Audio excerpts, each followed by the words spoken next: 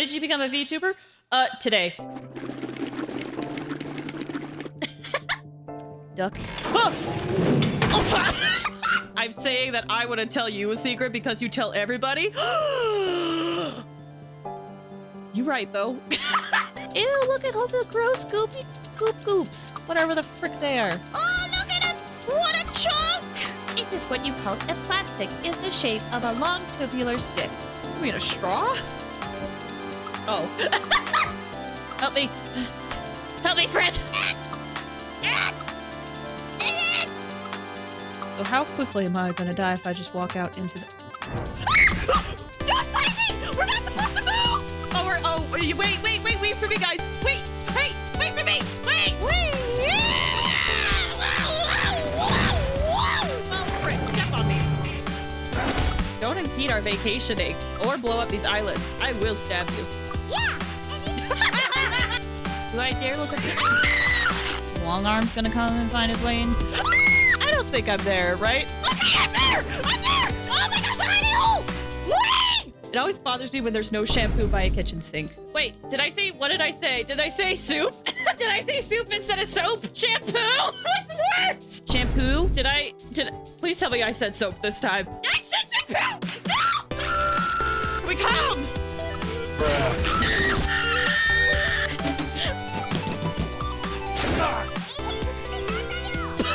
Like this? You want me to stop looking at you like this? Good spooks tonight? No! Ah! Are we okay? Are we safe? Does his arms reach into here? Ah! Oh my gosh. You know what I do want? I want tits. The Twitch integrated throwing system. Roses are red, violets are blue. Omae wa mo shinderu. Nani? Oh, you slime! This is my first limited character constellation. Shut up! It's been a little bit tiring. What the? I'm dead! Why am I not dead? Why am I not dead? Say hello to my little friend.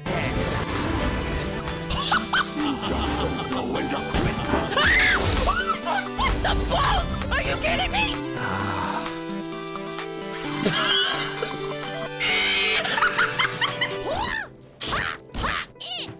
Oh. Has already managed to make contact with the divine. Oh no! Big traveler. Big traveler. Get down! You don't know what to do.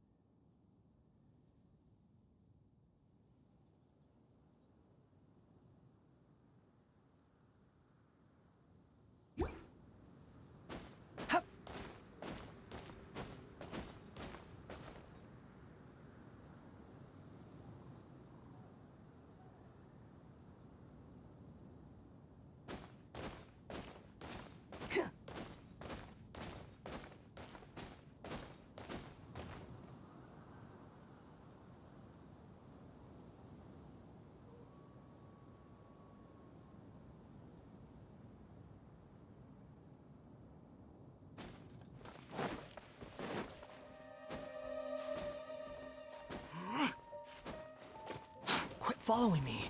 Hup. Hup. Hup. Barbados, guide us. Truth repeats its course. Yeah!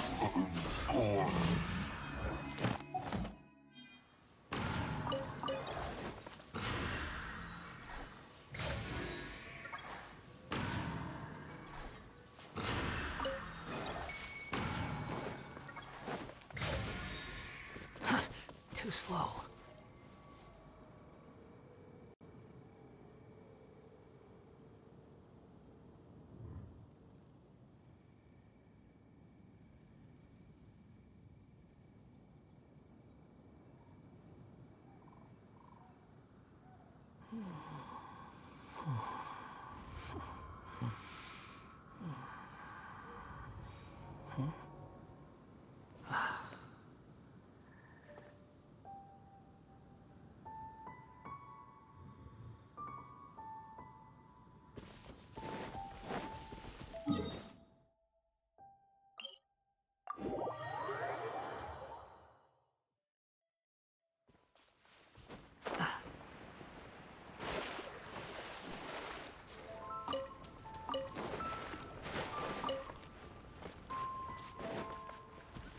Quit following me.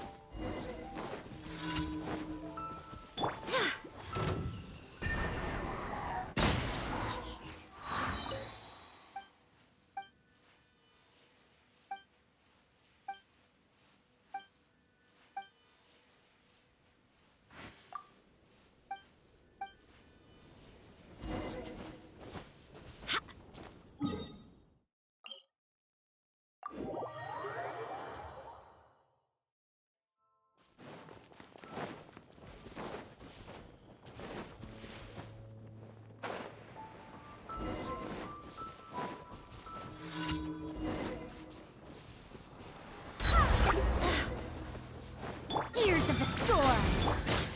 The wind rises. Ja! Ha! Ha! Ha! Ja! Ha! Yeah! Ga! Ha! Yeah!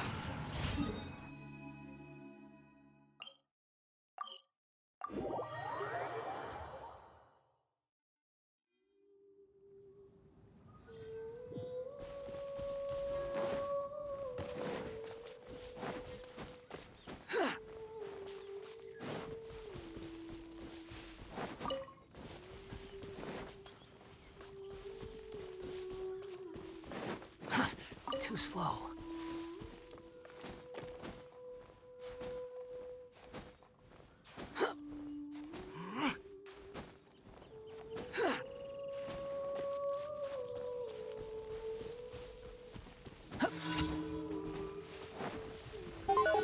Oh my gosh, am I back? Hello everybody, welcome to the stream. I hope you guys are all doing well. I hope you guys are all doing well on this wonderful Thursday. Thank you so much for stepping by. Oh my gosh, today we're doing Kave's Hangout event. I don't know if this is, I don't know if I'm gonna be silenced again, but we're doing Kave's Hangout event today. Really excited, Fontaine's next week. Holy frick, I wasn't expecting the stream to start out this way. Ah! But yeah, I hope you guys are doing well. Clouds are approaching. They bring the joy of whimsy and rain. Oh, dude, it's actually got so hot today that I put my hair up. It's like I never put my hair up, but today I felt like I needed it. Ugh. I won't. Okay. I was like, you could do this for another 15 minutes. I have to say what I have to say. Ah! But yeah, hi Bach. Hi Arrow. Thank you guys so much for stopping by. I hope you guys are all doing well. The humor of silence gets very boring on repetition. What if I did just do like I could do like an April Fool's joke, kind of like that, you know, where it's like, hey y'all, I'm gonna be streaming on April Fool's, and it's just like nothing the entire time, just silence. Would that has potential. That has potential for an April Fool's joke. Have fun with this gift! But yeah, I hope you guys are all doing well. Hope things are going okay for you guys. Sorry for yawning. It's been a day. It's been a day. Did I do all my daily commissions? Commissions go by so much quicker with a C6 Wanderer, to be honest. It really helps just make things finish so quickly. Like, that took like, what? Not even 10 minutes. Less than 10 commissions. Yeah. So there's commissions, daily commissions in Genshin every day where you just go and like do stuff. Just do things every day and get rewards for it. It's very important to do that in order to get as much resources as you can for wishing if you don't spend a lot of money. Commissions, I didn't know you did those. Have I ever done ARC commissions? Not publicly. I've had friends who would ask me like, hey, could you draw this for me and I will pay you? And I've done that, but I've never publicly done art commissions, I feel like. Be extra funny if you made sounds that make it clear you're there. Just like every now and then, like clearing my throat, like or just like sighing, like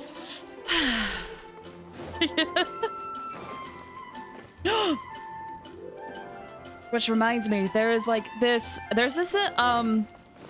VTuber that I really enjoy watching. It's a huge inspiration for me. One time they just did a stream of them just eating a bag of chips. That was the entire stream. And as soon as he ran out of chips, he just ended the stream.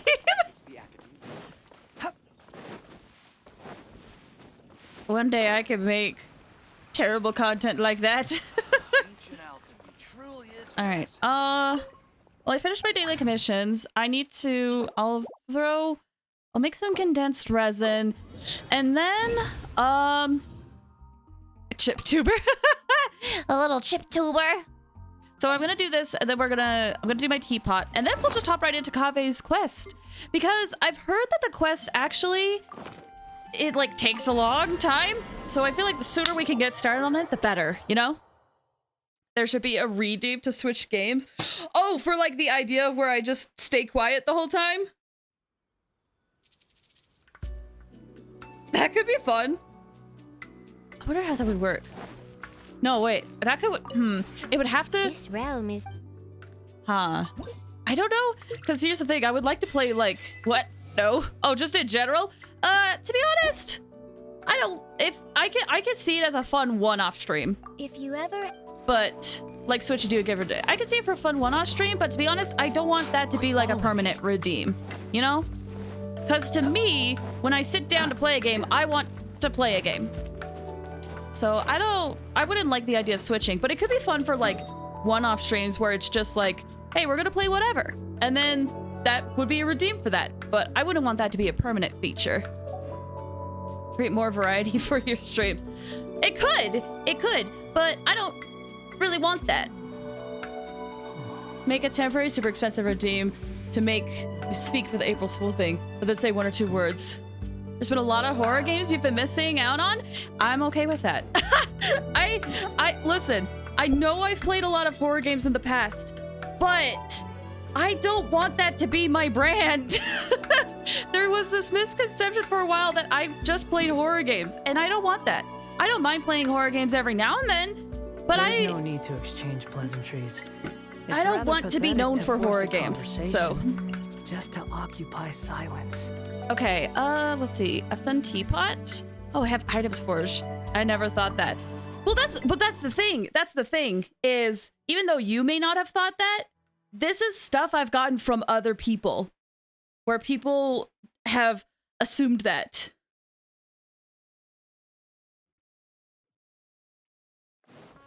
Quit following me. You know, I prefer variety in streamers. Oh yeah, I do too. I think, here's the thing. I think if I streamed more often, I think the big thing is that I play Tears of the Kingdom, which I still am going to play, and that's a long game, and so it doesn't feel like there's a lot of variety. But in truth, I just want to like play games to be completed and then stop. And I only stream like 2 times a week. But I am trying to figure out workarounds for that. Hi, Flair. Thank you so much for stopping by. How are you doing? I hope you're doing well. Too slow. But at the end of the day, I'm going to stream what I want to stream. So technically at this point, we shift between 3 games.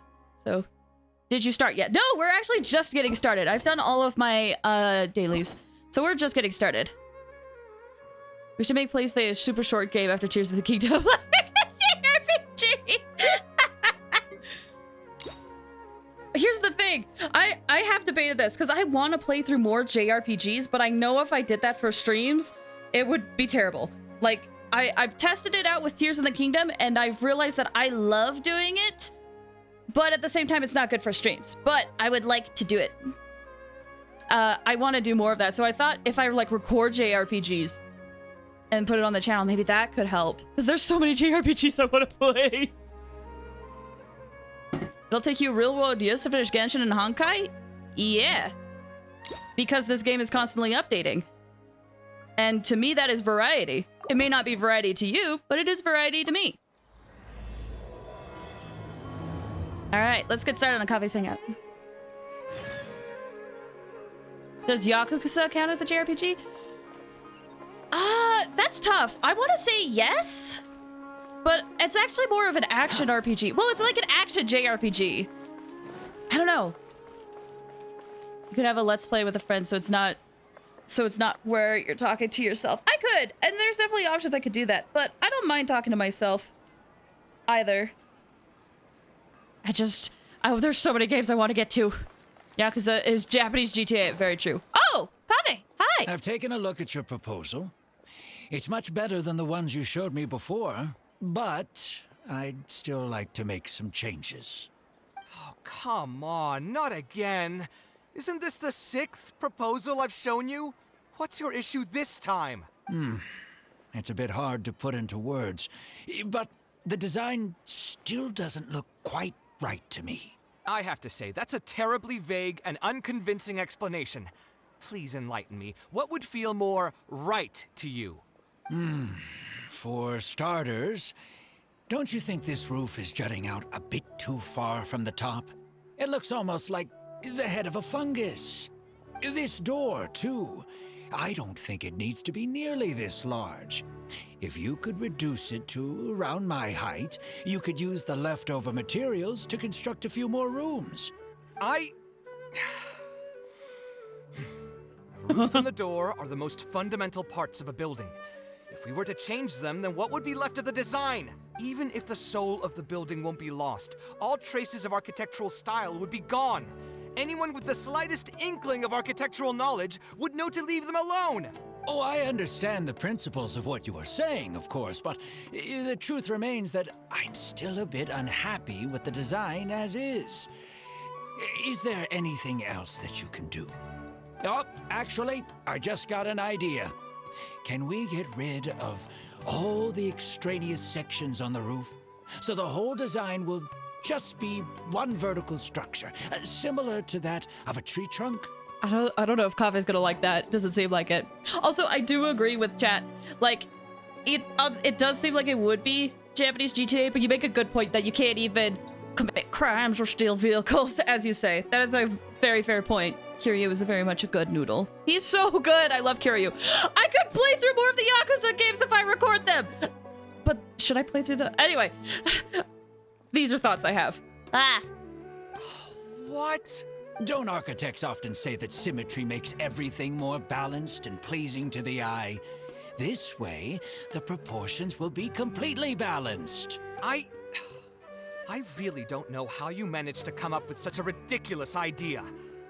Wait, don't tell me. Someone hired you specifically to commission me and put me through the ringer? Come to think of it, though, I really don't think I've gotten on anyone's bad side recently. Anyway, that's it. I will not be working on this commission anymore. Goodbye. Maybe you can find yourself some other genius who'll be able to satisfy your demands. Oh, snap. Hey, young man, please wait. I didn't do anything! All the hearts are gone! I didn't do anything! Man! I would love that. Yeah, but my thought is, like, should I play through the other two games before I pick up Yakuza Kiwami 2? Just for, like, consistency's sake? Or should I just do Kiwami 2? I don't know. Those are my current thoughts. I don't mind replaying the other games, but it would be nice to start where I currently am personally, but it also makes sense to replay the other two. Anyway, thoughts. I feel like you're the type to sing along with Kiryu during karaoke. How did you know? How did you know? I have 100% done that.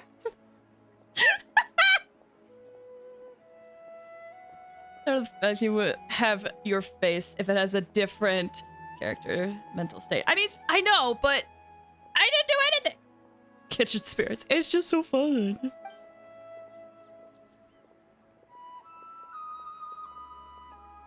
Kaveh looks like he's in a bad mood. I should go check up on him.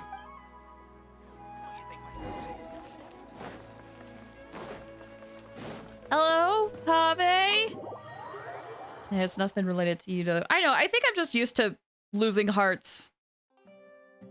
And due to my actions, and so when I don't do anything, it catches me by surprise. Regardless of the character involved.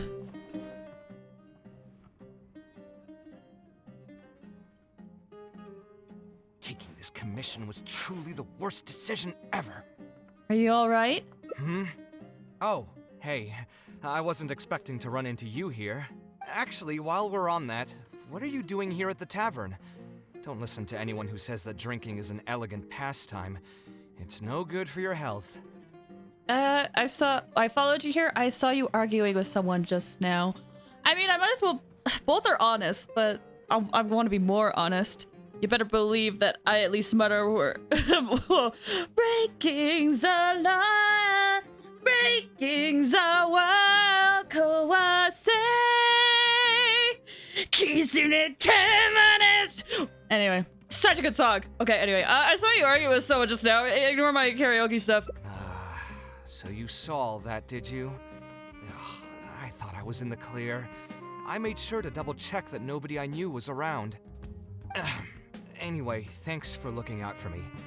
Honestly, it wasn't that big of a deal. I'm used to it by now. Stress is just an inescapable part of being a working adult. Boss, I'll have a glass of wine. Same as last time. Do you want something too? I'll put it on my tab. I'll have a glass of juice. Wine in a glass of juice, coming right up. I know you're already keeping a secret from me, but if you could add this one to the list as well, I'd really appreciate it. Arguing with a client is not a good look for me. If word gets out, other potential clients might be afraid to work with me. That guy, though, what was he even going on about? All those ridiculous demands of his? He's just a blabbering fool trying to act like a know-it-all. Kaveh seems a lot more honest after he's had some wine. Another glass, please, boss. I'm not leaving today till someone has to carry me out. You've got it, sir. I gotta say, though, it almost feels like you're saying that every other day now. Oh no! It really is every other day that you'd run into a client who knows nothing about construction requirements or architectural style. If this was in the past, I'd never have gone through 6 whole drafts trying to accommodate the client's preferences.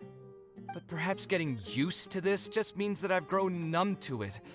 I've worked on so many projects since graduation, and none of them have been approved at the first pass.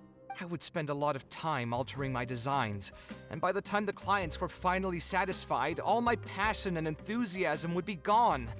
It feels like I'm straying further and further from my artistic vision with every change I have to make. I suppose, though, that just sticking to your guns and completely disregarding other people's feedback would also not be a good thing. Not really. Not really. Listen, I am stubborn, but at the same time, it's important to at least listen and process. I'm about to pick up the series again on Kiwami 2 next week or so my vote is go with that one. See, that's the thing, is that I don't know if I would play the Yakuza series right away, because there's like shorter games that I feel like I want to test the waters with first. But I definitely want to play it eventually. Oh my gosh. The Yakuza series is amazing, and I want to see the whole story. And this is coming from someone who's only played 2 games. Also, light change. Oh, I get that. I was just expressing my bias. Oh, that's totally fair. Totally fair. I do miss the Yakuza series, though. All of this makes for a real paradox, one that particularly crops up in my work, too. In the end, what is the true meaning of art? Should I see it as a divine gift of inspiration from the gods, or an expression of the light of my own wisdom? Here's your drink. How are you already spouting nonsense after just one glass? Your tolerance is usually much better than that. Boss, what do you think is the meaning of art? Oh, wow. Okay. Okay. You are there. All right. Also, but this question is a question I have thought about as well, given a lot of the stuff, a lot of my education. He sounds so drunk now. He does. It hit him real quick. The meaning of art? Really, my friend, who in Sumeru understands art better than you? Anyway, I don't know about art, but I do know that I'm interested in business, and some patrons are waiting to be served. So, you'll have to excuse me for now. Just holler if you need anything. What do you think, traveler? What? I have no idea. Art is something that resonates with the masses. It's something that embodies the creator's efforts and dedication. Let's see. Brewing and cooking are art forms. I mean, you're not wrong. They really are. They really are. I agree. Out of all of these, I'm more inclined to say this option right here, something that embodies the creator's efforts and dedication. Just because, like, oh, if something resonates with the masses, it's like, sure, a lot of art does that, but that's not the point of it. You don't make art to be like, yeah, I want 1,000 people to look at this and be like, man, this really resonates with me. It's like, no, it comes from the creator. That's so I'm inclined to say this one. Exactly. Yay! So our thoughts on the meaning of art are rather similar. That sounds like socialist realism, isn't it? The appealing to the masses? That one? Or the one option I just said?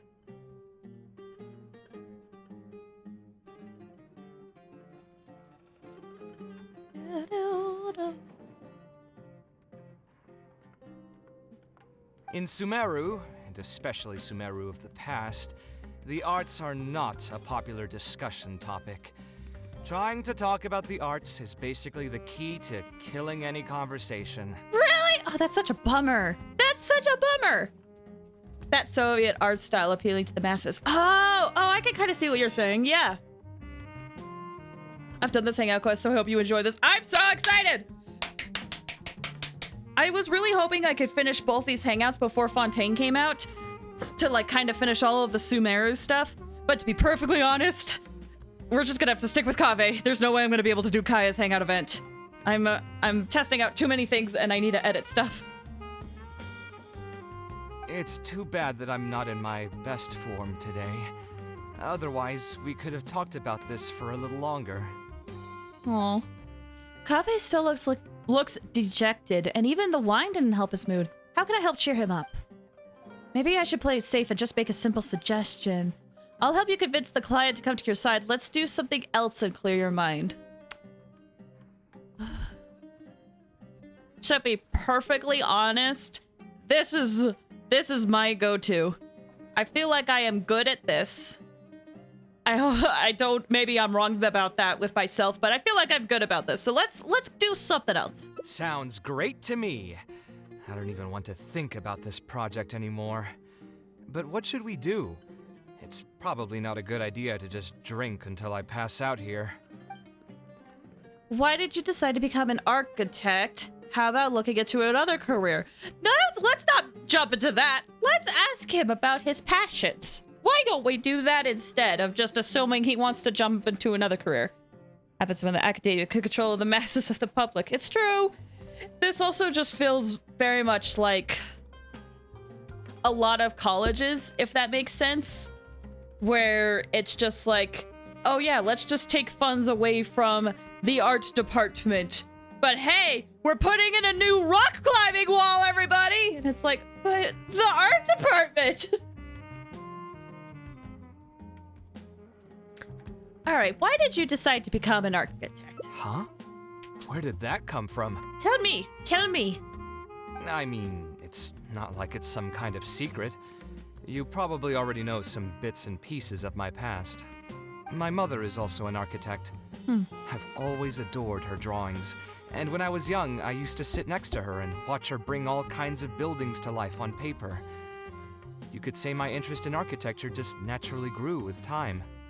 Oh, okay. So it started as a kind of way of you wanting to be more like your mom, and then you learning to find your own love for it. That's nice. Local university shutting down the entire theater department while giving the sports teams more and more funds. That stuff always irks me so much. I won't go into details, but a similar experience happened to the school that I went to. And man, it's... to be blunt, it's stupid. It's just stupid. It just aggravates me when people don't appreciate the arts. Ah. Alright. So, you could say interest. Okay, would she be able to understand how you're feeling right now? Perhaps. In fact, I have also seen my mother argue with her clients, but she would always quickly find the motivation to return to her work. Unfortunately, I've barely had any contact with her since she remarried and moved abroad.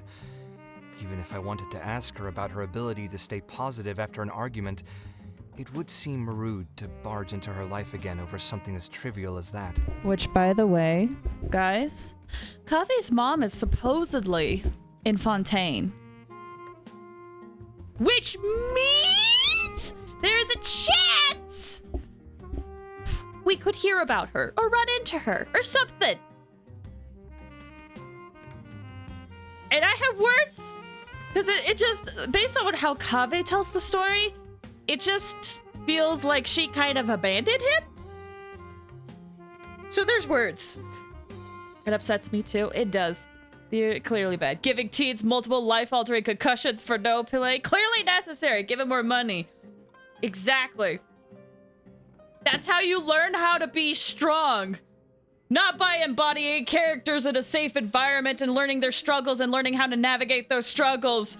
But physical violence! That is how you learn to be strong in this society. And if I can't hit my gosh dang football, well, this goes against the American dream. Sorry, that came out of nowhere. I apologize. So sorry. Also, hi, Red Flower. Thank you so much for stopping by. How you doing? I hope we're doing well. Maybe his mother is the blonde-headed girl with the umbrella.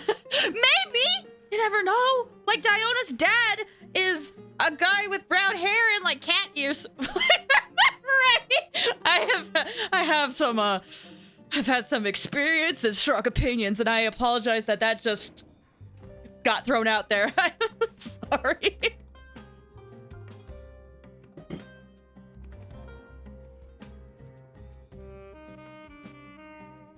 Woo. Okay, let me reread this so that I remember what is actually happening. I got distracted. Barely had any contact with her since she remarried and moved abroad. Right. Even I wanted to ask her about her ability to stay positive after an argument. It would seem rude to barge in again on her life. Something as trivial as that. Okay, I can kind of see where you're coming from, Kaveh. I did remember something else, though. When my mother left, she only carried some small personal luggage with her. She left most of the belongings in the house to me. That's odd. At the time, she even told me that it would be great if I could learn a few lessons from her life experiences, so my life and career could go a little more smoothly. I hadn't quite come to grips with my emotions, and didn't really have it in me to go through any sentimental items, so I just packed anything with memories away in a box and haven't reopened it since. Oh. It's been a really long time.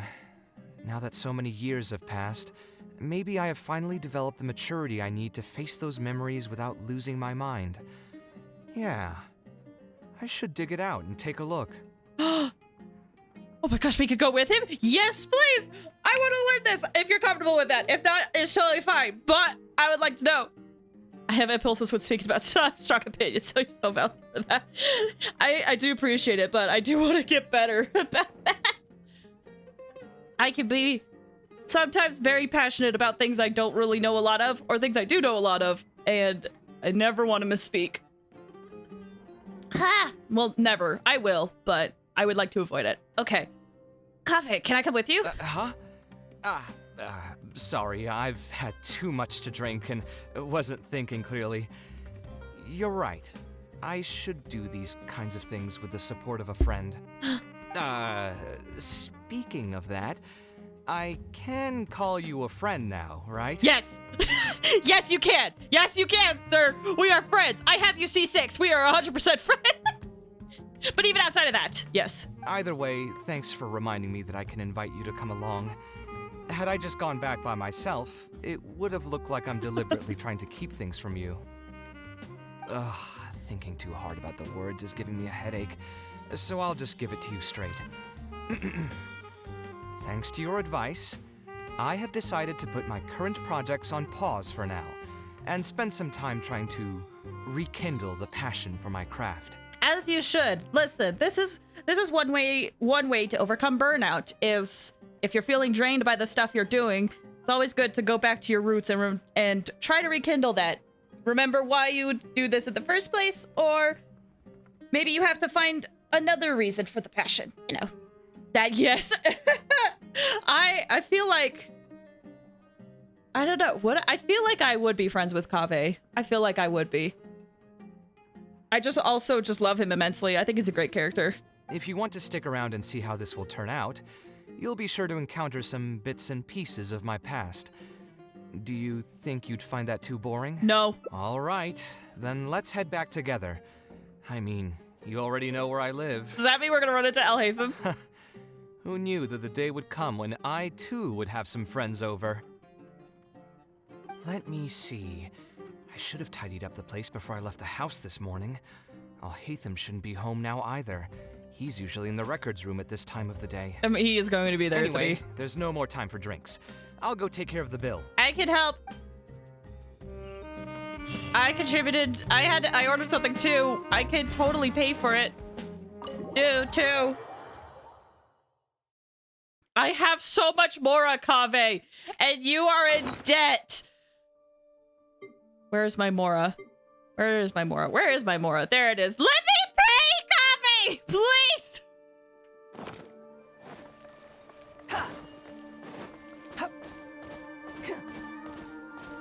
Okay. To Alhaitham and Kaveh's house.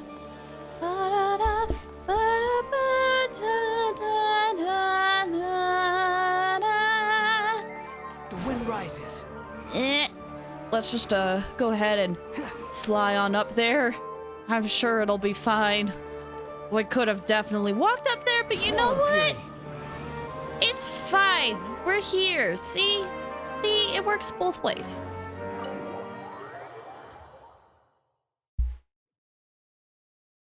Alhaitham isn't in, so feel free to sit wherever. I'll bring out the box.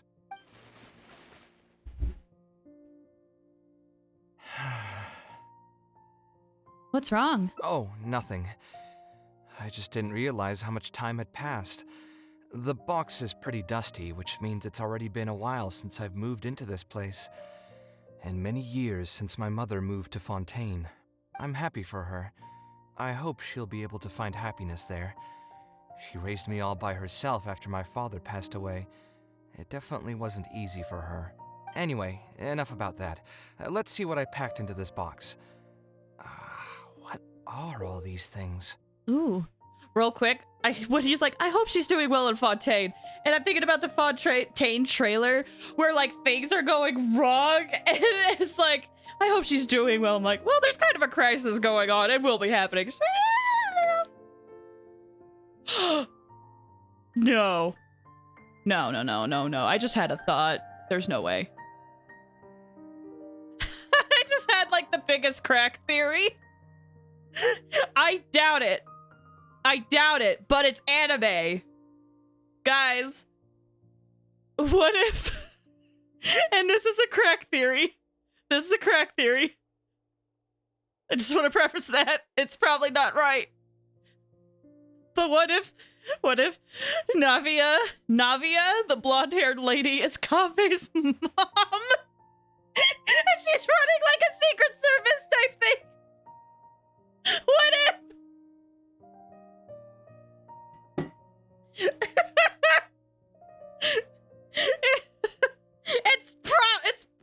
It's not. But my brain is like, they're both blonde and they both have blue eyes, I think. They could be related. I'm like, they're probably not.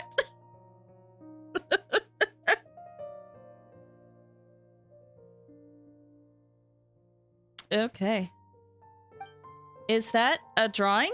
Oh, I remember now. This is a drawing I made in Port Ormos. Obviously, I wouldn't call it anything special now, but I was less than 5 years old when I made this drawing. That's more than 20 years ago. You could say it's pretty good for a child of that age. Kaveh has red and gold eyes. Oh, you're so right. I don't know why I thought blue, but you're so right, he does. Please, these outrageous theories are sickening, especially when we already know the answer. I know. How disgusting can I be? Now that I've said that out loud, I suppose I do have some level of artistic talent, right? It's clearly alternate universe. Clearly! It's our sibling, Lumine, who has just been in the world for a very long time. She's under disguise.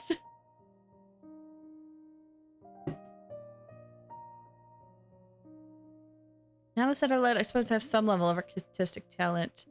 You don't sound as confident as you used to be. Why do you say that? Criticism and self-doubt have always been a part of the artistic process. Without criticism, there can be no improvement. It's normal for me to question my abilities from time to time. I admit that I may have spent a little too long questioning myself this time around, but as you know, the heart tends to dwell on whatever it pleases. Anyway, never mind. The more I talk about it, the less confident I feel. Let's see what else we have in the box. Ah, my building blocks! It's been years since I've last seen these. When I was a kid, I used to stack them super high, and could even stabilize the tower to keep it from tumbling over. Oh, and this blueprint. I made it by copying my mother's sketch, and the aspect ratio was horrendous. It's still technically the first blueprint I made myself, though. I was super proud of myself when I finished it, and put it in the same pile as my mother's sketches, hoping she'd notice and compliment me for my good work. Unfortunately, my mother didn't realize that I had put it there. When she had a meeting with a client the next day, she handed my blueprint to him by mistake. The client was completely confused by this new blueprint, but apparently he felt too tongue-tied to question such a famous architect. Oh my gosh! I kind of love that, actually. That's awesome. That's such a parent thing to happen, too. Oh my gosh.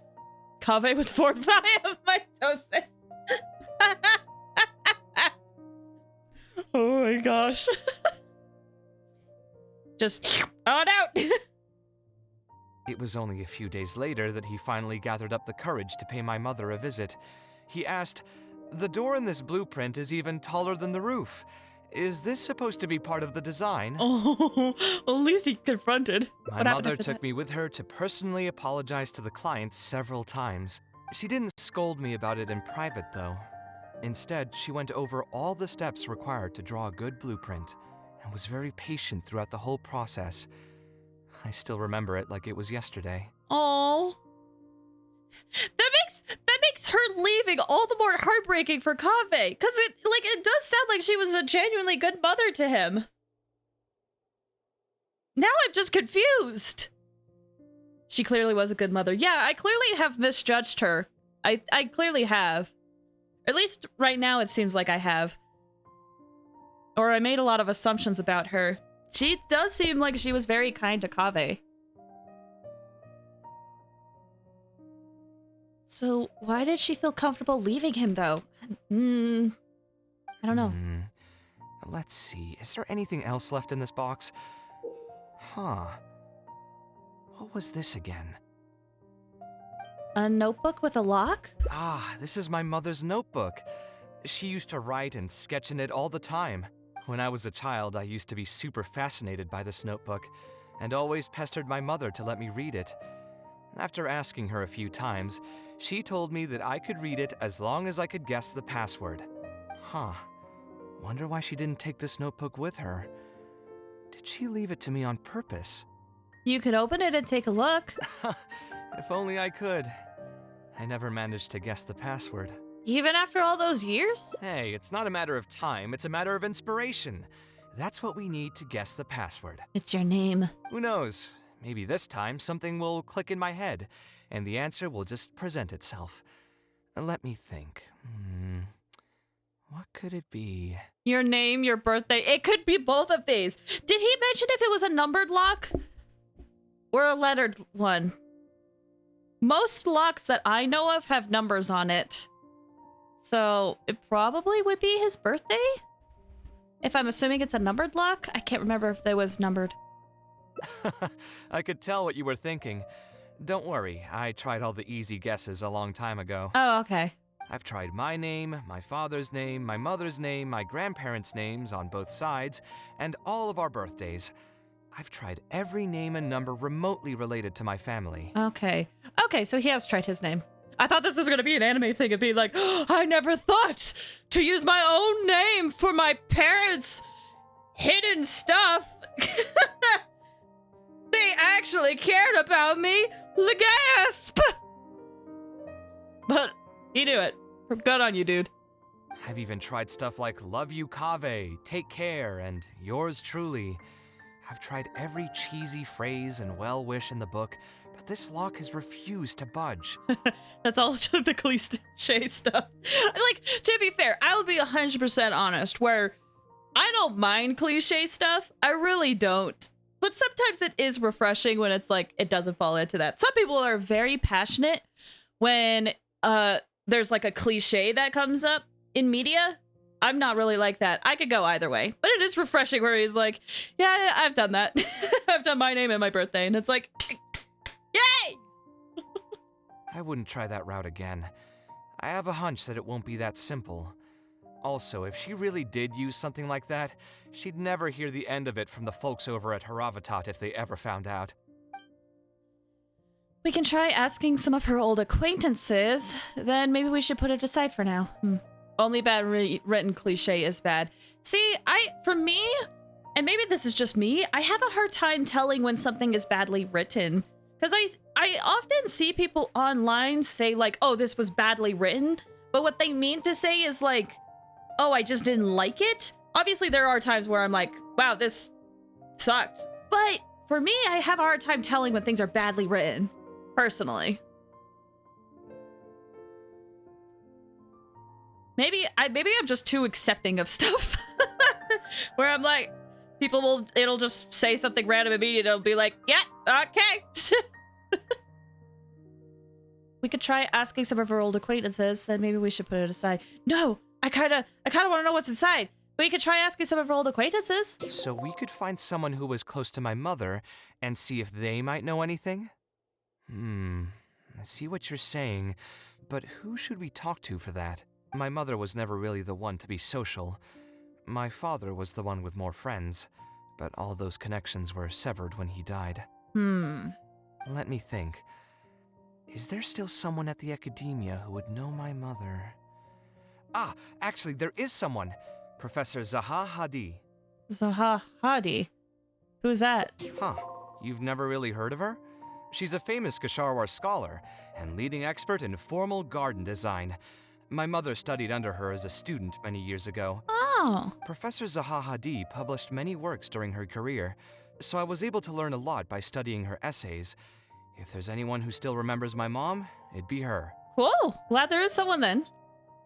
Cliche is good when written well and not that obvious in my opinion, or leading to small hints. That's fair. I think that makes sense. If it's more subtle about it, that's fair.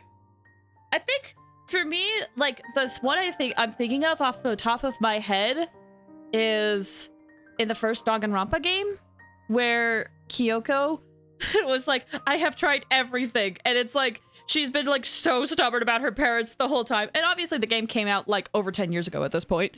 So it was more fresh then, but it was like so clearly obvious that it would be her name. That's fair. She's older now and is no longer teaching at the academia.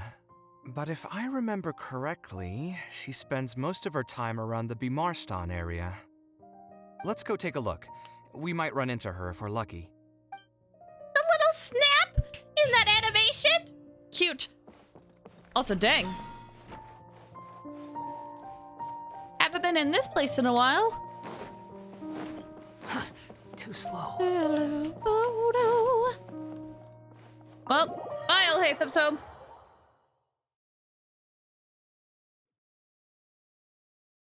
You know what I just remembered we could do? Hold on.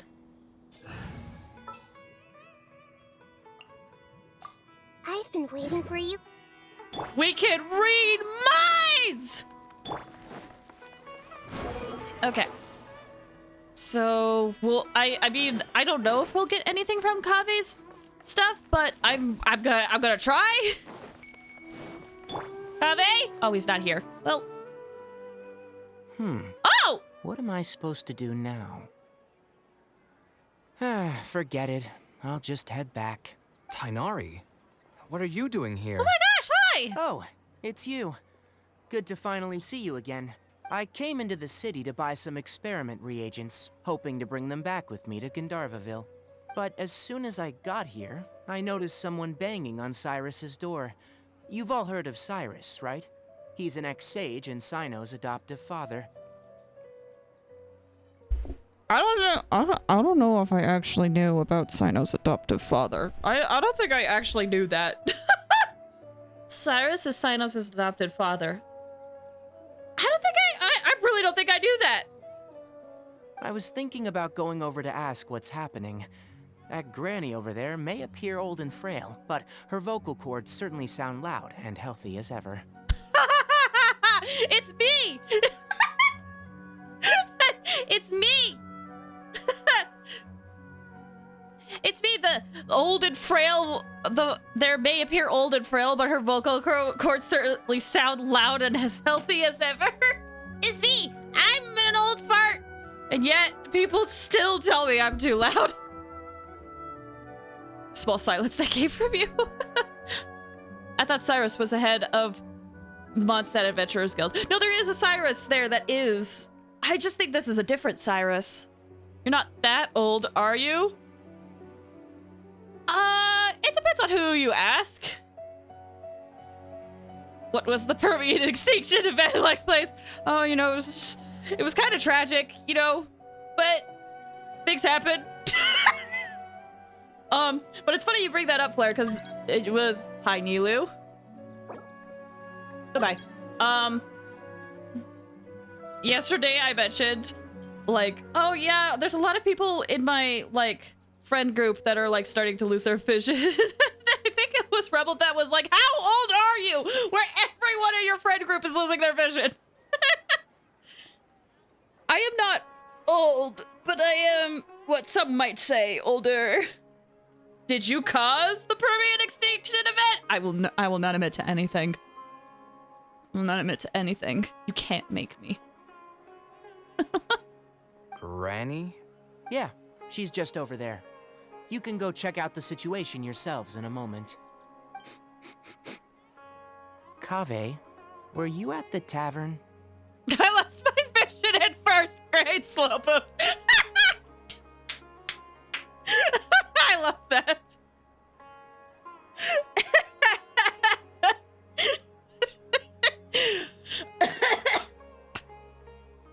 That caught me off guard.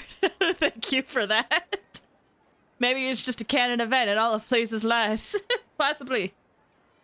I had a quick drink or two. Can you still smell the alcohol? Drinking in broad daylight. Really? You want to pass out by the road and get run over by a sumpter beast like some mindless fungus, huh? And you, traveler? You didn't try to stop him? I had juice. He needed a designated driver. You look like a wreck, Kaveh. What happened? Are you feeling down again? You know what?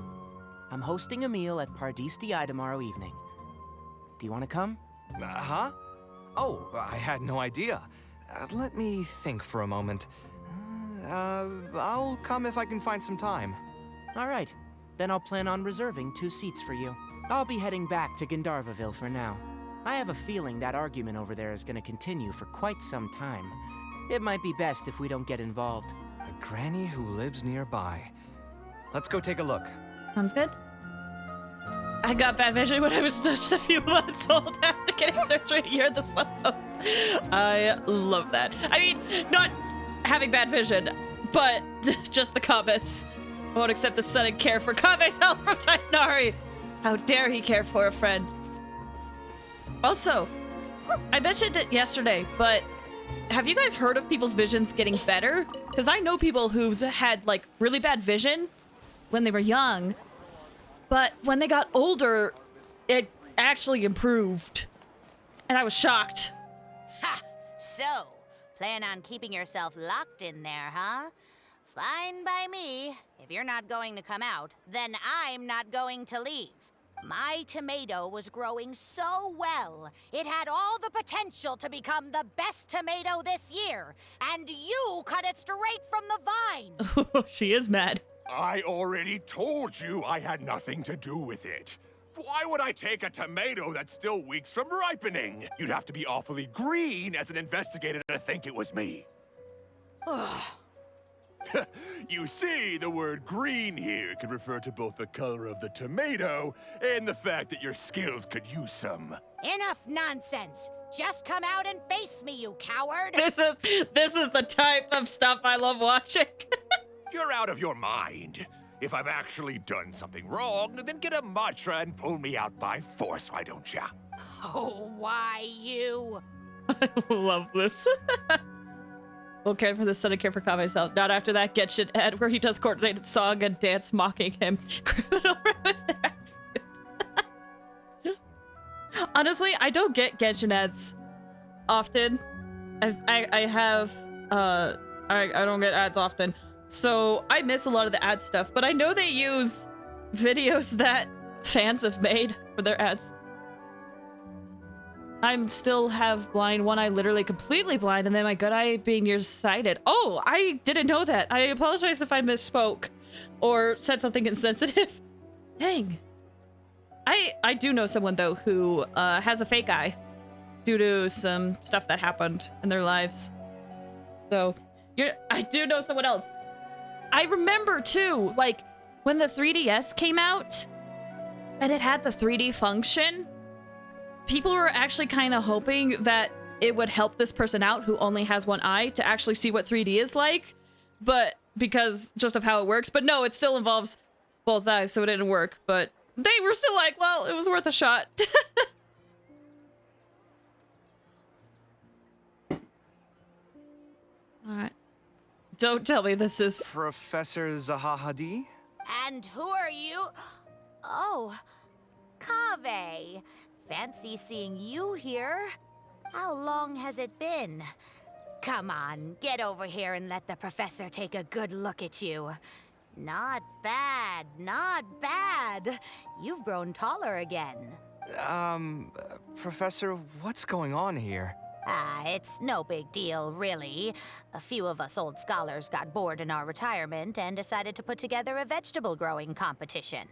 At the end, whoever loses will have to go up on stage and do a performance for the winners. Which brings us to our current predicament. My tomato was sure to win until a certain someone decided they couldn't bear to lose. This freaking lady, I love her. Hey, don't try to defame me in front of the kids. If we're airing out each other's dirty laundry now, then why don't we talk about you sneaking into Janat's garden the other night? Lucky for you, seeing these youngsters come to pay their respects today has put me in a better mood. I'll let you off the hook.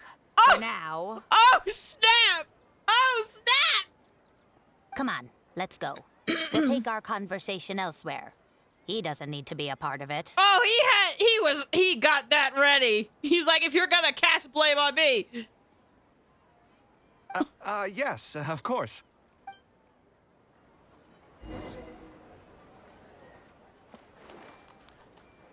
Hey, I wanted to listen to Kaveh's thoughts. Is Faranak still doing well? Yes, as far as I know. She left for Fontaine some time ago and started a new life for herself. She's still doing work related to architecture, though. Okay, so her name is not Navia. So we're good. Crack theory has been destroyed very quickly, but I'm glad I had it in the first place. It's cool. Reason why one eye is completely blind is because I got surgery on my eye because a muscle in my left eye was making it look up. The surgeon, and I just find humor in it. Oh no! Well, I'm glad you're able to find the humor in it.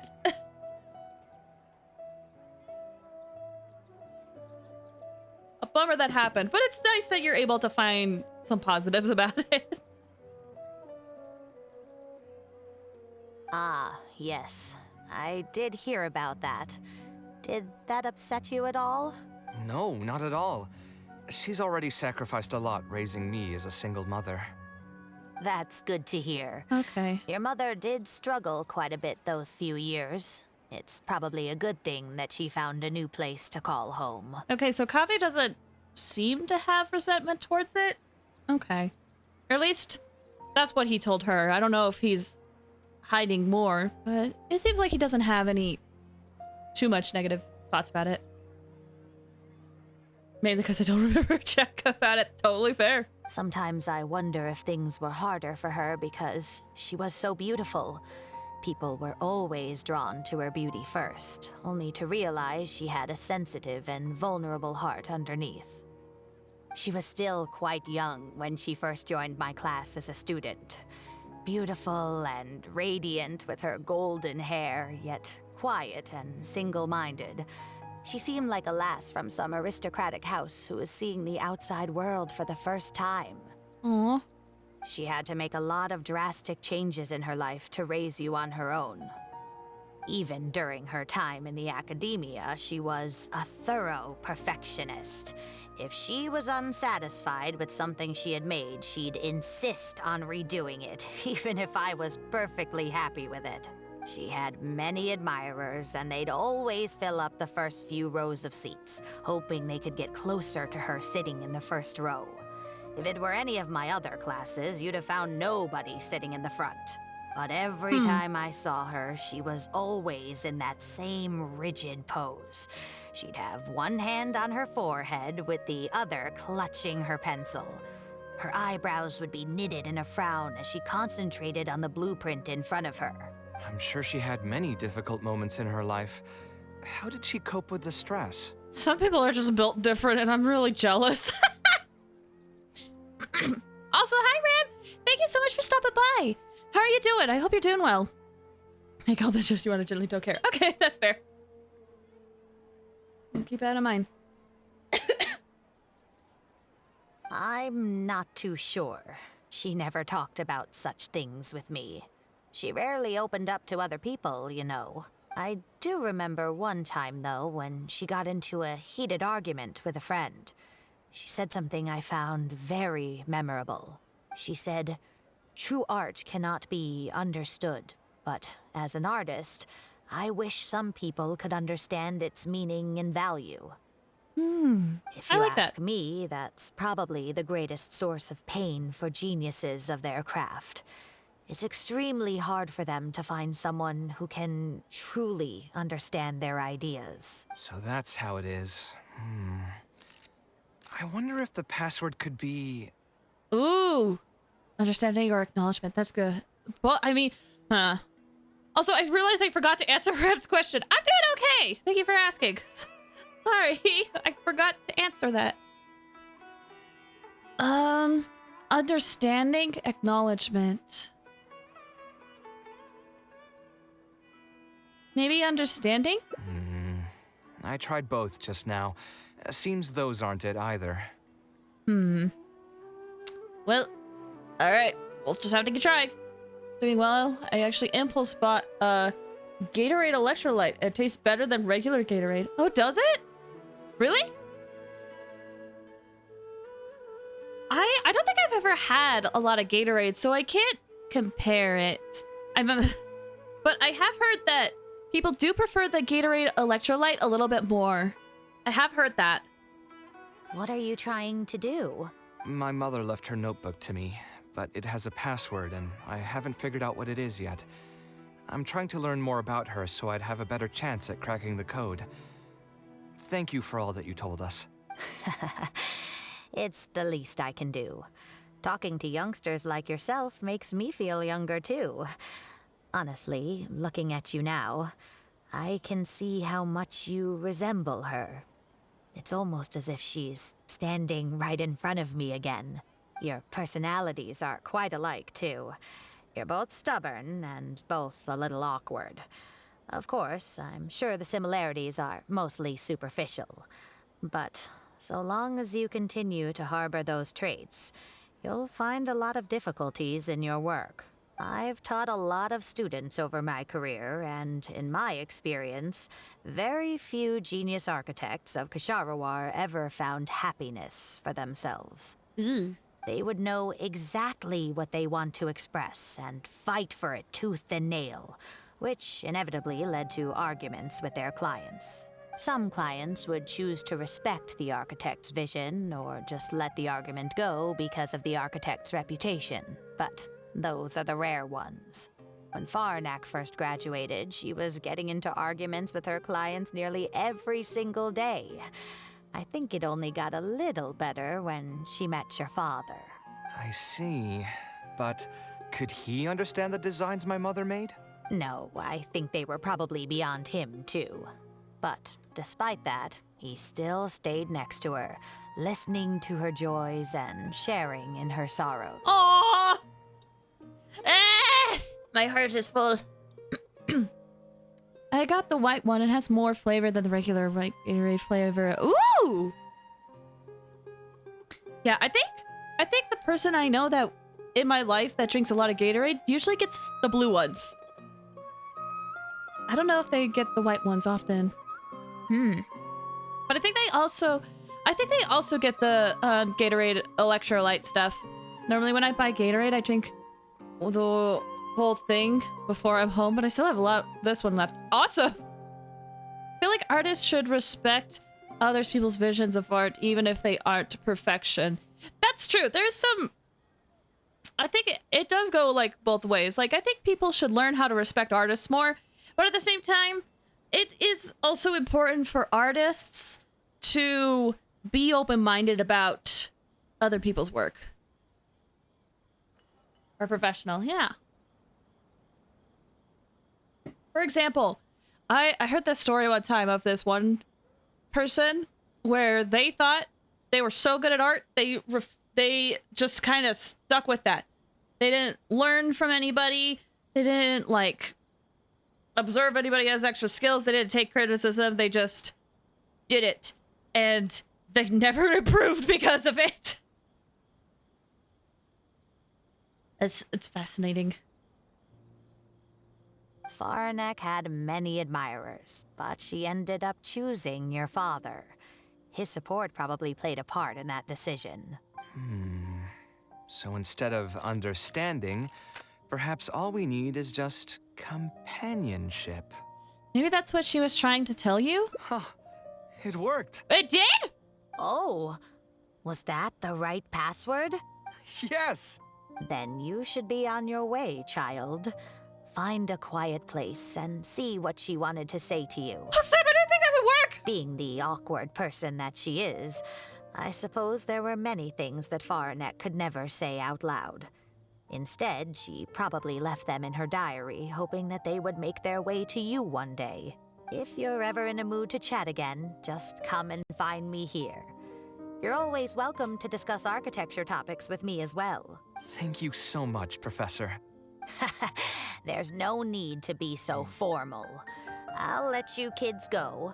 It's time for me to take another stroll around the vegetable garden. So I can catch anybody who dares mess with my tomatoes! I wonder what my mother could have written about.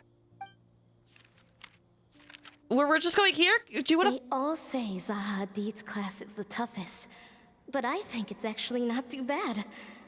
On the other hand, though, structural mechanics is definitely a pain, no matter how you try to approach it.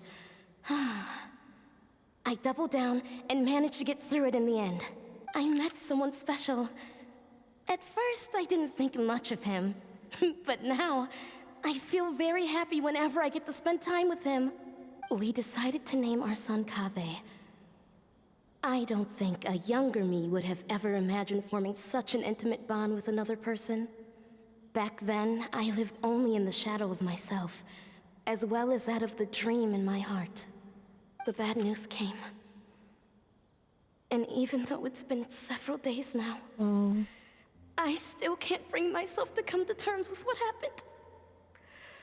My eyes are so swollen it's hard to see.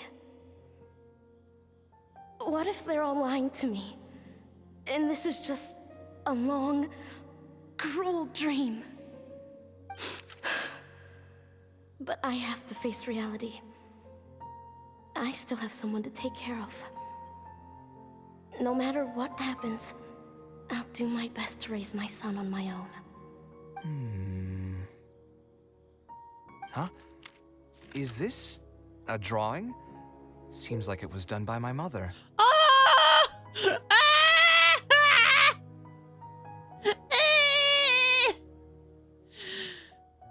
My heart! Hi, Rebel! Thanks so much for stopping by. How you doing? I hope you're doing well. After all, architects are doing this to create the Commissioner's vision come to life, but they also add their tiny hint of flair in their own way while staying true to the Commissioner's vision. Oh, true! True. I think it's important to understand that things have to be functional as well, while still being pretty. What's happening? Like in this? Ah! In this, we're learning about Kaveh's mother's past to help him get his mind off of some stuff, and we found this picture of, I'm assuming this is Kaveh's dad. This looks like Tainari's dad, to be honest. As I'm sliding through here, this looks like Al-Haytham. Looks like Al-Haytham's dad. And then this? I don't know. But Kaveh's dad passed away. Also, to rekindle Kaveh's love for the craft. Yeah, okay. This blonde man was probably my father. But who are the other people in the picture? Huh? Why do a few of them look somewhat familiar? I just realized who the other one could be. Even though their hair isn't silver, the style looks like Sino. So maybe that's Sino's adoptive father? I don't know. Yeah, they do seem familiar. From the dates in the notebook, she probably drew this more than 30 years ago. I hadn't even been born yet. So you're under 30. Okay. Maybe we were thinking too much. Oh, there are a few lines written in the diary about this as well. The one who invited us to the gathering is a talkative woman. Including us, 3 couples showed up. There was also a person who came alone. The talkative woman introduced everyone to each other. She spoke really quickly, so I couldn't quite catch everything she said. But I also didn't feel like asking her to repeat herself. My husband seems to be friends with the man with long ears. I couldn't really join their conversation, so I've resigned myself to sitting in a corner and drawing in my notebook. Oh, poor girl. I don't think I'd be able to become friends with any of these people, especially that stiff-looking couple.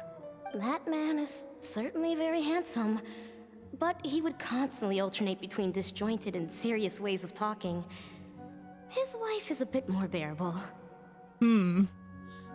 Interesting implications. We were not acquainted with each other to begin with, and I doubt we'll see each other again after this gathering. The ambiance of this gathering is surprisingly pleasant, however. Talking to people can allow us to find some peace after a long day. Sino Daddy? To be honest, I was thinking of Al-Haytham. Al-Haytham's parents. Maybe my son will also partake in these gatherings in the future. I hope he'll be able to make many friends. Who would have thought my mother used to attend that kind of thing? It seems she was only good at talking about her own work, and found it difficult to join into other conversations. As a result, she often kept to herself and would be off to the side, drawing. There's more written on the back. Oh, it seems like it was written to me. To you? Kaveh. Oh! I was both overjoyed and distressed when I learned of your decision to continue your studies in Kasharwar. You are very talented, and I am confident that you will become an architect of much acclaim. However, the more talented you are as an artist, the more misery and anguish you may encounter. No one will be able to help you during your journey as an artist. But outside of your life as a creator, you can learn to form connections with other people and enjoy many other things in life. It's the only way to alleviate your suffering. Whenever you feel down, seek out a friend to sit and have a chat. You can accumulate joy and fulfillment by spending time with them. The positive feelings you gain will get you through the long and difficult years. Never forget that companionship is the most important thing of all. So that's the answer she prepared for me. She really thought long and hard about me and my future. Well, now that I've read her words, do you think I should accept Tainari's invite and attend that dinner at Pardis Di? Wait, were you actually considering not going? The thought definitely crossed my mind. I mean, here's the thing. I sounded very accusatory there. But to be honest, I can't really blame him. Because I do the same thing. Where I'm like, oh, I don't know if I want to go. But my brain is like, this'll be good for you. Go! Although it'd be nice to get together with friends and chat the night away, I don't want to bring down other people's moods because I'm sad. Besides, don't most people hate the feeling of seeing their friends troubled and being unable to help? And what's worse, nearly all of my problems can't be easily resolved with some encouraging words or gesture. And don't forget, I'm also older than all of them. As their senior, I should appear to be a bit more responsible. I have thoughts. My brain says no, but my heart says, just do it! Yeah. Or for me, it's like the reverse. Like one of those things where I'm like, I don't know. And my brain's like, we know this will be good for you in the end. Do it. I do have thoughts about this. Because, let's say, Tainari saw right through you. It's normal for friends to take care of each other. Okay, I kind of like that option more, because it's true. Like, sure, it is kind of a bummer when friends can't help out each other, but it's also important to be supportive of them, too, if you are able to. Sometimes, I think when it comes to these types of discussions, we always forget that sometimes friends may not be able to be there for people at times, and that doesn't necessarily mean it's a bad thing, because everyone is dealing with their own stuff. If you are able to be there and comfort a friend, then it is you definitely should do that. But you also have to take a step back and think about yourself at times, and not push yourself to a limit, too. So, it is normal for friends to take care of each other. It should be normal. It should be normal, and it should be, in a way, expected. But it goes both ways. Type deal. I don't know if I'm making sense. But yes, it is normal for friends to take care of each other. And if they are able to provide you comfort right now, or even help out, then there's nothing wrong with accepting their help. You're not wrong, but I keep feeling like I haven't really helped them much in return. Oh, this line hurts. This line hit me really hard. It's always fun to have you around, Kaveh. I've enjoyed my time with you, at least. Wait, do you mean it? You're not making fun of me, are you? No! I make fun of myself. You're fun to be around. Like, genuinely, Kaveh, I was really looking forward to this hangout. You're fun to be around. And if you were not fun to be around, Tainari would not have invited you. Just saying. Right now, my contacts are on back order. They're gonna take 2 weeks. Oh, no! I'm so sorry to hear that. Looks like I'm staying close to the gaming TV to see the subtitles. Be sure to give your eyes breaks. Not because it'll worsen the vision. I mean, it might. I don't know. I'm not an expert on that. But, you know, eye strain. Just be sure to take a break every now and then. I've gotten so used to sarcasm that I can't tell what's genuinely a compliment anymore. Wait, by fun, did you mean... You know what? I'm not going to overthink it. I'll see you tomorrow at Pardis DI. I hope it goes well. I really hope it goes well. I do. It's called eating and petting my cat. Great ways to not look at it. Great ways to give your eyes breaks. Okay, so it feels like we're near the end of this route. So let's see what happens. Guys, Fontaine is next week. Fontaine is next week. That's insane. To be honest, like, it's next week. Ha! Oh my gosh. We're gonna be freaking swimming and there's an Archon quest and ah! My kitten's eyes are almost opening and I want to have a name for my kitten. Want to hear? Sure. Ooh, I thought my computer was crashing. I haven't done Sumeru yet. That's totally fine. Listen, I still have the opinion of you should always play this game at your own pace, even if it means like, oh, you're not done with Sumeru or Inazuma yet. It's okay. On the plus side, it seems like they are like making it easily accessible for people to go to Fontaine because they're allowing a teleport to be available really close to it. So at the very least, you could still explore Fontaine. I'm just now starting that weird bottle quest. Wait, which bottle quest? I'm trying to remember the bottle quest. I see everything. Ooh, I can't read their minds. We'll need to put our heads together about Kaeya's studies. Everyone hold hands. Once dinner's over, I'll tell them the joke I came up with yesterday. Sino, please! The Klee one? Hold on, that's actually not ringing a bell for me. Klee bottle quest? Oh! Oh, the event! Oh, the event! Oh, okay, sorry. For some reason, I was thinking like Act 2 of a character story quest. I forgot this whole area is in a bottle, even though it says bottle right here. I know it sounds silly, but really cute in my opinion. Kiwi pancake? Oh, that is cute. That is cute. Alhaitham also got my invite, right? Will he be coming to join us? Oh, he's coming? That guy, he's never been a fan of social gatherings. I wouldn't get my hopes up if I were you. I want him to walk up like right now. Like right now. Are you sure?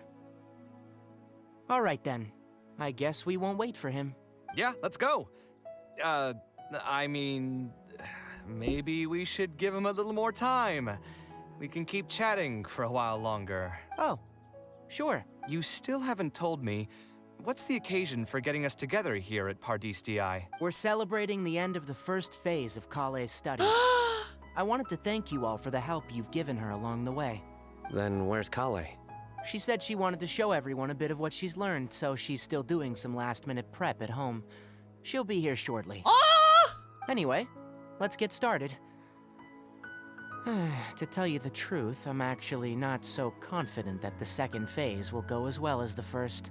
The curriculum will become a lot more involved, and I'm worried that she won't be able to get through all of it. I was hoping we could brainstorm about it together before she gets here. I knew this wouldn't be just a simple free dinner. Is that why you also invited Alhaitham? Yes, I thought it would be good if we could all put our heads together about this. Anyway, let's take a quick trip down memory lane. What did you guys do when you ran into a problem that you didn't know how to solve? Or got assigned a project that you knew you weren't gonna finish on time? Never happened to me. I'd just pull another all-nighter. Oh my gosh, guys! You two are hopeless. Does anyone have a more useful answer to the question? Just Nari's like, well, you guys are hopeless. He just accepted it so easily. For a gray and white kitty. Oh, that's so cute! Perhaps you could adjust the pace of the curriculum? Ooh, that's a good point. confidence is the most important thing. Once you lose your sense of confidence, it'll become all but impossible to find the motivation to study. This could be a potential direction. I have already redesigned the literacy curriculum, and I was originally hoping to ask Alhaitham for his opinion. But it's very simple. Instead of focusing on the amount of material you would like to teach, focus on the amount the student would be able to remember. Wow, you actually showed up. I could probably count the number of times you've actually come to gatherings like this on just one hand. It's still more than the number of times you've managed to get a proposal approved on the first try. These guys can't keep doing this to me. I love them so much. Sign up. Never happened to me. I just fight my way through. Kaveh, oh, I just have a panic attack and pull it all nighter. Kaveh, no. That's bad for you. Stop. Man, I'm gonna miss Sumeru. I'm gonna miss Sumeru, guys. I remember, if I could just be a little nostalgic for a bit, I remember we did a 7-hour freaking stream of just doing Act 1 of the Sumeru Archon quest. And like Alhaitham was there at the end, and it's just like, it's like setting it on me that Sumeru's going away. And I'm like, ah! Like, I know I'm gonna like Fontaine. I know I will. I feel like I will, at least. But man, let's head back in. Alhaitham's here. Hi, bud. As long as you're still aware. So, what made the difference this time? Are you looking to drink your sorrows away with some friends? That's your purpose for being here, not mine. Don't project your ways of thinking onto me. So you're saying the only reason you came is to help Tighnari with his brainstorming? Precisely. Kaeya will have a long road in front of her. Hey, just to get one thing clear. Even if Kaeya manages to make her way to the academia, we cannot let her enroll in her avatat. Ksharawar is obviously the best choice for her. She's been a trainee forest ranger for so long, she'll definitely be good with her hands. What are you saying? Spontamad is the better choice. It's where I graduated from, after all. Then what about Amorta? That's the Darshan her master actually graduated from. There are only 2 other Darshans left. We might as well select all of them on her enrollment application. Everyone's like, no, she's gonna follow after me. You? I'm trying to have a serious discussion here. Traveler, you aren't associated with any of the 6 Darshans. In your opinion, which Darshan would be the best choice for Kaeya? I think she should get through her second phase of her studies first. Well said. Protective fathers here. Yeah, everyone just wants the best for Kaeya. But man, let her decide. And also, this is later. agreed. And my goal in inviting you here was to gather some thoughts on the execution of this second phase. Phase 2 far exceeds Phase 1 in both curriculum complexity and the speed of instruction. I hope Kaeya has prepared herself for what is coming. Oh no, that sounds ominous. What's best?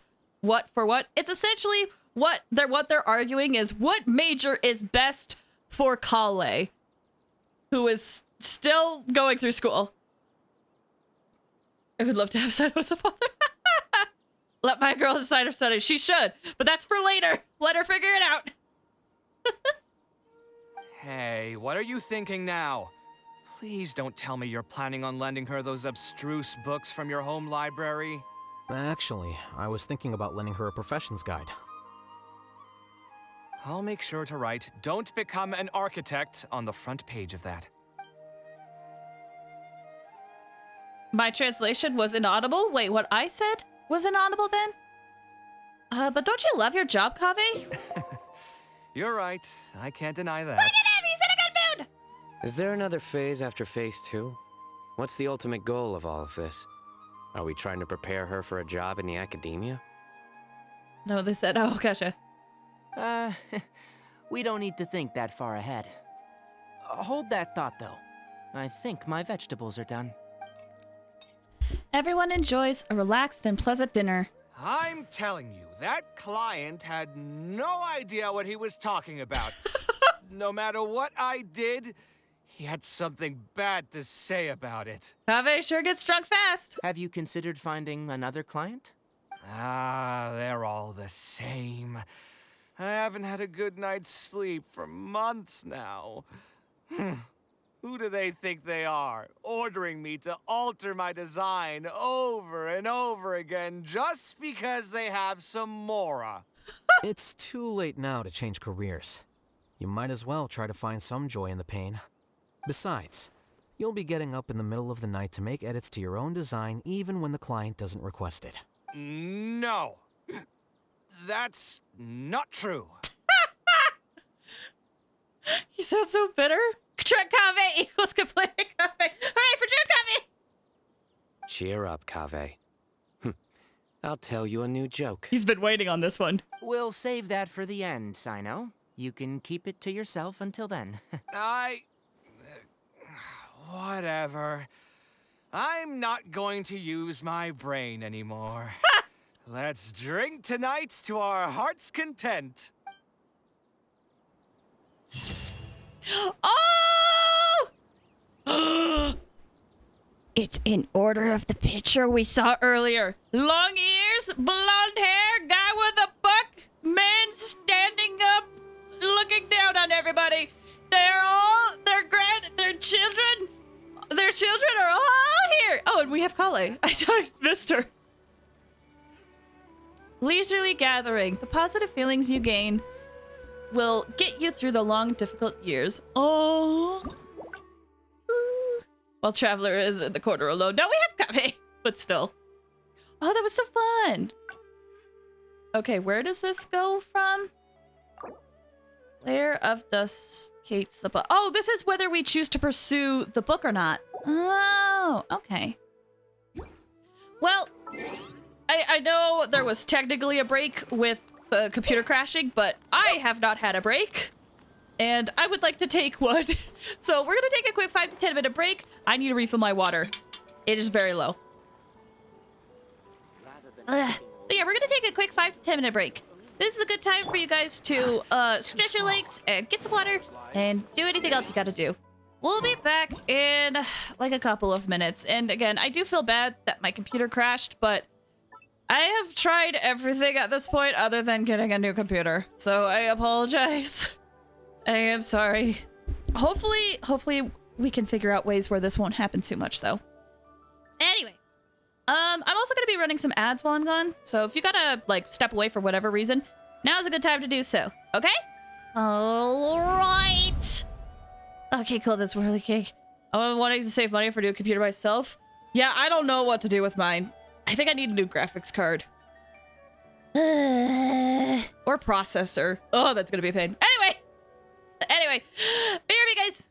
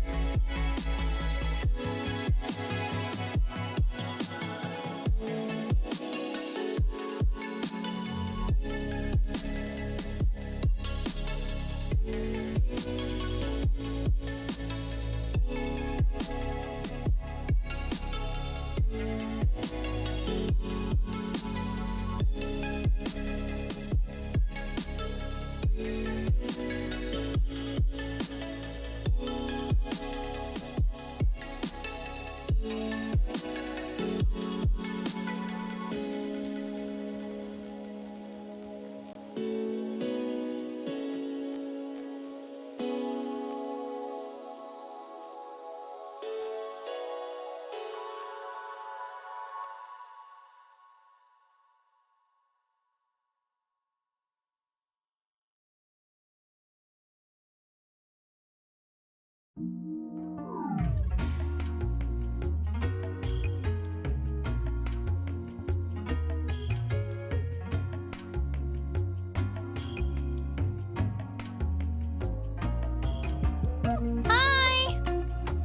I hope you guys had a good break. Hope you guys were able to stretch your legs a little bit and walk around. Woo!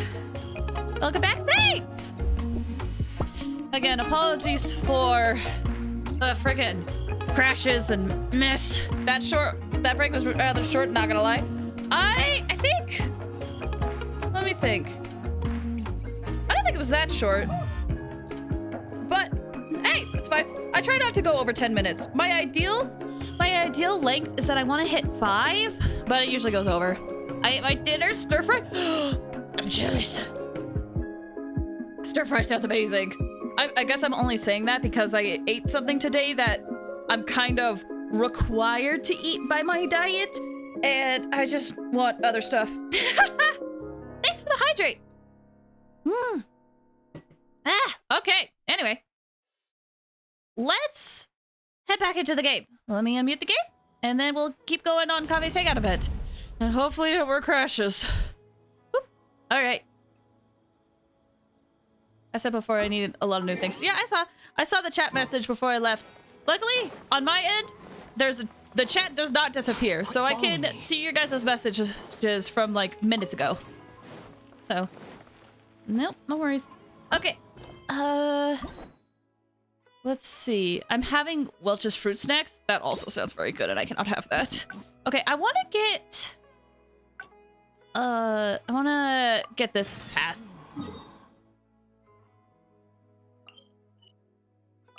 What new things do you need to get, Arrow, out of curiosity? Whatever, if you're not comfortable saying, that's totally fine. Yeah, I'm still racking my brain on what my computer might need to not freak out. But I don't know if anything's gonna be done at this point. My computer's haunted, guys. My computer's haunted. I don't know what to do about it. Couch does. I need a new chair. So feel free to sit wherever.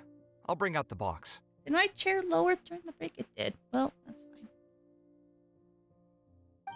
Okay, right. So this is when Kaveh brings out the boxes, and we talked to him a bit. Oh, me too. nothing. Yeah, my chair is literally falling apart. How much time had passed? I'm happy for her. Anyway, enough about that. Let's see what I packed into this box. What are all these things? You might have in the past few streams, you might have heard like my chair a bit like snapping. That's like things snapping into place. Oh, okay, so this is a drawing Kaveh made.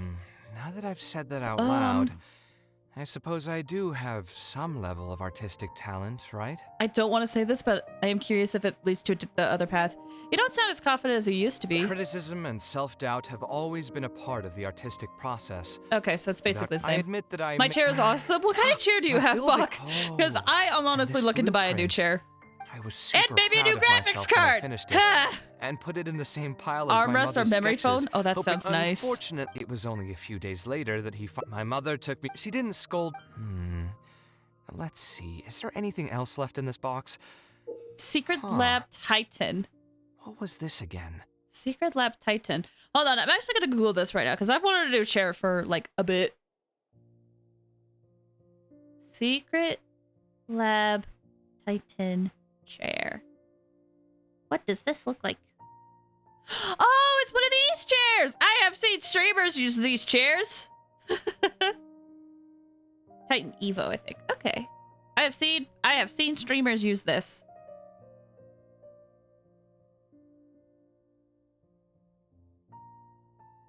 Let's see. 500, 600. That's fair. I've debated on getting just like a really big chair. Like a cushy chair.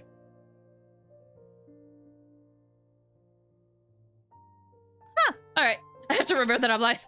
The cheapest is 80. I'm not gonna spend that little on a chair. Listen, chairs are one of the things where it is good to splurge on a good chair because it'll last longer. This chair I'm using was like a little over $100 and it started breaking a year after. You spend more on good chairs.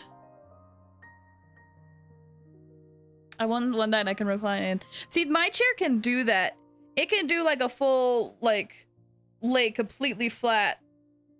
But man, it's breaking. And at this point, I just want something that's comfy. I have like 2 cushions on this chair right now because it's no longer comfortable. Did you just say splooge? Maybe. I think I meant to say splurge. But maybe. Claire, I started reading a new manga. What manga? Ah, this is my... When I was a child. Huh. Wonder why she didn't take... If only I could. Hey, it's not a... Who knows? Maybe this time something will click in my head. So he's already I could done tell this. what you were thinking. That's not really Don't worry, better, I but tried you, all the easy you guesses a long fancy. time ago. Splurge is actually a real word. It's actually real.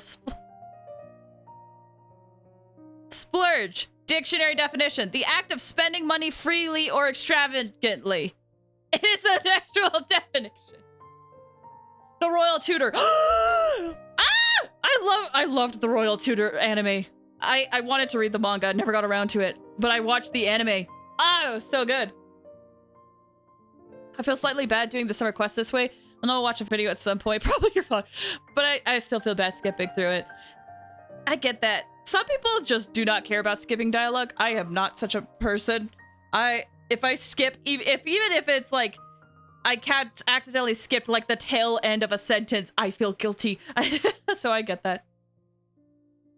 Just got done with a house building mission in Red Dead. Ooh, nice. I just lack the mental energy to do the story right now. That's totally fair. It's one reason why I'm really glad that a lot of content creators have like made videos on this story for Genshin, or that Genshin is popular enough that people can do that, so that if you're ever like, I want to look at this later, but I still want to get the rewards for it, that's still an option for players. And so I appreciate the community for doing that, at least. I've tried mining. I've even tried stuff. I God wouldn't try sense. that I know, route again. right?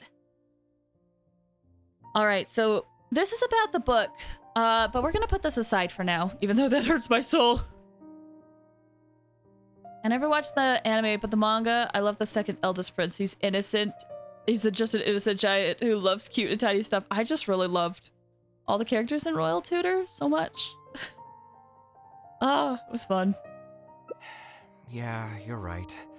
Although I was hoping to find some words of wisdom from my mother, if I stop and think about it, her words may not be the advice that I need to hear right at this moment. Everyone's life journey is different. Traveler, you've visited many lands and met many people, so I'm sure you've run into situations where some advice wasn't exactly suitable for the situation at hand. I just got an idea though. If I want to rekindle the creative passion that I had before, instead of trying to unlock an old notebook, why don't I take a walk around the parts of town that had changed my life? Ooh. What do you think? That could work. Sounds good to me. I'm glad you agree. Then let's start by taking a quick stroll around the academia. Okay, let me chat. I join them and let them know every time. Oh, I'm glad you do that. I have grown up to be such a lurker that I'm trying to get into the habit of like letting creators know when I appreciate the stuff they do for them. It's hard, which I know seems ironic given that I am actually streaming and making content on my own, but I really need to do better at like showing appreciation for those that have helped me. Anyway. Never watched the anime, but in the manga... Oh, wait. Just read that. I'm only on the first book, though, so I'm not far in the manga. Yeah. I don't remember how many chapters the first season of Royal Tutor... Well, the only season of Royal Tutor covered, but I remember really liking it. And I wanted to read more of the manga, but time, and then I forgot. But it was really good. It's one of those, like, it's definitely not like my all-time favorite, but it's enjoyable. It's a good story. Or at least, again, I'm only speaking as someone who's seen the first, like, little bit of it, and have heard about how things progress later.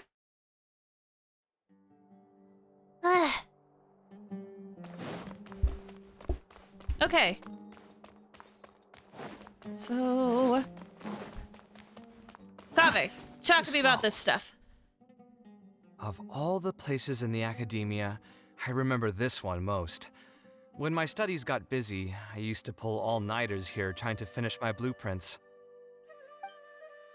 You sound like you almost miss it. Who doesn't miss their time at the academia? Life was a lot simpler then, and we all had far less troubles. I created many designs that I thought were beautiful in the House of Dana. I drew whatever came to mind, since I didn't have to care about budget constraints or turning them into reality. Oh, I see. This is the fantasy. It's like just drawing without a care in the world. The third eldest prince is hilarious. Teach me everything you know, please. It's funny, you keep bringing up these characters, and I'm getting, like, little, like, bits of, like, memory. And I'm like, oh, yeah. Oh, yeah. Why did you like to draw in the House of Dana?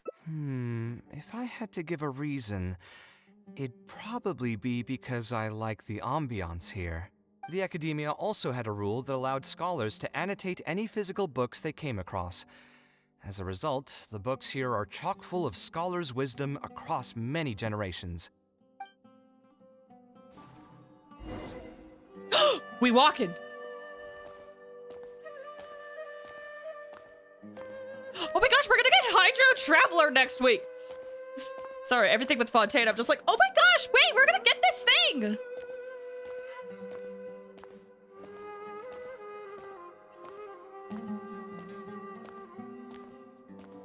Oh, here, this is a great example. This book, History of Ancient Sumeru Architecture, contains some analysis that I did many years ago. Huh? Why is Alhaitham's handwriting also in here? When did he ever read this book? I guess it's probably from when we worked on that research project together. Anyway, he probably never cared to tell you this, but the House of Dana is where Alhaitham and I first met. I came here to do my homework, and saw him sitting by himself next to that row of bookshelves. A group of Haravatat scholars were chatting near him, but he looked as if he was too lazy to join them. There was a pretty stark difference between him and all the rest of them. Huh. It was my fault for feeling bad for him. I thought he must have gotten into some kind of trouble and went over to ask if he needed anything, not realizing that... Not realizing that you were in fact the one in a whole heap of trouble? Whoa, wait, what? Is he here? Alhaitham? Why are you here? The House of Dana is a public space. Anyone can come here, no? But shouldn't you be at the records room at this hour? You're not here to watch me make a fool of myself, are you? You think I would derive amusement from watching you fall into depression over your life's various troubles? If that's the case, then I suppose I must have been entertaining myself for years. Oh my gosh. I came here to pick up a few files. If your voice hadn't managed to get through my soundproof earpieces, I probably wouldn't have noticed you. False! Hold on. There's something going... Okay, okay, I'm gonna misremember this voice line. I think that was savage. I know I love him. I'm gonna misremember this voice line. But there is like a voice line where Kaveh mentions how he like vented to Alhaitham one time, and this is before Kaveh like had a place to live. He was like, Alhaitham has his earphones on, so he probably didn't listen. But I think in Alhaitham's voice line, you find out that he didn't have it on at that point, so he could hear Kaveh. So when you say, "Oh, you pierced through my soundproof earpieces," I don't believe that for a second. Did you have them off? Sir. Sir. Did you have them off? Thanks for the hydrate! All right. I admit I was probably overreacting just now. Well, want to continue the story? I want to know what happened next. Can you tell me what happened next, please? I would like to know the details if you could. Gosh, I sound like such a freaking creeper. I want to know! Probably not when he's right here with us. As his senior, I shouldn't try to tarnish his reputation. There was nothing embarrassing or shameful about it. When I was still a student at the academia, I once collaborated with Kaveh on a research project. A collaboration is usually beneficial for all parties, but due to issues with our personalities, we ended up going our separate ways before completing the project. Oh, snap. We had a number of differences, and they remain unresolved even today. But there's no point going into that right now. The more important question is, why are you at the House of Dana?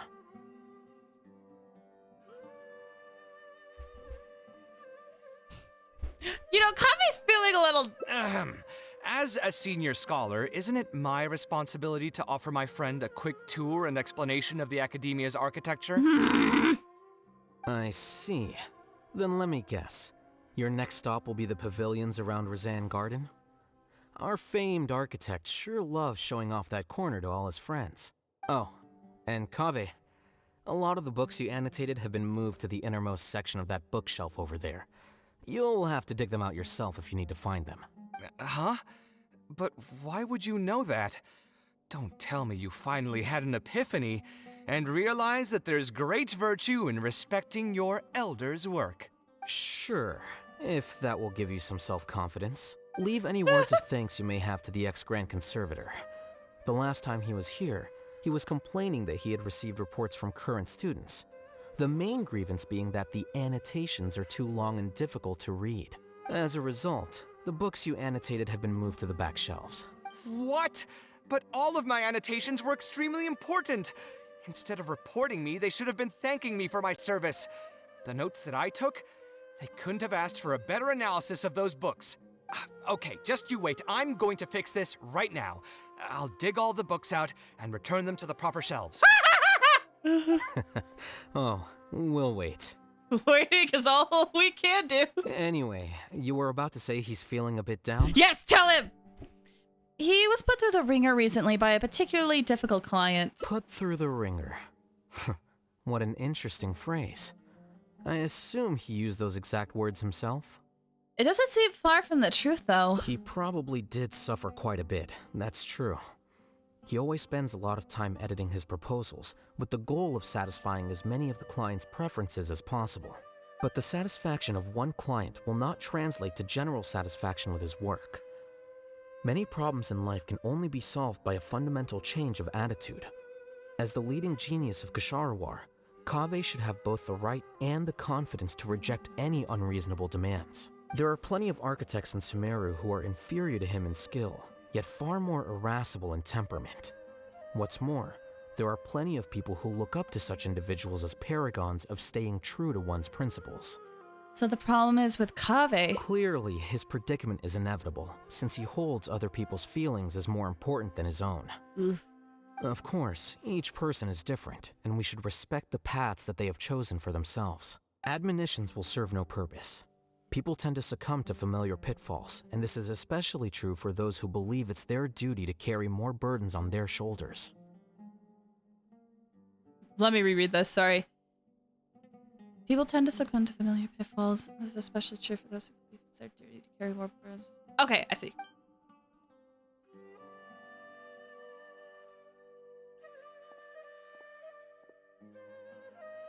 Looks like you were having an enjoyable chat while I was gone. Were you talking about me by any chance? What do you think? What else is there to talk about? Surely no one would be interested in talking about the files that you were browsing through earlier. Anyway, you should take a look at this. Look at this comment on page 82. Dear Kaveh, thank you so much for annotating this book in such detail. It was a great help to me. See that? Now that's how a student should treat their seniors. And it looks like you're already in a much better mood now. It really doesn't take much to make you happy, huh? Me? Happy? I'm mocking that retired blockhead for being so full of himself. He understands nothing about the true beauty of architecture.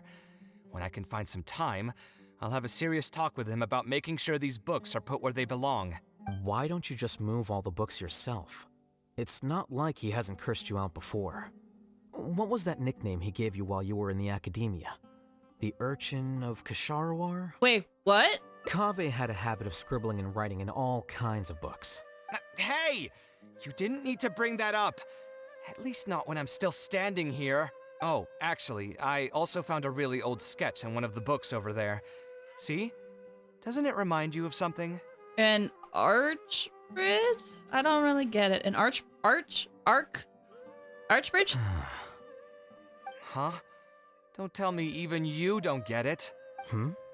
Don't ask me. This is the time you specifically put aside to brag about yourself. Feel free to hoard all the spotlight you want. You? In that case, allow me to explain. Although this sketch is a little abstract, you can plainly see from the road plans that this was an original concept for the expansion of Port Ormos. We can also plainly see that the designer was a huge fan of this project. It's the project he loves to talk about the most, second to the Palace of Alcazarzaray. If I don't keep bringing up the neat projects that I've done, how would anyone know that I was the one who did them in the first place? There shouldn't be any complaints about Port Ormos. If I remember correctly, the construction process was very smooth, everything was made ready ahead of time, and there were very few safety concerns. There are indeed no records of any complaints about this project. A most impressive achievement. See? What did I tell you? Come on, let's take a stroll through Port Ormos next. Oh, I I'll see. tell you all about the designs I made for the place.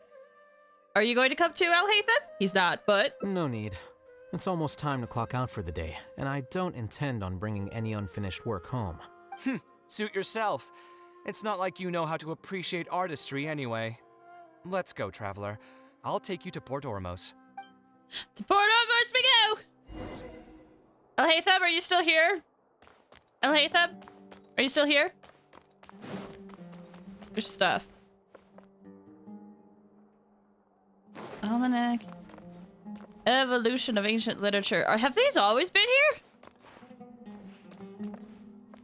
Huh. Will these disappear if I leave? Brand new volume. Seems like very few people have been interested in reading it. There's almost no annotations in the book, but the daring speculation made by the original author has been unceremoniously crossed out by a reader. Okay, that's not too bad. The almanac contains information on all kinds of avian species in the Avidia forest. Notes about the national behavior conservation skills. A number of corrections have been made here to the list of figures. Judging from the handwriting, they must have been pretty recent. I don't remember seeing these here. Upon opening the book, you are greeted by a series of beautiful illustrations. Next to the lovely images are some notes in equally gorgeous handwriting. The commentary is extremely thorough and appears to be even more professional than the book's original contents. Okay, so that's the book. School days! Ah! Okay, so that seems like it definitely was not something that's always been there. It seems like it's been there for the Hangout event. Okay.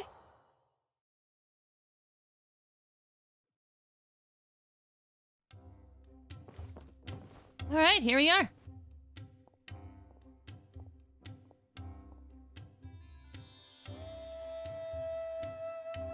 Port Ormos. Did you design one of the buildings here? No, I didn't design any one specific building. Most of my work here concerned structural renovation. Port Ormos had already existed since I was still a young child. It wasn't as large as it is now, though. It only came to its current size after a sizable expansion. I was part of that project. The arch bridge over there, for example. Oh. That was one of my designs. Oh! How did you come up with the idea for it? When I was first tasked with the project, I decided to reference the growth patterns of nearby trees to split Port Ormos into 2 levels. My goal was to improve the overall utilization of space. We ran into a lot of issues during construction, but thankfully, we were still able to achieve the original vision. Residents can now behold all the ships entering and leaving the harbor from the vantage point of the bridge, while visitors can recognize the site of Port Ormos from a long ways away. I was still young and new to the trade back then. I could hardly believe that an idea in my head could become reality and remain in the world for many years to come. The true cornerstone of the creative process. The point about the design that will be ultimately used to judge its true worth. It was the first time that it became crystal clear in my mind. Once built, a building will continue to stand. Countless people will see it, and countless more will step inside it. Its final worth, whether it's good or bad, will be assessed by the countless generations of people that interact with the building during their lives. I'm sure the residents of Port Ormos really enjoy it. I think it's pretty cool. I'm sure they enjoy it. I hope so, at least. You think so? I'm glad to hear that. But even with this project, I still had one small regret. My budget was tight, and I was unable to use the higher quality timber I had originally intended for the design. I knew that some concessions on aesthetics would be needed as soon as I agreed to a proposal that prioritized the practical functions of the project. Us creative types know better than anyone that most projects cannot be completed without a few regrets. Even the Palace of Alcazarzare was not perfect. But having no regrets would also mean you had no higher hopes for the future. Yeah, you're right. I should learn to look toward future opportunities and believe that any regrets I have can be overcome in time. We've spent long enough here. There's still one last place I want to go, but it's a little far. Would you be interested in a quick trip to the desert? I wouldn't mind. Great. Most of my projects over the last few years have had something to do with the desert, partially because there's a special place there that I often visit. Ooh? This is a rare opportunity, so why don't you come along and see it for yourself? Wait, what if you place? Ever feel down, maybe you'll be able to go there and feel better too. What place?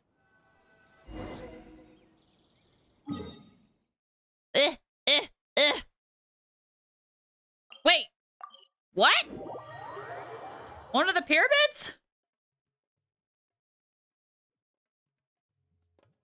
Who would have thought that so many primal constructs could have congregated here while I was gone? We won't be able to sit and talk peacefully with these guys around. Let's clear the area. Oh, we get to play Kaveh! If that's what that means. Oh, geez. I do not have a good team for him, though. Hey! There's no reactions in this team. Well... Site clear. It's fine. Oh, gosh. She doesn't do a lot of damage. It's fine.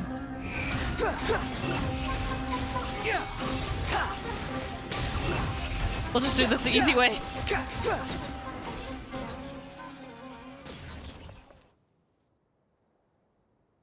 Isn't this place great? I often come here to clear my mind when I'm dealing with a difficult situation. You know what I mean. Everyone finds themselves in frustrating situations once in a while. Just take me as an example. My family life got shaken up quite a bit when I was young. I struggled in school, and I got into a huge pile of debt building the Palace of Alcazarzare. Although Alhaitham thinks that it's because of my personality that I continue to live in the shadow of the past, I think it's also just a part of life. Plus, if I look back, I've honestly had my fair share of good luck as well. You could probably say I've followed in the path of my mother.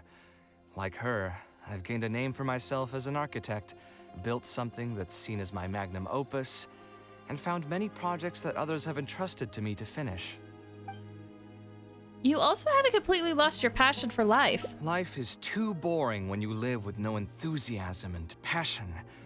Only those who believe in the inherent meaning of it can capture the small nuances of everyday life and turn them into inspiration for beautiful designs.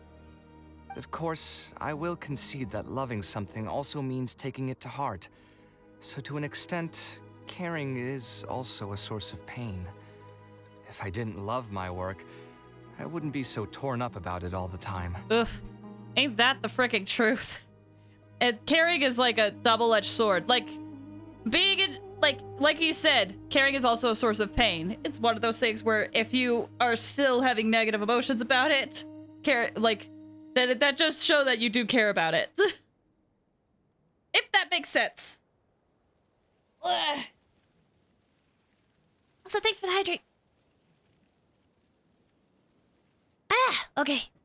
But still, isn't this place beautiful? Despite the erosion from the winds and changing seasons, you can still perceive its past beauty and glory. With different landforms come different architectural styles. The desert's history has left it with few records regarding its buildings, so I often visit the desert to investigate things in person. The site here has moved me ever since the first time I laid my eyes on it. I told myself that one day, I would also be able to create buildings that move others. My pain will one day fade into nothing, just as I reach the end of my life. But buildings are different. They are far more valuable than most materialistic things, and far more durable than human flesh. As long as there remain souls in the world who can decipher the meaning behind them, they will also have acknowledged me across the vast stream of time. That's an interesting way of viewing that. Because when he was describing that, you know, architecture lasts a lot longer, I'm like reminded of the architecture that we see that is from like different cultures that have been around for like hundreds and thousands of years, and they're still there. Like, sure, they have deteriorated and they're not anywhere near its prime, but they have withstood so much time even then. Your horse died? No! It is what it is.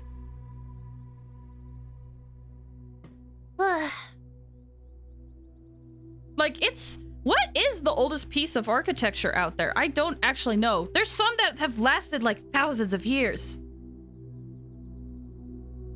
It's really insane how long some of these can last. Ah! Okay, I guess we're sliding. Wait, let me make sure that we are actually sliding. Okay, we are. Oh my gosh.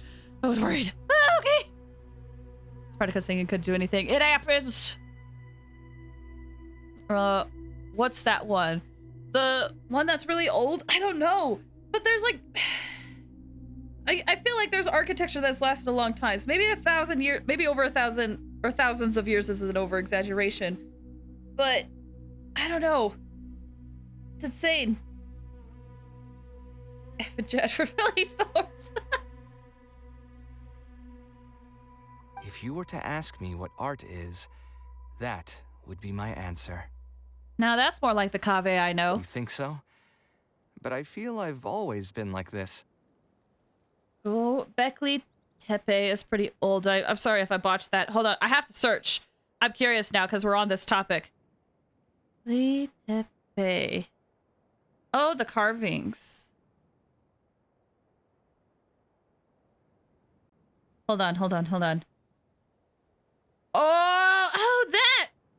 It's dated to the pre-pottery Neolithic between 9,500 and 8,000 BCE. Oh my gosh! Whoa! Ah! That's insane!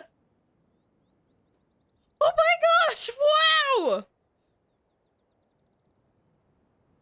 So yeah, to the point of Kaveh being like, yeah, they last a lot longer than humans. Depending on the piece, yeah, that's insane. What? Oh, we were just talking about different, like, pieces, like, architecture that have lasted so much longer. Like, if there's this, the thing that Mock was talking about, I think I botched the name. Gobekli Tepe? I apologize. Is like, over 10,000 years old. That's also been some form of active cultural relevance for that long. Dang! That's insane! I kind of love that. You got it? Okay. I'll try my best. Remember that question I brought up before? The one about whether I should see art as a divine gift of inspiration from the gods, or as a product of my own existential struggle? I still haven't found an answer to that yet. But if art wasn't inherently paradoxical and enigmatic, then people probably wouldn't be drawn to it. Those who pursue art will be unable to avoid the pain that it naturally brings. Will often be floating on cloud 9 one second and sinking in a mire the next. I'll try gathering my thoughts again once I've found a way to define art in the first place. In any case, thank you so much for listening to everything I had to say. I'm happy to. Aww! Beneath the stars, my pain will one day fade away into nothing, just as I reach the end of my life, but my buildings will endure. Aww. Here's another fun, mind-bending fact. The oldest spear is 500,000 years old? Is it really? Oh my gosh! That's insane! That's insane! Wow! I'm kind of glad that we know about it and are able to, like, preserve that. Modern humans are about 160,000 years old. Like Dang! History's fascinating, guys. Maybe that's their problem. I will fully admit history was like one of my worst subjects in school, but as I got older, the more that I've like grown to really appreciate just how cool it can be. Relax. They also recently found a stone axe head in Kent that are 30,000 years old. Oh my gosh.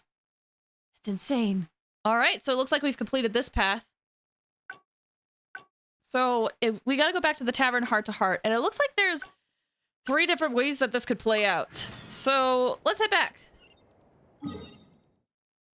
We still got, I think Kaveh has 5 paths. So that means we still have 3 more to go. 3 more to do. History suffers the most from teaching issues, no matter what you're interested in. History is part of it.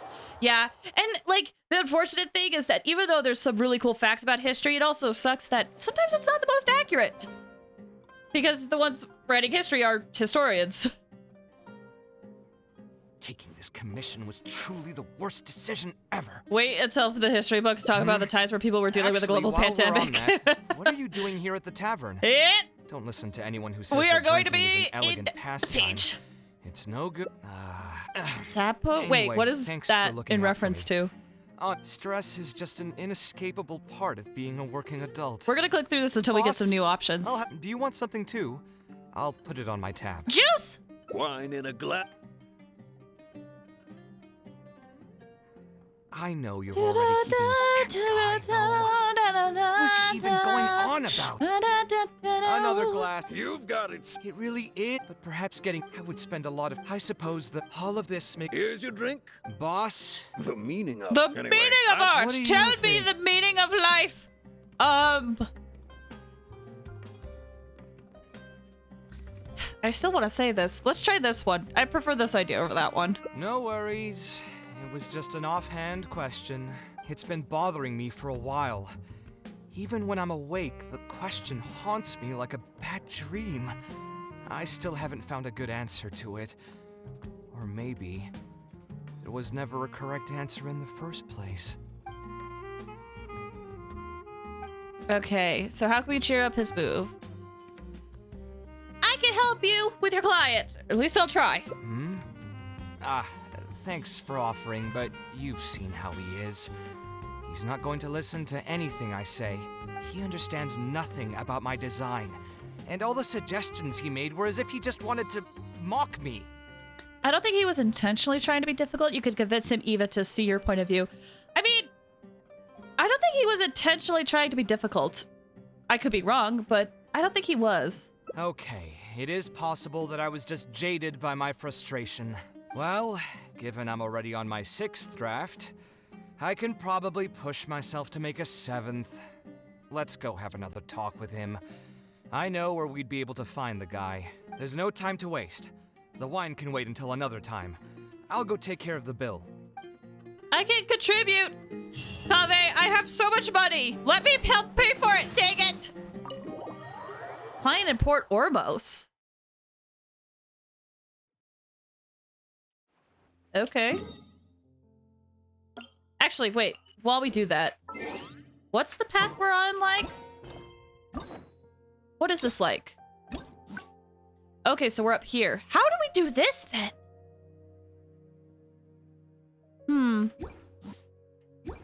Well, either way. Was a female poet from Lesbos? I'm so sorry if I said that wrong. Wrote many love poems towards men and women, and later in history some guy wrote a mocking biography of her, which basically she was obsessed with men and loved her husband so much. Pleasantries. And then a Byzantine It's dude rather recorded that pathetic as to a true force a biography. conversation Yeah, I'm also just to reminded occupy of silence. like the 2 skeletons that they unearthed that were like hugging each other and everyone was like, oh, it was 2 lovers. They loved each other so much. And then it was like, oh, hey, they're both female skeletons. And it's like, man, they sure were the best of friends. It's like, guys, come on. Come on, guys. Kaveh, what are you doing here? I've changed my mind. I was overreacting earlier. Can we try discussing the project some more? My apologies as well. Now that I think about it, some of my requests were indeed a bit unreasonable. If I choose you to create the design for my project, I should have a bit more faith in your vision. Thank you for understanding. Mutual trust is the basis for good communication. Now that we've got that out of the way, I think we can have a more productive conversation. To be perfectly honest, Your commission request has been the most peculiar one I've ever received. Even now, I still know nothing about the building's intended purpose. All I know is that you want to build something in the desert for public use. Huh. I am aware that overly specific requests will restrain the architect's artistic freedom. However, knowing nothing about the intended purpose of the building also means I have no idea if I'm on the right track. That's a fair point. I've produced several draft proposals for you to choose from, and you've rejected every single one. If we don't get on the same page, it could be a decade before we can finally break ground on this project. Yes, I've given this some thought already. I think we can go with the general direction of the latest proposal that you just showed me. Okay, you're still not saying what it's for. Are you under an NDA? But if the skeletons were men, they would think it was a couple? Well, that's the thing, is I still think they would it, to be perfectly frank. The husband's name was basically the equivalent of... In actuality, Sappho of Lesbos is the reason why lesbians are named after Lesbos. Okay, that's what I thought when I read Lesbos. Oh gosh. Am I mispronouncing that wrong? That feels like I'm mispronouncing it wrong. Cause I think the way I'm pronouncing it is not the greatest thing to say. Am I mispronouncing that? I have heard people talk about the, I don't know how to say it. I have seen people say that, I suppose that's correct. Well, the thing is, I saw some people online saying that, like, calling lesbians lesbos is not good. Bose. Wait, bose? Not like bows. So, lesbos?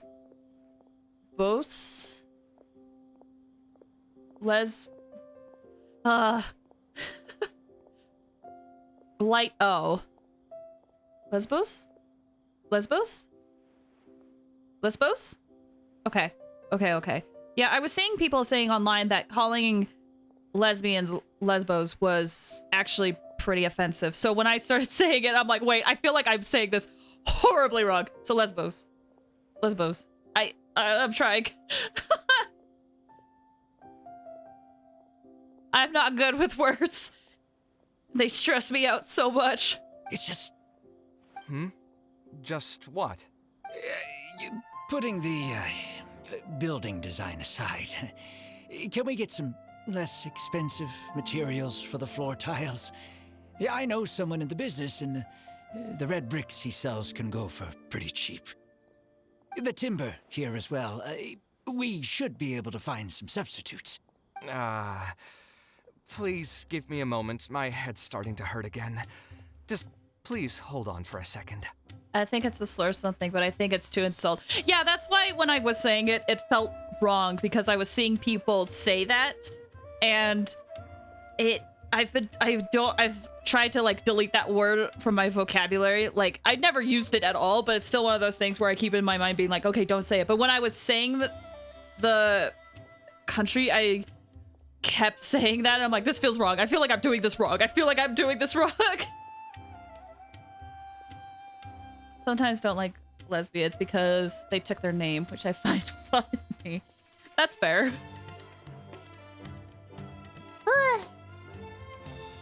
Language is an interesting thing, and it's always adapting and changing. So, let me get this straight. You want to reduce the cost of the project, right? But if we implement your suggestions, then I'm afraid we have to scrap the entire design. Architectural design cannot be neatly split into discrete parts. Any change to one part of the design will affect the quality of the whole thing. I decided to utilize high-end timber for this section because the weight-bearing structure requires the supporting materials to be durable and strong. Same with the tiles. Switch them out and the entire mural will have to be redesigned. More importantly, if we make such a change, both its practical functionality and aesthetic value will take a great hit. Thanks for the hydrate. If all you need is a building with a roof that can keep people dry in the rain, you shouldn't have commissioned me. Many architects would be able to build you one of those while charging far less in commission fees. Actually, Please tell me, Are you absolutely sure that there's no room for any changes in this draft of the design? Sorry, hold on. Autobot popped something up. Hold on. Let me read chat real quick. Let's see. English is the most complicated language to me. I agree. Listen, as the English speaker, it's so hard. Histories have a bad track record of LGBT erasure. They really do. They really do. I didn't like me personally. No, I understand. That's why I wanted to read chat and then I want to read your message. I understand, Rebel. I think it caught it because you had the two words together. I think given the context is not insult, but if you say like, oh, those, it's much worse. See, even Automod was like, I promise, Rebel, you're not in trouble, but even Automod was like, yo, don't say that. Thank you, Automod. I'm actually glad that they caught that. So yeah, you're totally fine, Rebel.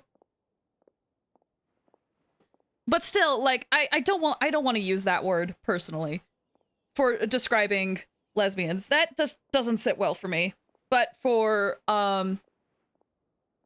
let's see, I just want to make sure. Lesbos is a country, right?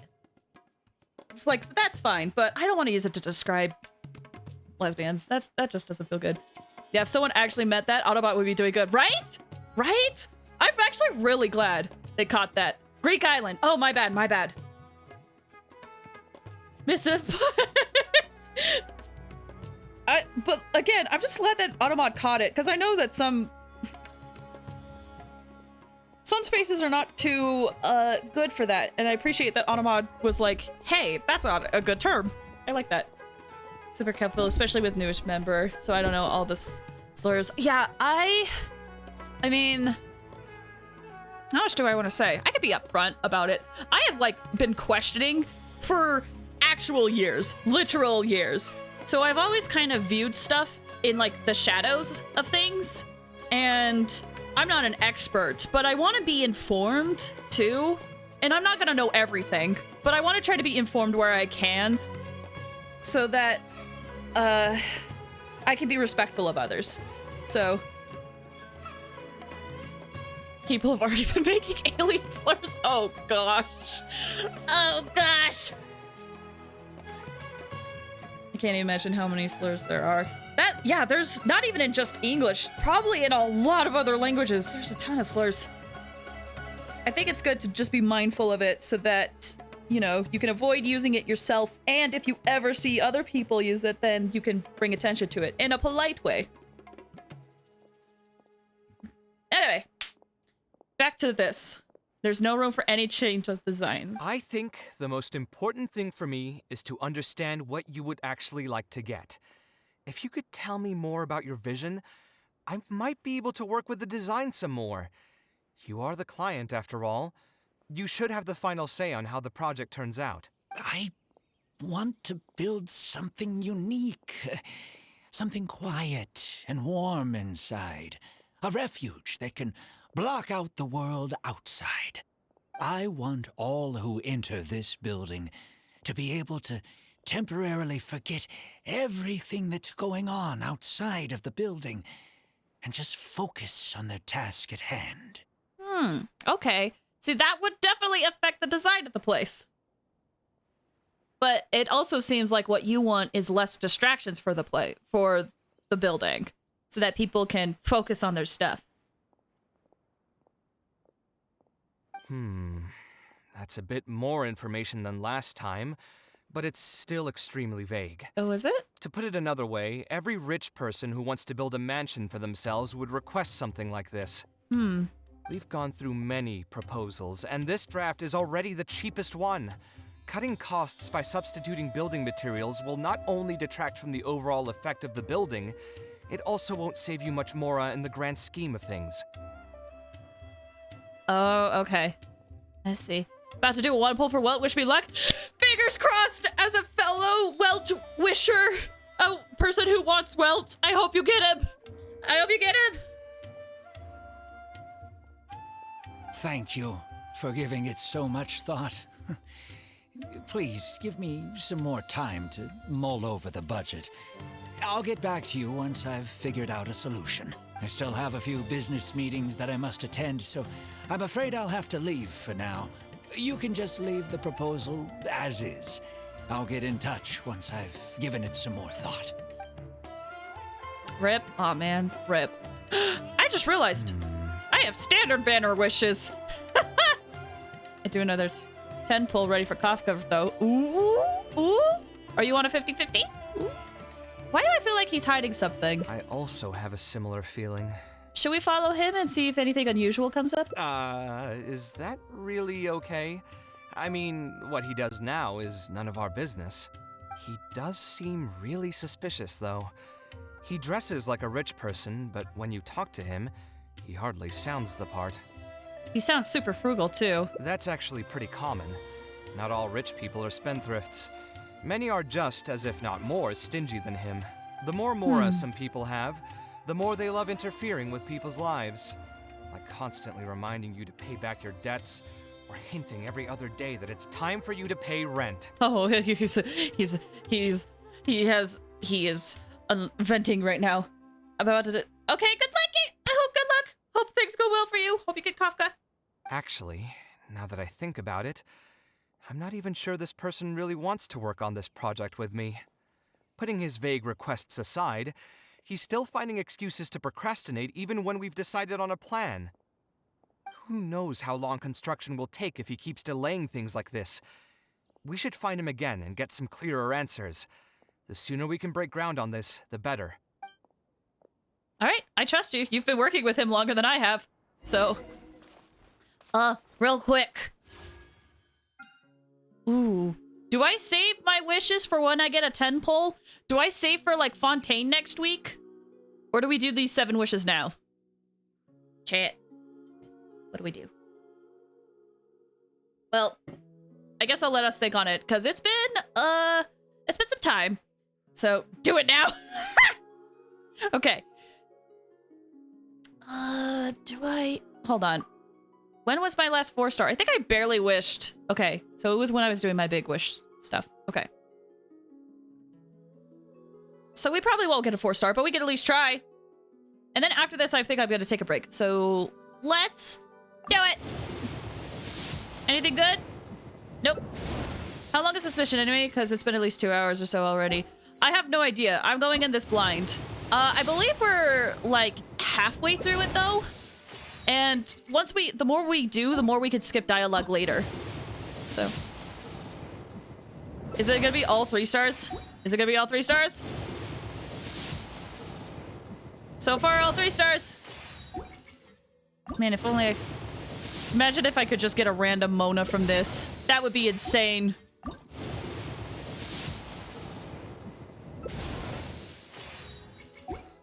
Last one. All right, all 3 stars. Nothing good. Anyway. All right. Let's take a quick 5 to 10 minute break. Imagine though. Gosh, I wish. Soon I will be playing this game for 3 years and I won't have a Mona. Anyway. Yeah,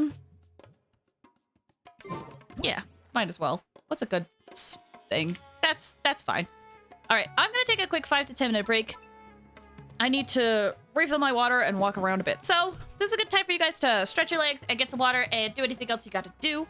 I'm also going to be running some ads. So if you need to step away for whatever reason, feel free to do so, because ads are no fun. Ads are never fun. All right. Okay, cool. All right, Barry.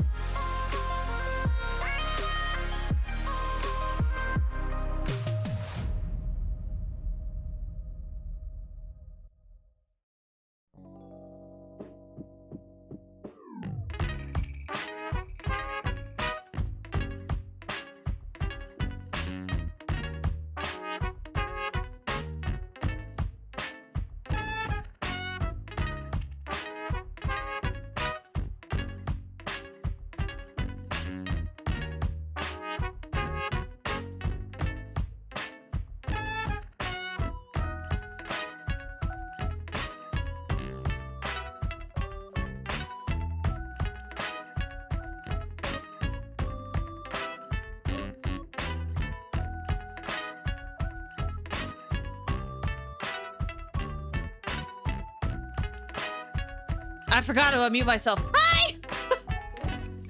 I hope you guys had a good break. I had to refill my water. It was running low again. Mock, you said Drat. Did you not get Kafka? Okay, I guess this is what we're doing now. Did you not get Kafka, Mock? Who did you get? I hope you got good luck. Time to be chill this evening. It is, I guess. Hello, everybody, and welcome. Welcome to the stream. Wave Waters, hi! I didn't realize I had some fans. No, 7 towards next 10 pull. Oh, just serve all. Gotcha. I hope you get Kafka. I really do. Anyway, what do you say we head on back in? Let's see. Oh, did I forget to mute the game audio?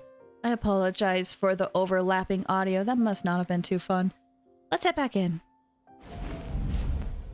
Hi, it is me, Wave Waters.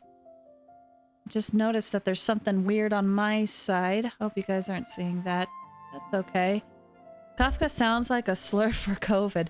It's not. Kafka is actually based off of a person in history, or at least the name is. What happened? What do you mean, what happened? Are you talking about my appearance? Is that what you mean? This is Wave Waters. Wave Waters is a much more calmer version of myself. Huh? Where did he go? I could have sworn he went this way. Let's keep looking. Yeah, Wave Waters. So Wave Waters is like I said, a much more calmer person. The colors are inverted. They are. And I am forced to be calm for the next 5 minutes. It is a different personality. In a way, it is still me, but it's still calmer. Hey, look! Isn't that Badawi? It sure looks like him, but he's dressed completely different now. What is he up to? Where's that music coming from? What music? What music? Hold on. What music? Are you talking about the background music? I don't see any extra music. Or is this sarcasm for something else? Okay, Badawi. Looks like him, but he's dressed different. Didn't I tell you before? I'm not looking for more workers. Plus, aren't you a bit old for physical labor? If something happens to you, I won't be able to pay for it. Oh, you won't have to worry about that. I grew up as an eremite mercenary and worked in the desert my entire life. My body's still in great shape. This is so interesting to see him being completely different. She's not even afraid or won't scream in horror games. That's the goal. Wave Waters will try to be calm even through a horror game experience. So you put it on because it seemed calm music. That's the thing. Genshin just has a lot of really calm music. It's great to put on in the background. At least for me. I gotta cook 70 pieces of meat on Red Dead Redemption 2. Oh, I hope that goes well. I hope it goes well for you. I don't have many talents, but I still have my muscle. If you need someone to unload goods or drive away sumpter beasts, I'm your man. You used to be an eremite mercenary? I know there are a lot of bad apples in our ranks, but most are just trying to make a living. We're not that greedy by nature, and we'll do our best when given a job. Let me think. I'm sorry, but I still can't take you in. I don't have any open positions right now, and don't have the Mora for anything more.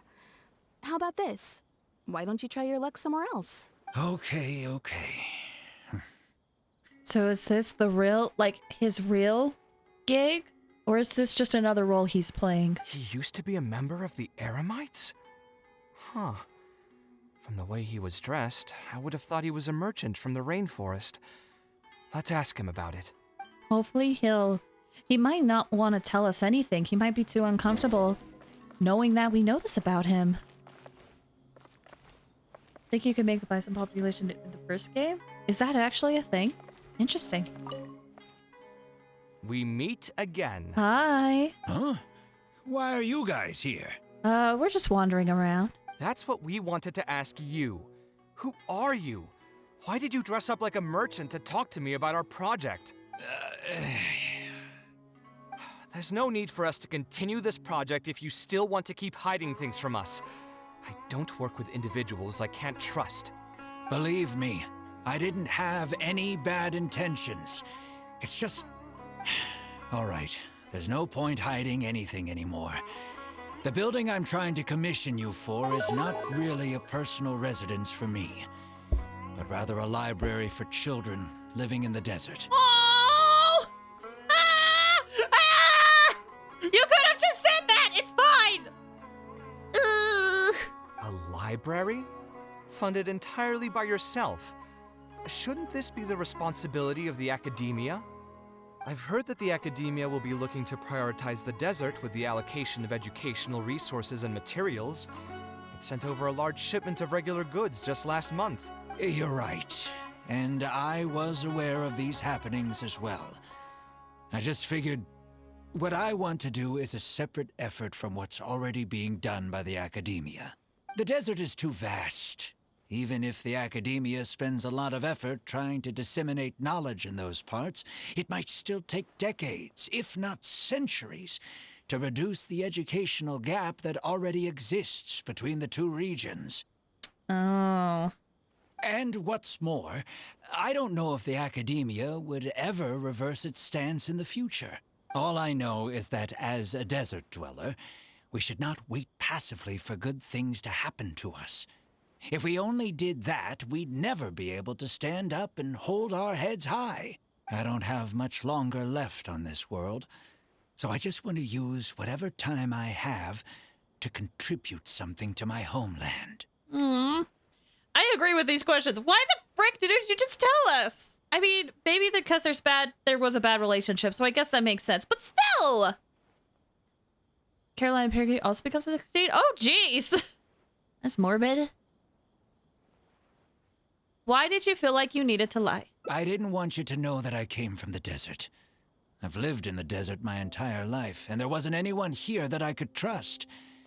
I figured I needed as much safety as I could get.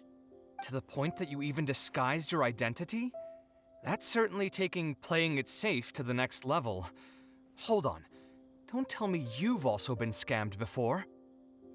When I first came to Sumeru City, I brought a lot of Mora, hoping to find an architect that I could work with. Someone agreed to take on the project, and even took a sum of Mora from me, but then disappeared without a trace. This does kind of make sense. After that, I heard that there are a lot of untrustworthy people in this business. Some would run as soon as they've been paid, while others would deliberately use expensive materials and take a cut of the construction funding. I spent a while collecting information in the city, and eventually learned that you're the most famous architect in all of Sumeru. I figured that you wouldn't need to make Mora by scamming people, so I decided to reach out to you.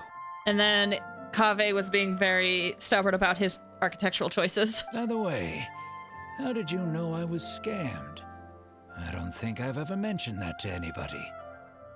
Just a hunch. A while ago, I accepted an offer to work on a project in the desert, and was also scammed out of a large sum of Mora. These poor guys, man!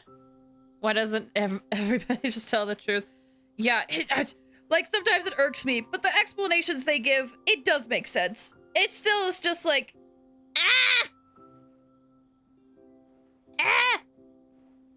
Some people just want to watch the world burn. Ain't that the frickin' truth?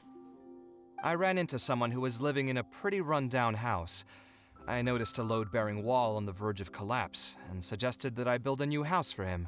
He said that he had no way to pay for it, so I loaned him some of my own Mora. No, Kaveh! And told him to get some stone and timber from the local vendors. Don't do that! Soon after that, I found out that he had gone gambling with all the money, and lost everything, down to the last coin. Don't give away so much money on a stranger. Don't do that. And after that, he even borrowed Mora from me twice more, using a different excuse each time. I didn't even suspect him of any wrongdoing until he hired a group of mercenaries and tried to ambush me in his own house. My gosh. According to him, I looked like an easy target because I was an academia scholar who didn't have any family or friends in the desert. What kind of person would just look at someone else and think, this guy looks like an easy target? That is a messed up mindset. People are corrupt with darkness. That's always the case in these JRPGs. I don't know if I would consider this a JRPG. but it kind of is. Those kinds of things do happen every once in a while, yes. Folks like him are the exact reason why us desert dwellers' reputation have gone down the drain. I must apologize to you on their behalf. Is Kaveh gonna apologize for him now? For like, I'm sorry that scholars are so terrible. See, a lot of people make those animals extinct on purpose. I mean, that's the thing. There's all types of gamers out there, so it doesn't surprise me. Thanks for the hydrate! It's alright. You were also scammed by someone from Kasharwar Yep. after all. I should apologize to you on their behalf. It lacks the J in a JRPG. That's very true. In this case, it would be a CRPG. Which sounds odd. It's like the letter C. Ultimately, neither of our experiences had anything to do with the desert or the rainforest. People who are new to an area are always easy targets for criminals. Bad people are everywhere. Yeah, you'll find both good and bad people everywhere.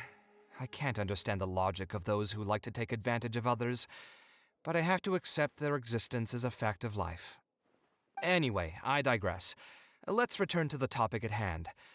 Did you keep rejecting my designs because you thought I was deliberately using expensive materials to take a cut as a middleman? I mean, let's see. Wait, CRPG is already a thing? Computer role-playing game? Wait, what? It is? I didn't know that. To Google. To Google. I should be focusing on the question, but now I'm curious. CRPG. Oh! Planescape, Baldur's Gate, Divinity. Oh! Huh! Yeah. News Baldur's Gate is a CRPG. Guys, honestly, when I saw the stuff for Baldur's Gate, like before it came out, I was kind of disinterested. And now I'm seeing actual gameplay of it, and now I'm interested in the game. I'm like, this looks fun! It's stressful, but fun! That's what I was afraid of initially, yes. I eventually understood that you weren't out to cheat me. But unfortunately, I still don't have nearly enough Mora to pay for the design you proposed. I've done the math and know that we should be able to make it if we cut some corners. However, after our conversations, I can see that you're passionate about your design, and I'm quite fond of the proposal as well. So, I decided to try and see if I can afford your proposal as is. I've been looking for work every day, and in another month, I should be able to cobble together enough Mora to meet the budget. By cobble together, you mean you're going to spend your entire life savings on this project? But then, what will you do if something unexpected comes up, and you find yourself stuck with no emergency fund? Kaveh, don't do what I think you're about to do. You are also in a tight spot when it comes to money. To be honest, I haven't really thought about that.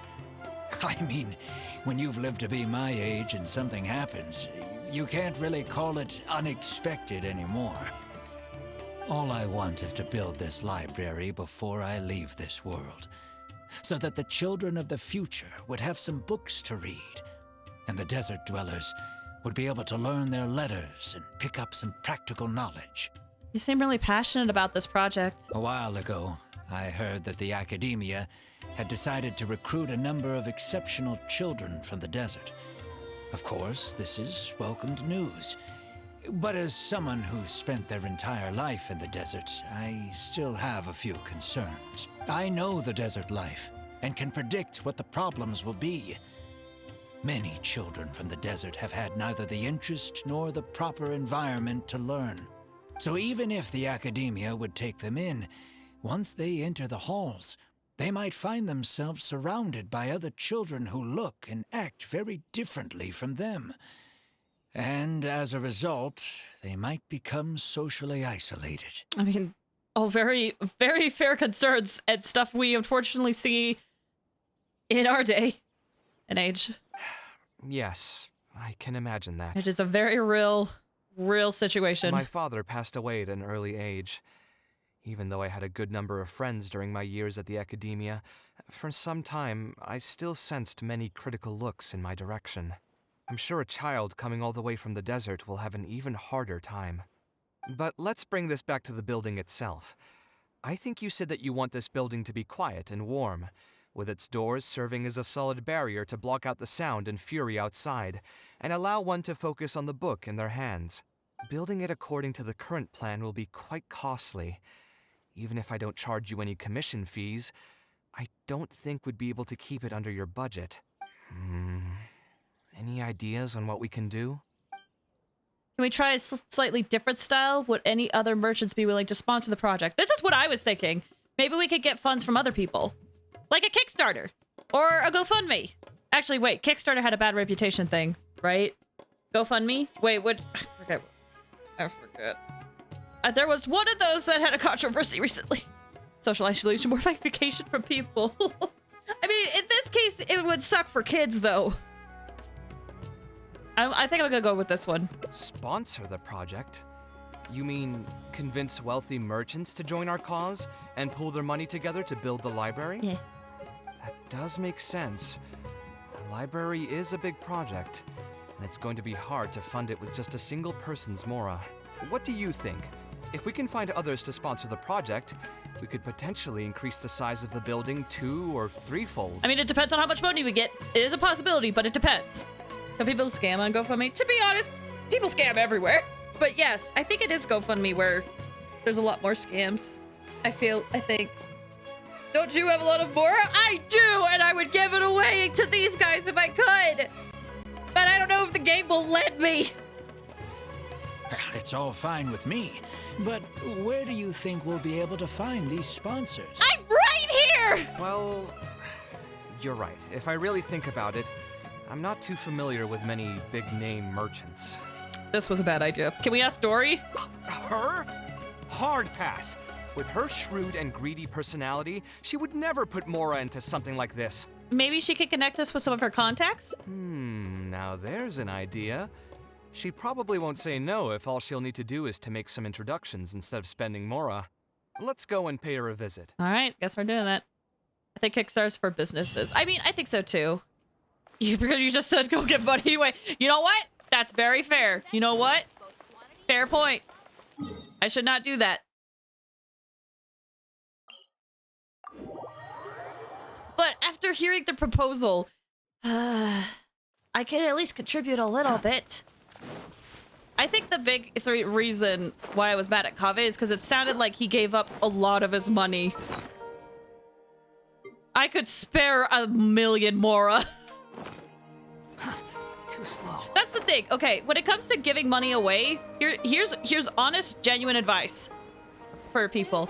If you ever decide to give your money away, whether it's for charity, whether it's for helping a friend out, never expect to get the money back.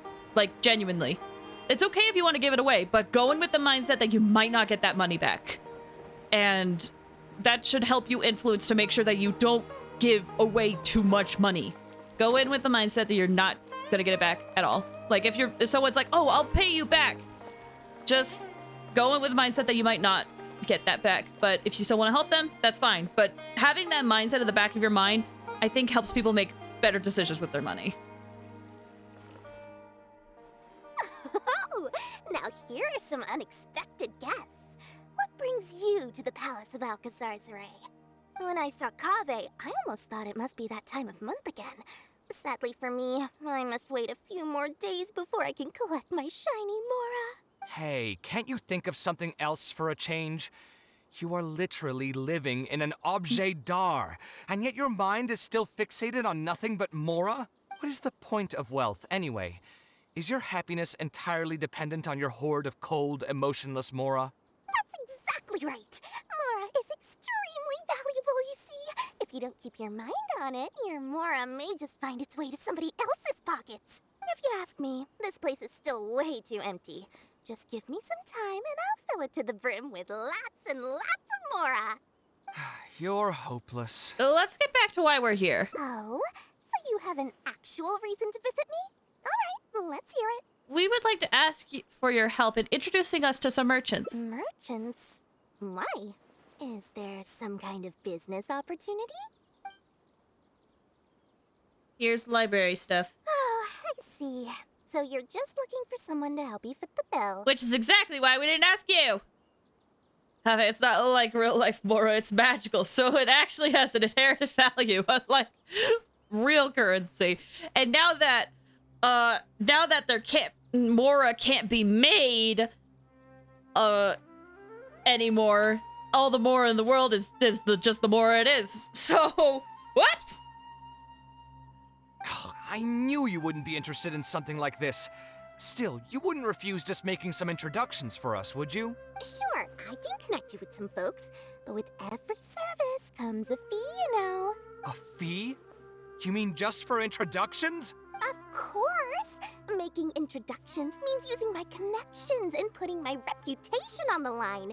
Why wouldn't I charge a fee for something so important? And since we've known each other for so long, though, I'll give you a huge returning customer discount. How about 500,000 Mora? 500,000? I guess that's okay. But why are you charging a fee before we've even secured any funding? That just doesn't seem right. Besides, by helping us out, you'd be doing a great service to the public. Can't you take your mind off your Mora even for just 1 second and focus on something far more important? No. Oh? Very well. Since you're so passionate about this project, I'll help you out and waive the introduction fees. I don't trust it.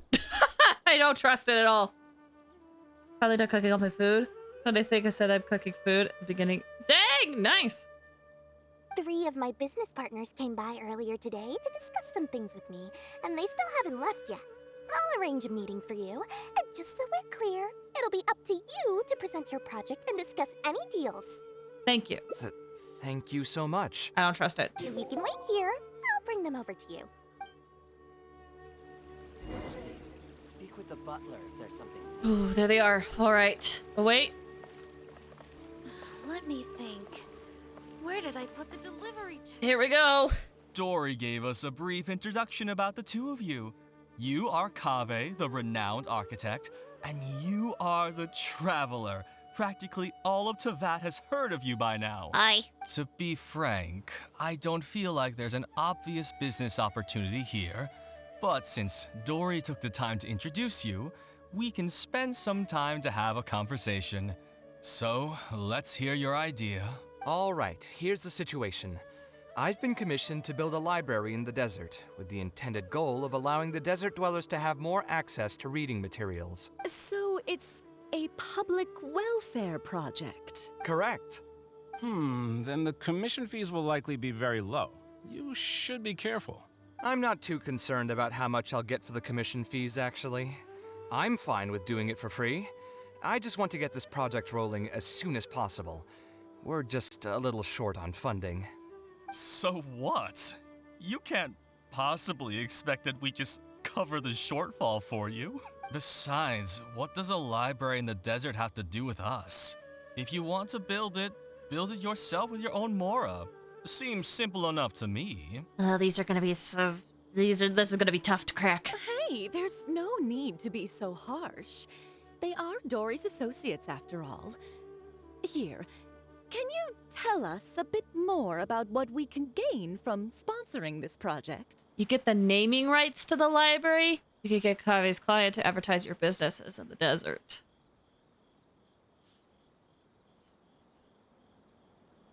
I don't really want to give them naming rights. You can advertise! So we'd mostly be doing it for reputation and exposure? There is some value to that. It could make doing business in the desert a bit easier. Well, just speaking for myself, I've got nothing in the desert. I also have a concern. It feels like there's not much to profit from in the short term. But in the long term, the reputation gain also doesn't sound like it'd offset the cost of the sponsorship. Then how about this? What if, instead of building a single library, we commit to an entire complex of buildings dedicated to culture and education? Wouldn't that just cost more? Yes, but in that case... Mr. Kaveh, please tell us what you have in mind. I'll just give an example.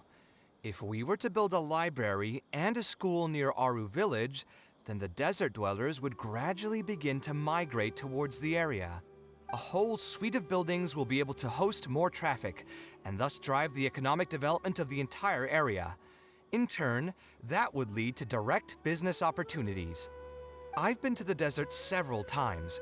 Although there are still many lingering tensions between the two regions, the amount of interaction has been steadily increasing, and in the long term, the desert will only become more and more important to Sumeru. You do have a point. Education in the desert is indeed an industry that has not been tapped into. If we can be the first to place stakes in the area. And you just believe anything he tells you? Ooh, this guy's gonna be the hardest to convince. Even the greenest amateurs know that urban planning will affect population flow. If you don't believe me, you can ask anyone on the street to confirm it to you. You. Ooh. You don't seem to think about your questions very thoroughly before speaking. Please only ask questions that are relevant to the discussion. Let's be professional. Wait, something just occurred to me. If we're going to build a library in the desert, Aru Village would obviously be the best place for it. But it seems we're not the only ones with our eyes on the village. I heard a rumor a while back saying a lot of land and buildings in Aru Village have already been secretly purchased by a big-name merchant. What? What? In other words, if we try to join the fray now, there won't be much left for us. If we want to build a suite of buildings focused on education and culture, Aru Village is the prime location. If we want to build it anywhere else, we'll have to deal with a far larger list of problems. It's not impossible, I suppose, but... Then there's no hurry. We can wait for Aru Village to develop more first and get into the market for expansion to other areas. But if you were to do that...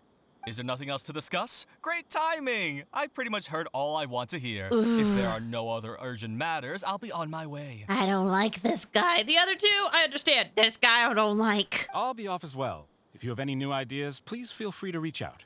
It seems like the others are not interested in funding this, so no point in me doing this on my own. Let's revisit this another time. Hey, guys, wait! Stab him! Oh my gosh, that went to an extreme. Well, what can I say? I guess it went somewhat as expected. They are Dory's friends, after all. As soon as they heard that there's not much more in this for them, they lost all interest. Yep, that's just business, I guess. Yeah, it's just another day doing business with people. But I can never get used to that. Those people never think of anyone other than themselves. Looks like we'll have to figure out some other way to get the funding. Let's go. Who's the merchant that bought the land? What did they plan to do? Want to talk about it? What did they plan on doing with it? I have thoughts. Hold on, let me see how this is going. Attempted persuasion. Why does this happen? Commissioner has trouble of their own, right? Kave's client, maybe? Oh, maybe! If we assume he's bad. Maybe it was actually legit. Huh? Where did all that passion go from earlier, I take it you weren't able to find a sponsor for your project? Please don't tell me that you're here to mock us. What kind of person do you take me for? Would the kind and generous Lord Sangama Bay really do such a thing? I will say, though, I more or less expected this outcome even before I introduced them to you. I mean, I didn't think it would go too well, but it was still worth a shot. You can try to talk up the project all you want, but the facts will remain the same. This project is high investment with slow returns. No sane person would put their money into this. But this isn't just a business project, right? Also, if you already knew no one would want to partner with us, why did you still try to charge me 500,000 mora? You scammer! You might want to remember who your creditor is before you start talking like that, Kaveh. I'll pay back every last coin that I still owe you, but that's a completely different matter. Alright, since you're so devastated about this, I'll set you up for dinner with another big-name merchant. In fact, I'll be inviting the most famous merchant in all of Sumeru, so I'll be counting on your performance. What? Really? Kaveh, I don't know if I trust her anymore. Come on, buddy. Come on. Hi, Lover of Beards. Thank you so much for stopping by. How are you doing? I hope you're doing well. I would like to sincerely apologize for my attitude just now. Well, here we are again. So, where would we be meeting this merchant? Follow me. Oh, I suppose both of you can come.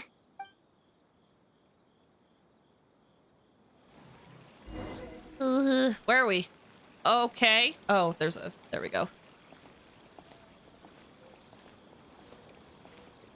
Dang, we actually have a character following us. In a way. Well, maybe following Dory, but still. Oh. Hi. Hopefully this goes better, but I'm not believing Dory. We're just gonna get another failure.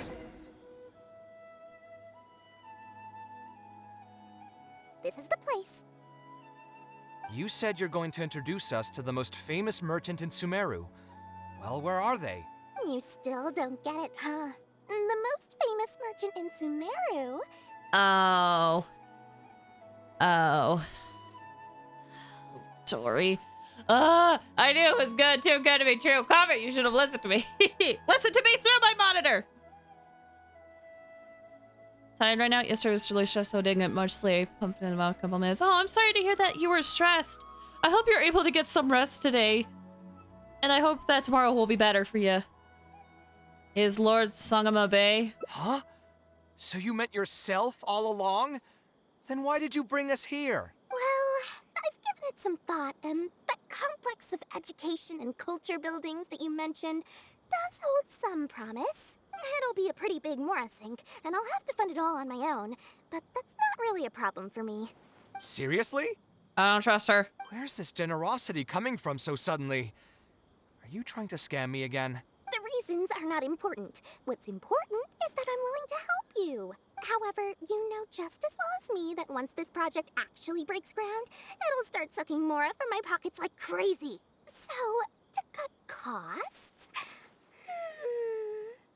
I get it. I won't charge any commission fees, and I'll take responsibility for the entire project. Splendid! Then let's sign the contract right away. Wow, whoa, let's read the contract first, Kaveh. Well, okay, he read them, but still. This way, the children of the desert will have some books to read. Their lives should improve a bit after this. The contract's fine. Also, thanks for the hydrate. You seem rather pleased. Of course. There are a few things better than using my knowledge to help other people change their fates. I must thank you as well, Dory.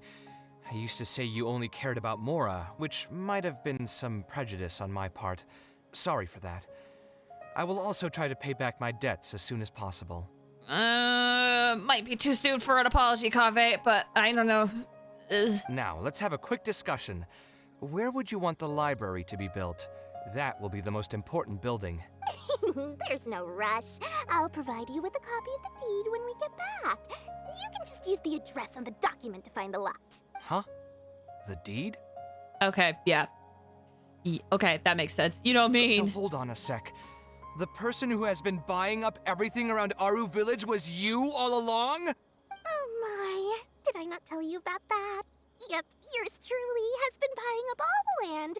I must thank you for bringing your ideas to me. Before our conversation, I had no idea what to build on all those lots. So, from my perspective, this has been a great turn of events. I didn't put much in and easily got a lot in return. But what about my commission fees? Huh? Didn't you waive those yourself? I was just gonna say that to cut costs. We mustn't procrastinate and should start construction as soon as possible. But before I could finish my sentence, you volunteered to waive your commission fees and even promised to take responsibility for the whole project from start to finish. I am so touched, really. It's obvious that you used every trick in the book to deceive me.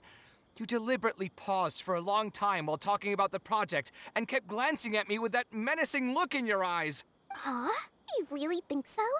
Well, the contract's already been signed, so there's no point in dwelling on the details. You know what? I'll pay for tonight's dinner. That's not much at all! In the grand scheme of things. Fine, I'll drop the argument on the commission fees. But since you said you're paying for dinner, I'm going to order the best dishes and booze this place has to offer, and lots of it. Tonight, we're feasting until I've recouped my full commission fees.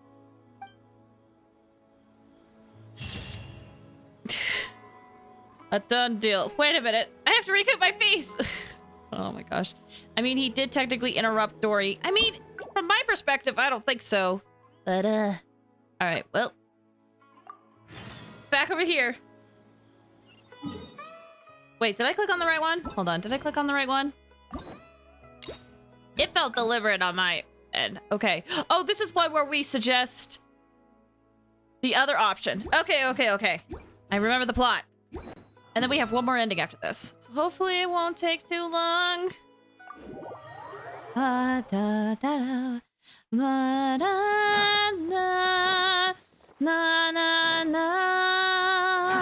Too slow.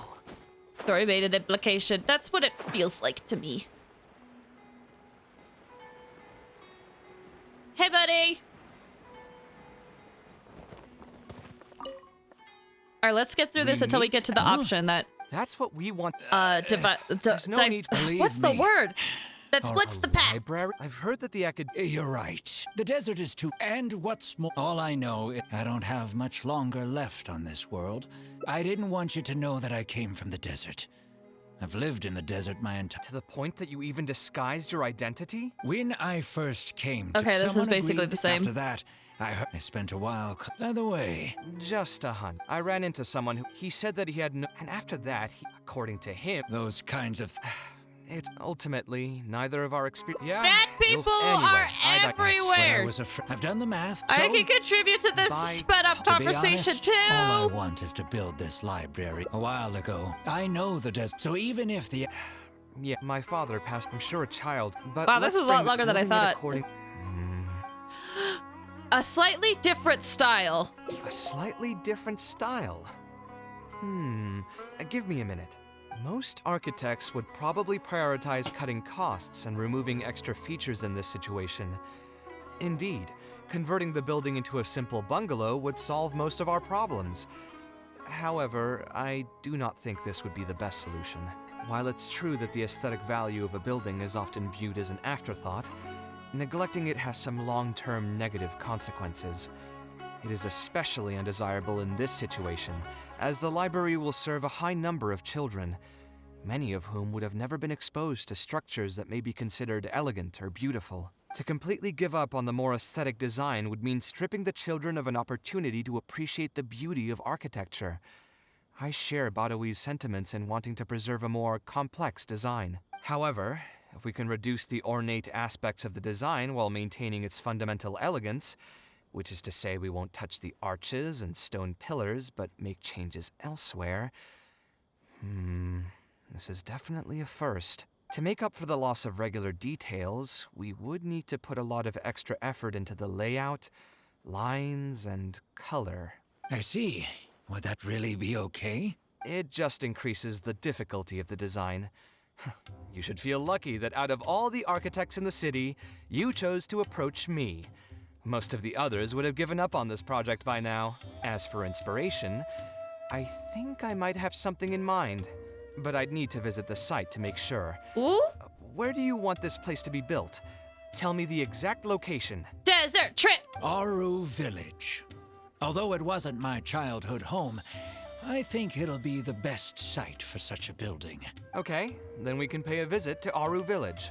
Is there something I can do for you?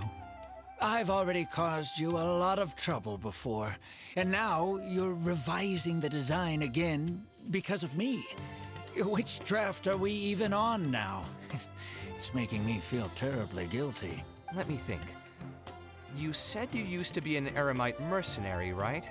In that case, you could help us clear out some monsters that are blocking the way to Aru Village. Ooh. We want to keep the roads clear, and reduce the loss of materials during transport to a minimum.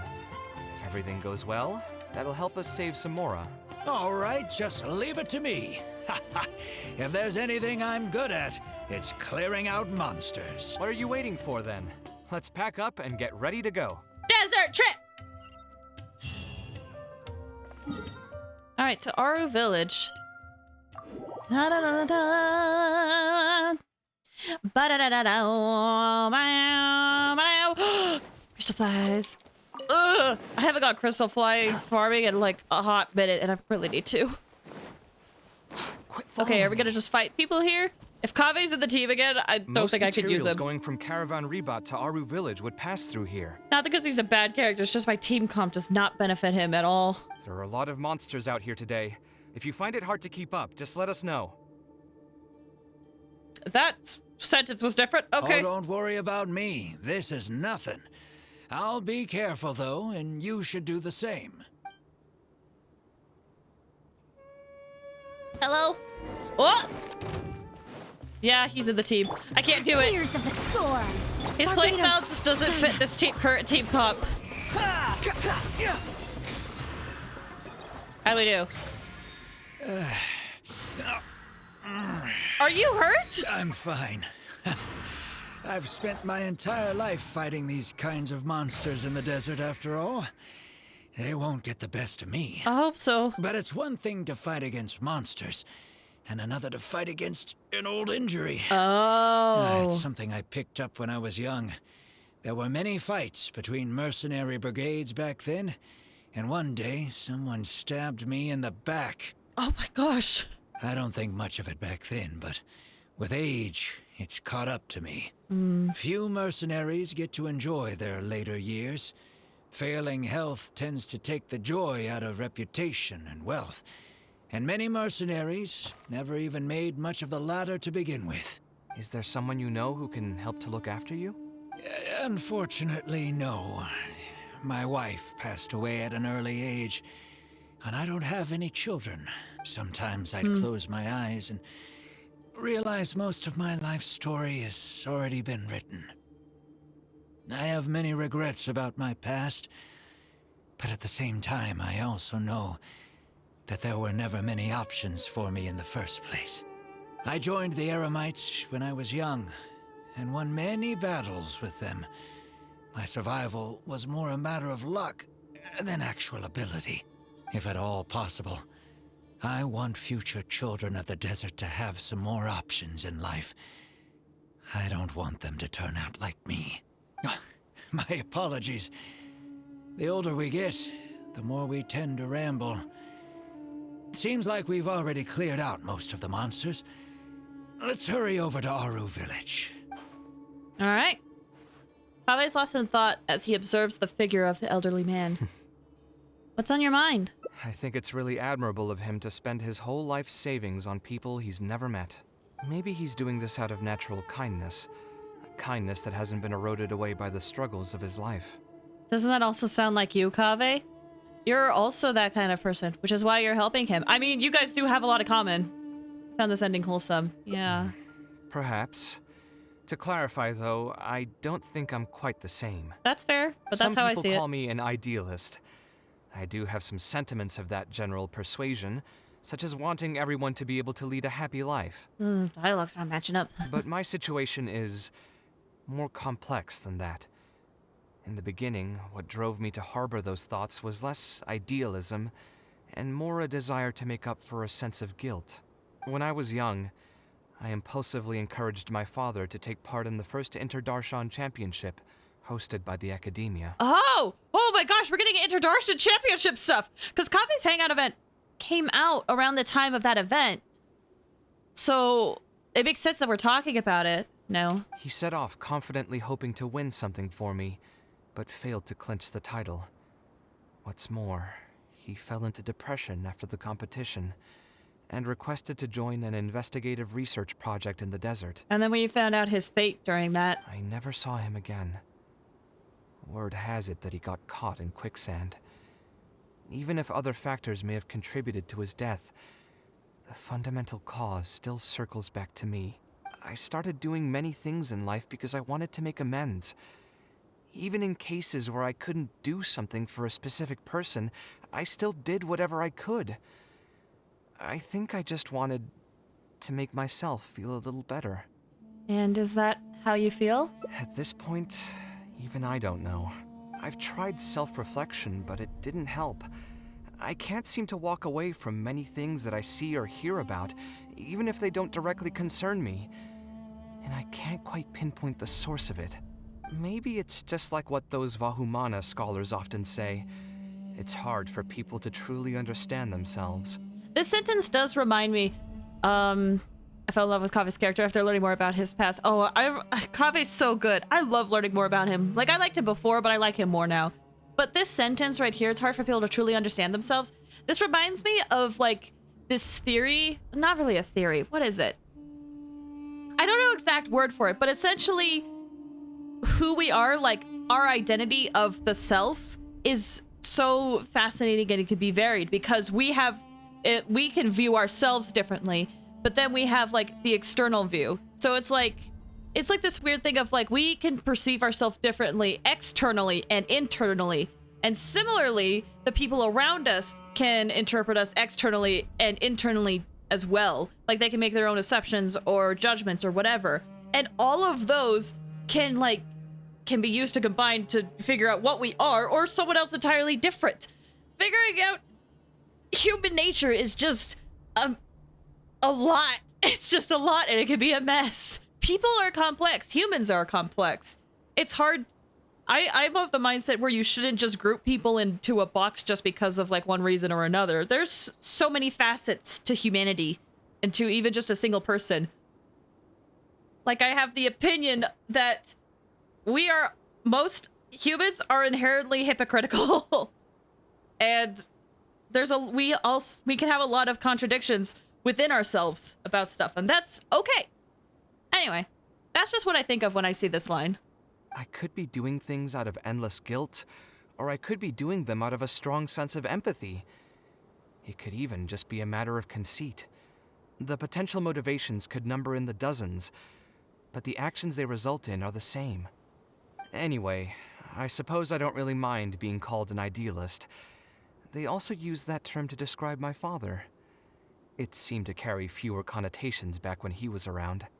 I've known Al-Haytham for many years now, and discussed my ideology with him for nearly as long. Maybe argued is a better word for it. Thanks for the hydrate. He told me a long time ago that no matter how strong of a swimmer you may be, you'll still get dragged under by the others who are drowning once you run out of stamina. He believes this is the fate that awaits all idealists. I still believe I should live by my ideals, and I've given him countless reasons why I think it's a good idea to do so. Perhaps my ideals are flawed, but are there really any perfect things in this world? Unfortunately, he remains unconvinced. His personality is the exact opposite of my own. If someone happens to drown next to him, he'll most likely stand on the shore and mumble something along the lines of respecting other people's fates. Sounds like a lawful neutral kind of person. But as you can see, I'm not the only idealist in the world. Just as there are different seasons, there are also different people. There are many others who will continue to care about the fates of those who are not directly related to them. And when I finally run out of stamina, someone will also reach out and bring me back to shore. Someone will help me, right? Yes, I've already been helped like that before. Worst alignment, lawful neutral.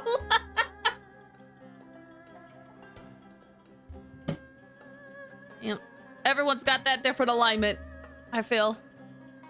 Should I have a life preserver at the ready? I'll help you when the time comes. Should I have a life preserver at the ready? Oh, please. It's not like we're actually talking about swimming.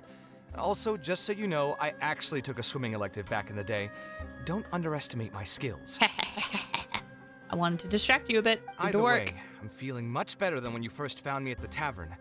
I can feel inspiration already welling up inside of me. Maybe this will be just the opportunity I needed to create a whole new style. All right, let's head to Aru Village.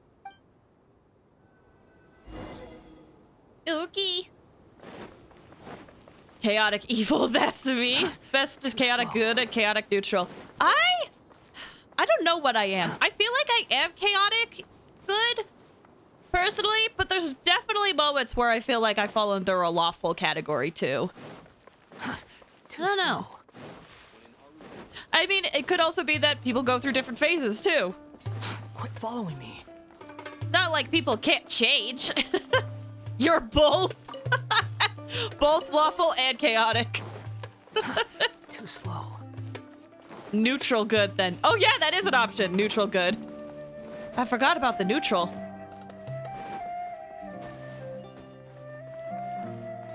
Okay, where are we going? There we are. Too slow. Now that we're here, it's my partner's time to shine. Marak! Oh, there it is! Oh, what's this? My toolbox. I built it using an ancient mechanical core. It's not too smart, but it's super useful and can help me with a variety of tasks. I'll take Marak and find a suitable location for the building. Once that is done, I'll get to work on a few designs. Traveler? Sataria! Hi! Ah, you know each other? Hello. I suppose you must be Kaveh from Kasharawar. I have heard of you before. My name is Sataria, and I'm currently the person in charge of promoting educational assistance programs here in the desert. Educational assistance programs. Then you must be familiar with the local conditions here. I can't say I'm too familiar just yet, but if you have any questions, I'll try my best to answer them. I've been commissioned by Mr. Badawi to build a library in the desert. We've settled on the general design direction, but we are trying to finalize some details based on the conditions around the intended location. A library? Do you intend to open it to the public for free? That's right. I want to make sure the children will have books to read. That's fantastic! I'm sure the children will be thrilled. Right now, we don't have access to many paper books or a quiet place to read. Truth be told, this very thing has been keeping me up at night. Yeah, it would probably be hard. My path, we have to fight some lawful good deity, so I may take that lawful good is dumb. I don't think, for me personally, I don't think any alignment is dumb. I think they can all be very interesting. Hi, remember we gave you an identity crisis? That was the first thought that went into my head. I'm like, man, I'm so sorry for the things we had to do to make some changes in the academia. Let me get straight to my questions then. Can you estimate the number of children around here who'd be interested in reading? Besides the usual noise of village pedestrians, are there any other sources of noise in the village? Oh, and have any landslides occurred here recently? And also, where are the spots around the village that have been most affected by wind and erosion? Sataria considers Kaveh's questions and offers her answers.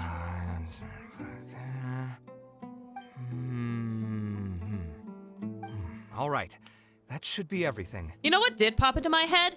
So, I don't know if you guys know, but a lot of Genshin VAs stream, and Kaveh's VA streamed a bit. I just remember this clip of Kaveh's VA streaming the Archon quests for Sumeru, and Al Haytham walked up, and his chat just like started redeeming so many things. When Al Haytham showed up, like there's like a lot of like zoomed in DK faces just like looking at Al Haytham, and it was just amazing. Everyone was like waiting for Al Haytham to show up, being like, we're ready. And then when it came, it was like, Badawi, let's go over the budget again. We'll keep the building structure the same, but make the place a little bigger, so it'll be able to hold more people and get better natural light. The parts of the project that cost the most will be the insulation and ventilation materials. I'm sure you understand, no one likes to read in a place that's hot and stuffy. I want to make significant changes to the arrangement of the bookshelves, tables, and chairs. I'll go over the specifics of that shortly. I have two plans in mind. Both are pretty minimalist in style, but will provide a very different ambiance from the world outside. Our final cost should be around 70% of the last figure I quoted. The whole thing should take around half a year to complete. Dang! Marak has produced a sketch for all of you to see. If everyone's okay with it, then we'll proceed with that as the formal plan. Dang, you were quick! Oh my gosh, hi! Thank you so much for the raid! Hello, raiders! How's everyone doing? Hi! Oh my gosh, hello everybody! Hold on, let me give you a shout out. Thank you so much for the raid! Hello everybody. My name is Blaze Fires. We play a lot of Genshin games here. How's everyone doing? How was your stream, Nemesis? I hope it went well. Hold on. Did I type your name right? Okay, I think I did. Nope, I did type it right. I'm so sorry. Let me grab your name. Ah! I need to do the shout out. I need to shout you out. Thank you so much for the raid. I appreciate it. How did your stream go? What did you guys stream? There we go. Hello. Hello, guys. What did you play? What did you do today, if you played anything? Let me do this now. You're playing 7 Days to Die. Stream went well, even though I was low energy because I was sicky today. Oh, I'm sorry to hear that you're sick. I hope you feel better soon. 7 Days to Die. Nice. I hope it didn't go too catastrophic. Zombie Minecraft, that's a good way to put 7 Days to Die. For sure. For sure. Well, thank you so much for the raid. I'm a broken record at this point. Thank you so much. I appreciate it. I hope you're able to kick back and relax a bit. My friends were good. Oh, that's nice. That's nice that you got people to rely on. We're currently playing through Kaveh's Hangout quest in Genshin Impact. This is, I think, the third path we're on. We're hopefully going to try to get through all of the paths today before we end stream. So yeah, feel free to hang out, guys. Happy to share my community with it. I appreciate it. Thank you so much. I hope you're able to rest a bit. And again, like I said, I really hope you feel better. Being sick while streaming is not fun. I've done it before. It's fun, but it could be hard. I hope you feel better, and I hope you are able to rest a bit now. Thank you, everybody, so much. Tummy sickness. Yeah, okay. Before I get back into this, something similar happened to me. I got like a stomach flu one time while I was streaming a game, and I was trying so hard to like play it off and be like, oh yeah, no, I'm totally fine, but I was like in pain. Not like a flu or anything. Oh, okay, just a little tummy sickness. Still, I'm glad you're able to stream a little bit with it, but I do hope you feel better. All right, let me get back into this. We're currently working, the current route we're in is that we're trying to make a library for kids so that they can read books. Can't stay? No worries, I understand. Thank you for the raid. And Kaveh's already got a design plan going on. Inspiration just came to me naturally. All I did was put thoughts to paper. I must give you credit, though. If it weren't for your advice and suggestions, I probably wouldn't have landed on this new style so quickly. According to the traditions of my profession, I should probably name this style after you. Let's call it the Traveler style. The Flaze style? That could mean a few other things. Let's just pretend that says Traveler style. In the meantime, let's look forward to the day when this building is completed and can finally open its doors.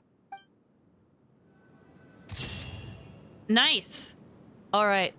Blueprint for the future. Present suffering is nothing compared to granting hope for the future of others. Aw. I really hope that ends up working out. Okay, so let's review the paths that we're on currently. We've managed to get these 4 endings. There's still one more. I don't know how to get to it, though. So this path we took... Let's see. Here we are.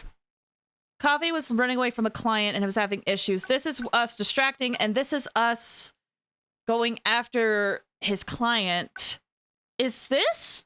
I guess I'll just have to go and see the options that we have. If I don't do it, I might have to look up a guide on how to get this last ending. Imagine if you named yourself Gundam, then he would have said Gundam style! Oh my gosh, you're right! That would have been insane! Let's call it Gundam style. Kaveh, I'm afraid that's already that's already copyrighted. We can't do that. We just can't. We have to brainstorm more ideas. We can't have the kids doing the Gundam style dance in front of a freaking library. It's there for education. It is just not feasible. You must. Taking this commission was it is essential if you want people to take the library seriously. Actually, while we're on that, what are you doing here at the tavern? We're skipping through the dialogue because we've already seen this before. We're just trying to get to other options. Stress is just an inescapable part Look for of being another a career working path? adult. Okay. Boss, do you want something too? I'll put it on my tab. Let me skip. Wine in a glass. Oh, wait! I know you're already Flair, keeping when it you say that, oh, okay. Another glass. You've got it, sir. It Then, really is, if but that's the perhaps getting- case... I would spend a lot of... I suppose all of this makes for a... Here's your drink. Okay, Boss, if that's the case, then there's one path that we took where we Anyway, did I don't mention know. that. What do you think? It was one of the first ones we Travel? did. Okay, I'd rather not say art something that resonates with the masses. Exactly. I can't believe my eyes. So our thoughts on the meaning of art are rather similar. Potato Derp, thank you so much for the follow! I really appreciate it. Thank you! In Sumeru, it's too bad. All right. Okay, I believe we got that option if we said this. Sounds great to me. I don't even want to... Okay, how about looking into another career? Oh, this feels messed up. Oh, this feels messed up. We've gotten a lot of good endings. Is this like the subpar one? A different career. I see. That's not a bad idea. I think I've heard a saying somewhere before. 80% of a working adult's woes are due to not having enough mora in the bank. It's just a saying, of course, but even I will admit that my life would be a lot better if I could make additional mora.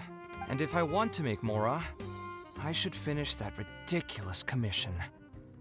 But I really can't find it in me to go back and talk to him right now. Hold on.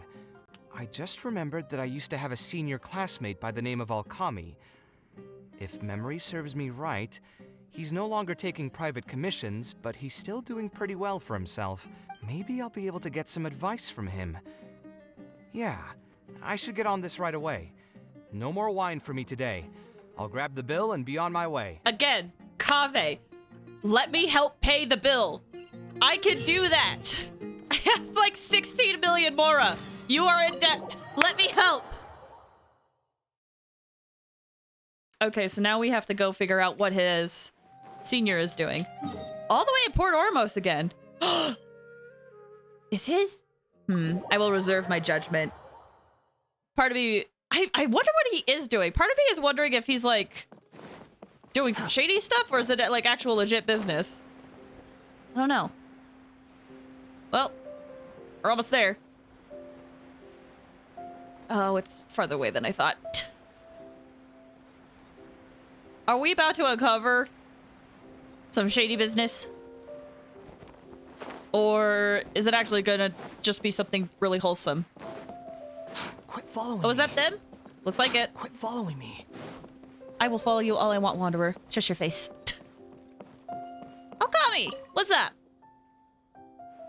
Ah, Kaveh, it's you. It's been a while. What have you been up to recently? Yeah, it's been a long time, Alkami. Things haven't changed much for me. I'm still taking private commissions for all kinds of projects. I heard that you were the genius behind the Palace of Alcazarzaray. I bet you're all set for Mora after a project of that size. Well, it's hard to make a profit from every project, you know? Hard to make a profit? You've got to be joking. I've never met an architect who didn't make a profit from a project. Unless the client fled before they paid the commission fee in full. But that doesn't sound right either. Doesn't Dory have a pretty decent reputation in our local business circles? I don't think she's ever been involved in any kind of big scandal. Well, about that. I mean, it was complicated. I understand. Either way, doing one project after another sure gets exhausting over the years, huh? I've been there, so I can feel your pain. I mean, I obviously never had your reputation to live up to. That must have been stressful. But I'm sure we've faced all the same problems. Trying to keep your client in a good mood while you're trying to stop them from micromanaging things they don't know the first thing about. I don't miss it. Thankfully, that's all behind me now. Did you start a new career? Not exactly.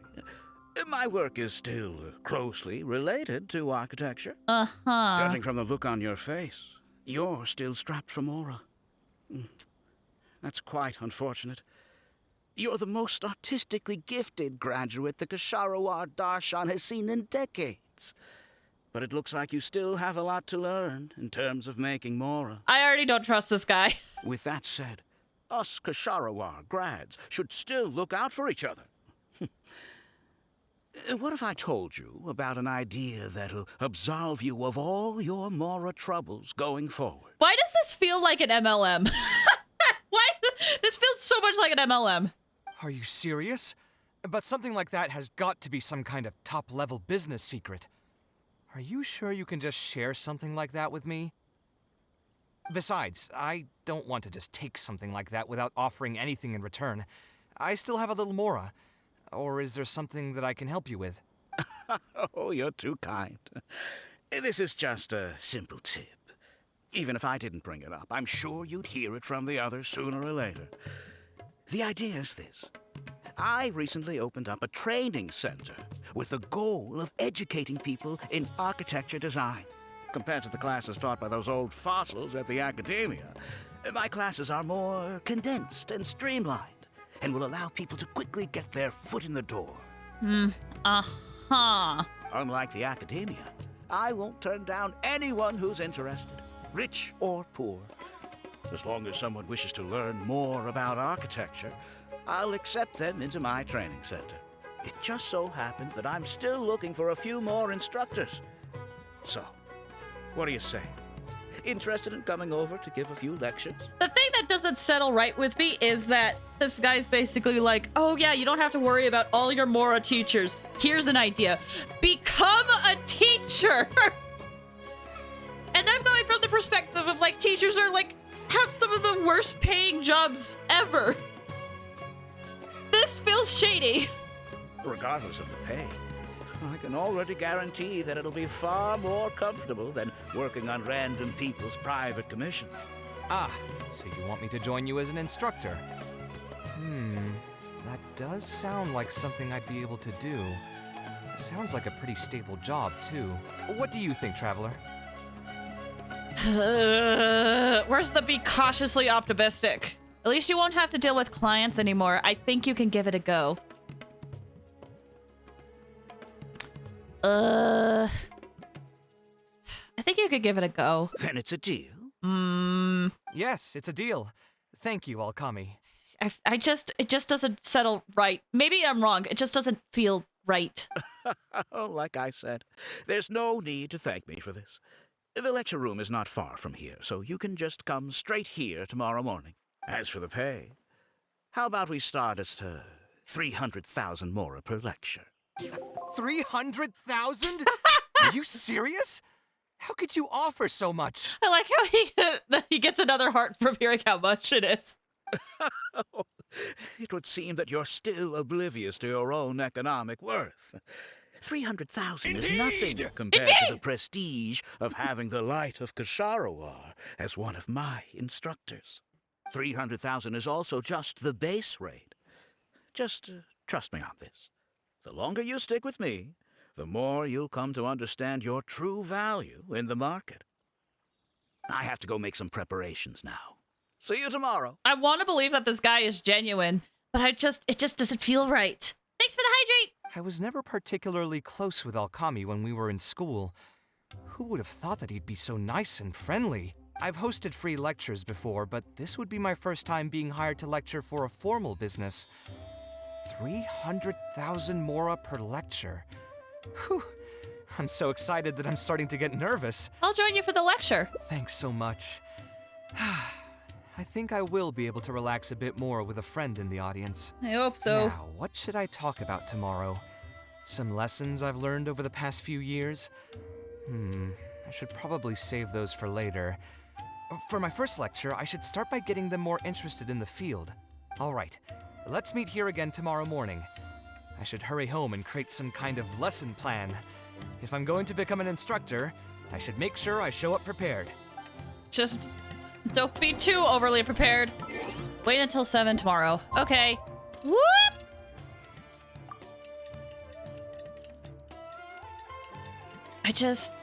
I want to believe that this is good. I do.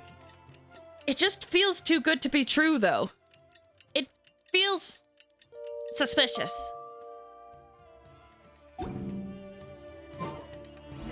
Oh, there's a survey available. Go to the training center. Okay. Is it here? Oh, there he is. Oh, I didn't expect you two to get here so early. I was up last night preparing for the lecture, but I ended up getting so excited that I couldn't fall asleep. That's not good. Here, I've prepared a lesson plan. Do you want to take a look? Lesson plan? I must commend you for your dedication. But the training center has already developed its own set of teaching materials. Instead of using your own plan, you can just use what we have here. Of course, you're always welcome to work in some of your own content to add some fun and flavor.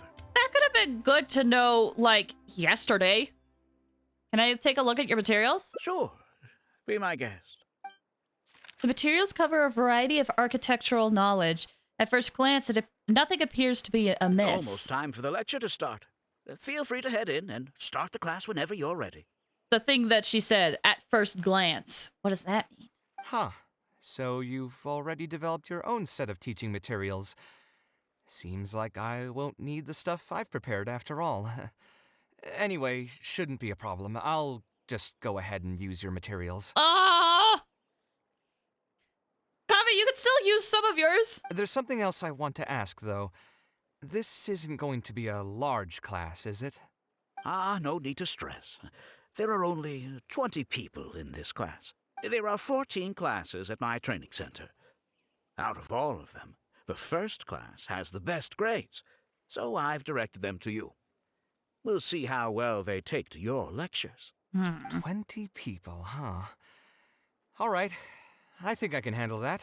Oh, and one last thing. In the interest of keeping a quiet learning space, only instructors and students are allowed in the classroom when class is in session. I'm sorry to say this, but your friend will have to wait outside while you teach the class. Okay, fine. Thanks for the hydrate.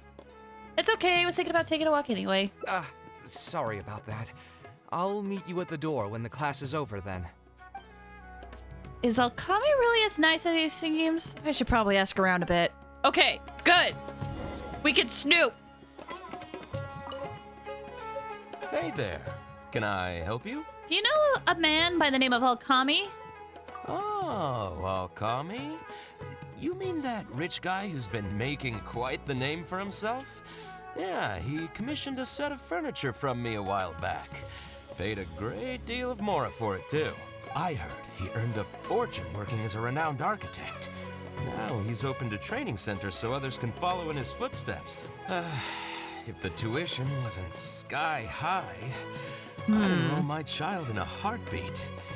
Architecture really sounds like a lucrative profession. This tuition is sky high, you say? How much is sky high? Did you hear? Alkami recruited Kaveh to be an instructor. I bet that'll boost his enrollment numbers. Really makes you jealous, eh? If you think about it, Alkami was never that talented himself as an architect. If we're just talking about professional skill, no one would pay for a class with him. That's true, but you've got to admit, his advertisements are really effective. After all, the academia only admits those that can pass its entrance exam. So only a few people could hope to study architecture in the halls of the Kasharwar. Okay. For those who can't pass the exam, or who just want to jump straight into the industry, the training center is the best bang for the mora. Man, to have that kind of business acumen. I see. Sky high enough to pay teachers 30 grand? That's a fair point! All right, everyone. There's no need to be nervous. Class is over, so we can just chat for a bit. I shouldn't have lost my temper during the lecture. Oh! Did I scare anybody? What happened? No, you weren't scary at all, Mr. Kaveh.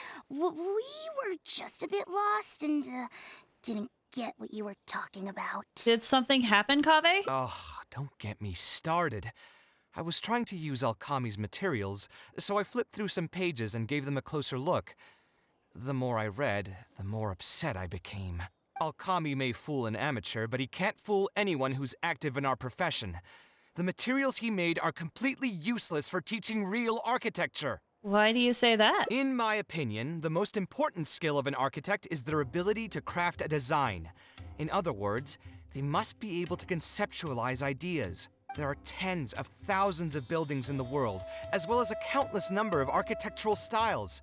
Some designs emphasize aesthetics, while others prioritize practicality. The architects who can critically evaluate the quality and fit of different designs are those who can come up with great designs of their own. But you won't get any of that from the teaching materials they're using here.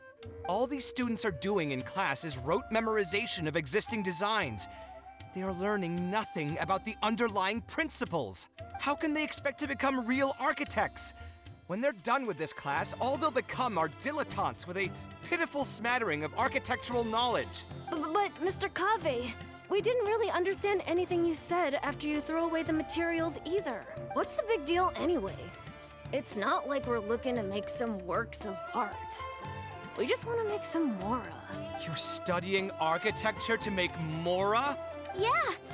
Why else would we be studying here? My biggest dream is to become someone like Mr. Alkami. Once I finally make my fortune in architecture, I'll be able to buy anything I like. Huh. In that case, I'm afraid you'll probably be disappointed.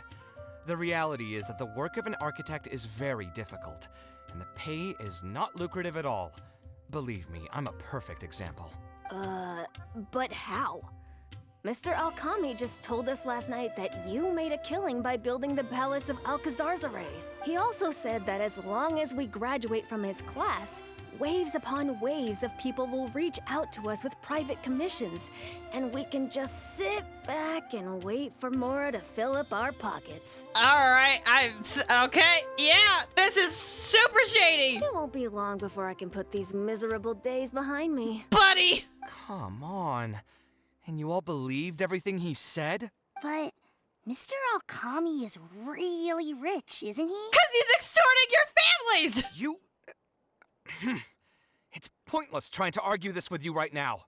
You've already filled your heads with pipe dreams. Let's go, traveler. Let's hear about Alkami's true plans from the man himself. Oh boy, where is this guy? Hey! Too slow. What's up, bud? What's wrong, Kaveh? You look quite flustered. Did one of my students offend you? Were the students not astute enough for your liking? I must implore you to go a bit easier on them. After all, they're nothing like the genius scholars you're used to dealing with at the academia. We don't need to strive for perfect understanding. As long as some knowledge has been passed on, that's good enough. Yeah, I'm mad at them. But I'm even more upset that you're scamming people under the guise of teaching them about architecture. The students are all here hoping for a quick way to make money, but we both know that an architect's life is hard and exhausting. Just a little while ago, I was toiling over the 6th draft of a design for a client.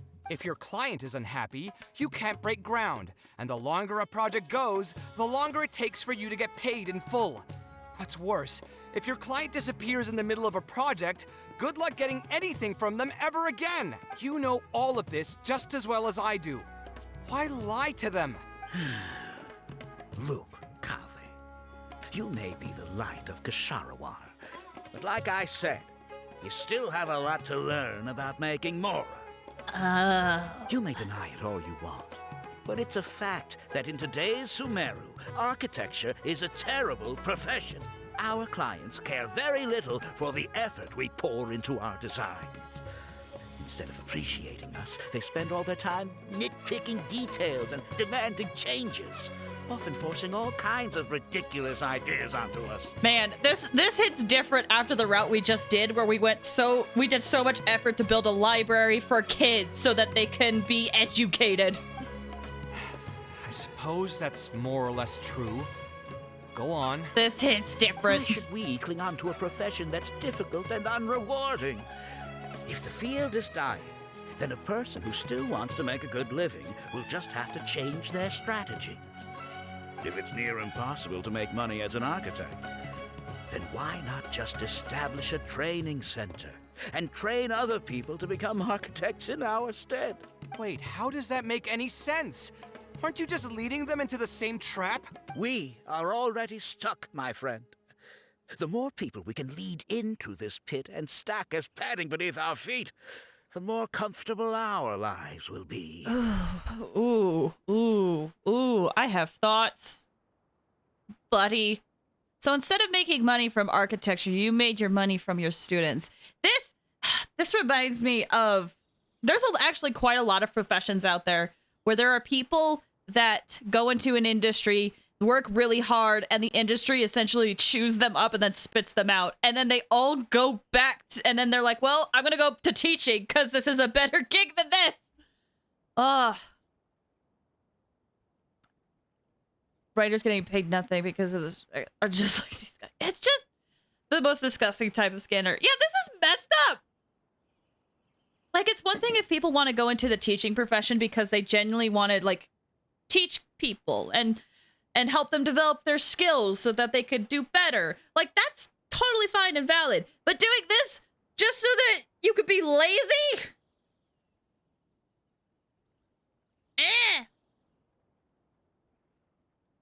That's right. Making money as an architect is a slow and agonizing process. In comparison, earning tuition from a training center is far easier. Yeah, because your tuition is insane. None of the students will ever know, however. In their eyes, all of my income was earned during my years as an architect. It's easy for them to fall for my promise. After all, everyone wants to live the dream of being the person who can spend millions without batting an eye. Refer to my previous advice. Oh, wait, you were saying to stab him? Honestly, considering. The more students I Jokingly, get, but yes. the more money I earn. And the more real that dream becomes. When I say that, it is a joke. It is not real. These are fictional characters. Anyway, the timing was perfect. Just got played. They were Then he just goes, that's right. I do it without payment. And then what? Once they graduate, they'll still find out the truth about architecture and struggle to stay afloat amid all the problems we already talked about. When that happens, your facade will pop like a soap bubble. No one will believe you anymore. Ah, but that's just one way to look at the problem. No two people have the same amount of talent. Even if they fail to strike gold in the future, you can't say that it's my fault and mine alone. Oh, and also, I never actually promised that they would achieve financial freedom as long as they become architects. All I did was nudge them towards that belief. Thanks for the hydrate.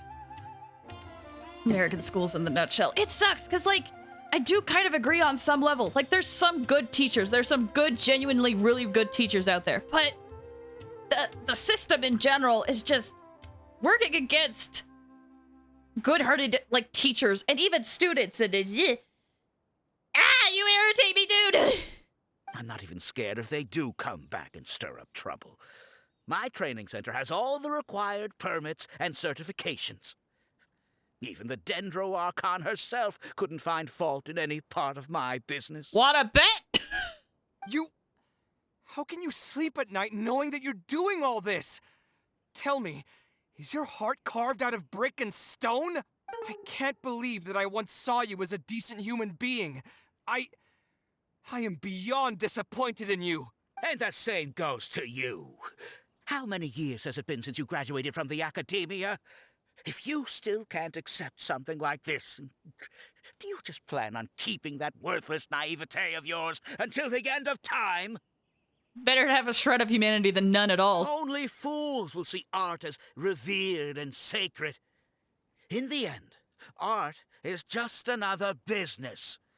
Being successful at running a business is an art form in itself. I urge you to think about what I've said. Offloading your pain onto others is the only way a person can live comfortably in this world. As the light of the Ksharawar, you've accumulated plenty of fame and respect. It's high time that you use those resources to improve the circumstances of your own life. Think it over, Kaveh. I still believe our collaboration could be very fruitful. He's gone. Dang it. Notice how everything in the world is changing, yet school system never changes, in fact getting worse. I know, it... I won't go into detail, because I don't want to go into detail, but... Yeah. there needs to be some serious changes to the school system. That's all I will say. I don't want to go into it. But yeah. What do you plan on doing next, Kaveh? I'm so mad. I feel a headache coming on. There's nothing more I can say to him. I'll resign from my position as instructor. You'll give the Mora? Yes, Traveler! Of course. I'm sure you've realized that as long as I remained at this center, he would be able to use my name to advertise this place. Even if I just sit back and do nothing, others will be deceived and suffer because of me. He is right about one thing, though. These kinds of training centers are everywhere. And even if the academia was to find out about it, it's unlikely that they would take any real action against it. The most that they could accuse him of is false advertising. And even that would be hard to prove. There's something strange about all this. Oh? Did you notice something else? Some of the students did appear very wealthy. Not everyone should be able to pay such exorbitant tuition fees. The student has a similar outlook to Azar. Kinda. Yeah. Monopolizing. You've got a point. And monetizing knowledge. The rate he gave me was 300,000 mora per lecture. That probably came out of the students' tuition. And who knows just how much he's been charging the students for attending his classes. Exactly. If you're gambling everything on making it rich as an architect, are you really going to have the mora to pay for that kind of tuition? We could try asking the students. Right. We should hurry. The students didn't believe a word I was telling them. They're still daydreaming about making millions. We're never going to get any information from them again if we let Alkami talk to them first. Let's move now before he's had the chance to react. Hopefully they're nearby. Okay, cool. Hey, bud! Oh, Mr. Kaveh? What are you doing back here? By that I mean he doesn't see the true value in art. Oh, I see what you're saying. Yes, yes, definitely. Class finished a while ago, but you're still here. Why haven't you gone home? I wanted to stay for a little longer. I'm still thinking about everything you taught during the class. Even though a lot of it went right over my head, I still thought the houses you drew were really pretty. Of course they were. All the examples I drew were world-famous landmarks. Each one was the magnum opus of a celebrated architect. It's a good thing that you could recognize them for their beauty. The accumulation of knowledge is the first step to artistic expression. Instead of rote memorization, you should try to relate and to understand. And after that, try to resonate with the work. Resonate? Yes. When I first got into architecture, there were many things about it that I couldn't understand at all. I would find a building to be beautiful, but have no idea what made it so good. And for most people, just being able to admire a building is enough. To become a good architect, however, you must also learn to assess and appraise. Going from admiration to assessment will take a lot of time and specialized knowledge, and I'm afraid that some superficial speed training won't be enough to take you there. Just as I thought. Becoming an architect won't be as easy as Mr. Alkami made it out to be, right? I'm sorry. I'm not trying to crush your dreams. All I want to tell you is that an architect's life is not as carefree and easy as others may make it out to be. I do appreciate this, though, because there's a lot of professions out there where people are like, well, if you were part of this, then everything is easy, right? I see this a lot when it comes to like people who play video games and do content creation online. There's still this mindset of like, well, you play games for a living. Things should be easy. And it's like, sure, that is kind of nice that you get to play games for a living, but there's a lot more to it, and it can be so messy, too. People don't respect privacy. People could be like swatted. There's a lot that comes with it. Sure, playing video games is easy, but there's a lot to it. And I think being real about that is important for people who want to pursue that path. I understand. Thank you for telling me the truth, Mr. Kaveh. I think I'll still stay here for the time being, though, since my family still hasn't paid everything off. Paid off what? Sorry, I can't say anything more. Mr. Alkami made it very clear that anyone who talks about it will be kicked out of the class. Oh, snap! Don't listen What? to him. I am the most famous architect in Sumeru. If he kicks you out, then I'll just take you in instead. Really? Why would I pull your leg? I can see you have some talent. So as long as you get your fundamentals down, You should be able to pass the entrance exam and continue your studies at the academia. Then please keep this a secret for me, Mr. Kaveh. Truth be told, my family is not very well off, so we couldn't really afford the tuition for this class. Mr. Alkami was the one who reached out to my parents. He told them that he knew a merchant by the name of Bahar and that we could get a loan from him. He told all the students that once we graduate, people would come flocking to commission us for projects. If everything went well, we'd be able to pay off everything in just a few years, and all the more we make after that would be ours. How much did your family borrow from this merchant? I think it was several million mora. And what was the interest rate? I'm not really sure. My parents were the ones who signed the contract. All I know is that the stack of papers was as thick as a slab of rock. Was it Dory? Something doesn't feel right about all this. Yeah, I have a bad feeling too. Something about the whole thing feels dastardly familiar. Holy crap. We need to find that merchant to confirm. But if we were to confront him right now... Oh no, it's different no one. way he'd admit to anything. Never mind, different one. We can pretend to be potential customers. Good idea. Hey, tell me, do you know where we'd be able to find this merchant? We last saw him on the north shore of Port Ormos. Who knows if he's still in that area, though. Well, it'd still be worth taking a look. Architecture... No. The arts shouldn't be used as bait for a scam. We need to do something before the students' lives are ruined even further. Yes, I agree. Throw this man into a pit of crocodiles. I second the notion. Oh geez, we're going the wrong way. Ooh, quick way across the place. Let's go. Being a content creator is fun, but it can be some of the most difficult things to do. You can face backlash and possibly have no privacy. It's very true. And if you really aggravate people, they could like dox you or even, like I said, SWAT. It's messy, man. Oh, I don't think I've ever seen you guys before.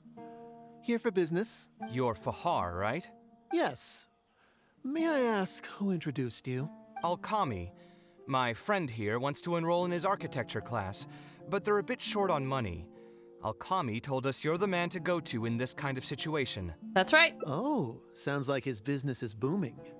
How much do you need? Let me see. I'd say around 3 million mora.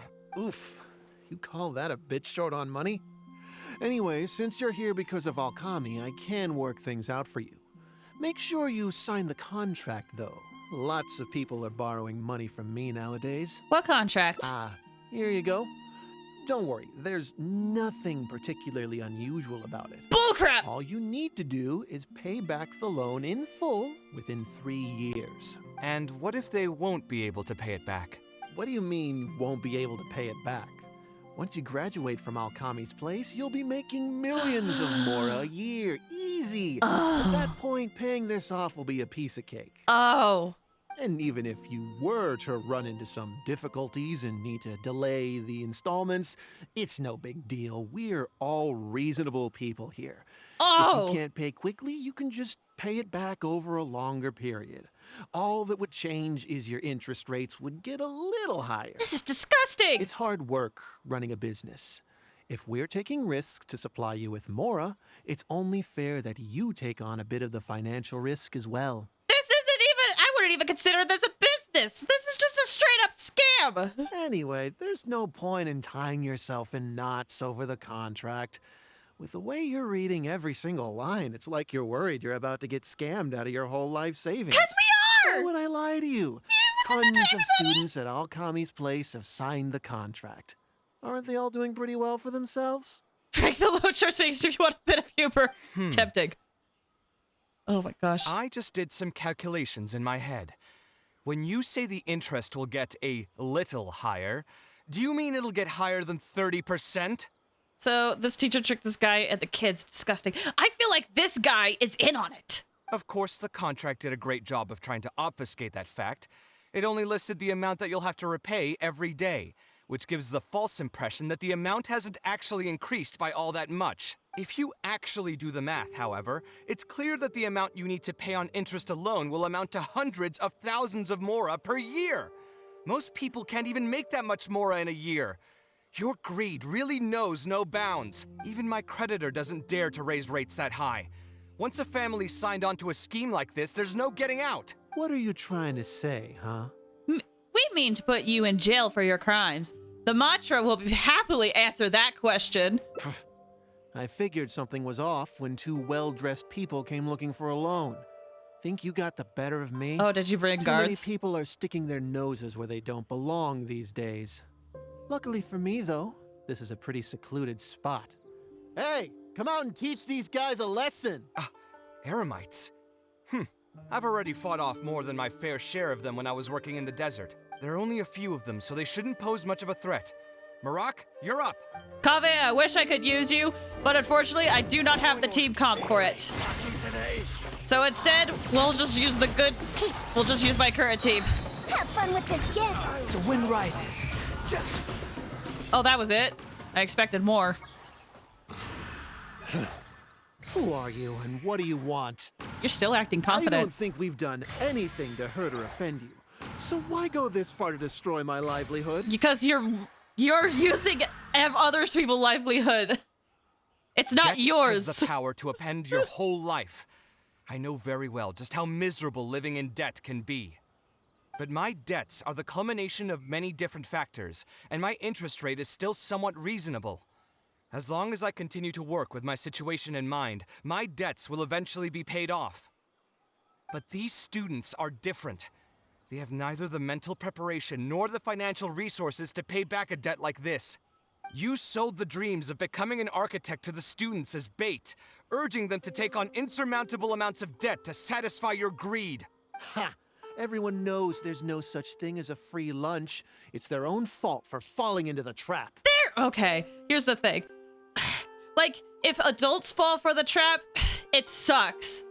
It sucks. But when you're doing it to kids, it's horrific. And if we're going to talk about greed, aren't those students the ones who are blinded by it? They completely ignore the risk that's right there in front of them. Ugh. People would stop using art as a way to scam people and children. I have emotions! This is no excuse for your actions. Ha! And here comes the silver tongue. Surely you use that to reel in the students as well. Even now, many of them are still hopelessly dreaming of striking gold after they graduate. People grow by learning from their mistakes. I hope this will be a valuable lesson to them. Let's head back to the academia and turn this guy over to the Matra. They should be able to link him with Alkami's business. Also, I have read your message, Rebel. Yeah, it's scams like that, man. I'm just saying there's plenty of water. There's a lot of water. Didn't think I would run into you here. Oh wait, is he actually— My vacation Hey! just ended not too long ago, so I'm going over some cases at the academia. Who's this? Throw him in jail. I see. Charging an interest rate over 30% indeed constitutes a crime, as it is highly likely that Alkami is also benefiting from this scheme. The Matra will open an investigation on him as well. The training center will be closed until further notice. Any funds we manage to recover from the suspects will be returned to the students. It's unclear how much we'll be able to get back, however, given their extravagant spending. That should still be enough. Once the students realize the error of their ways, they won't fall so easily for such traps in the future. I hope so. I feel so bad for the kids, man. Out of all the endings, this was something the most... I mean, to the credit of the story, I think it's done really well because we feel for the scenario and the kids involved. So I think it did its job well for us to get emotional for the situation.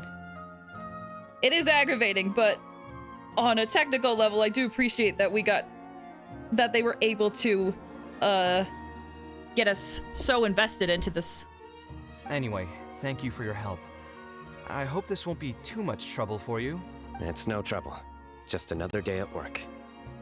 How did you two get tangled up in this anyway? Alkami tried to hire Kaveh as one of his instructors. Did you accept any mora from him? He promised to pay me 300,000 mora per lecture, but I resigned as soon as I finished the first session. I didn't take a single coin. Ah, that's good. Hmm? What do you mean, that's good? Would you have taken me into custody as well if I had actually accepted any mora? You would have been an accomplice at that point. I wouldn't have gone that far.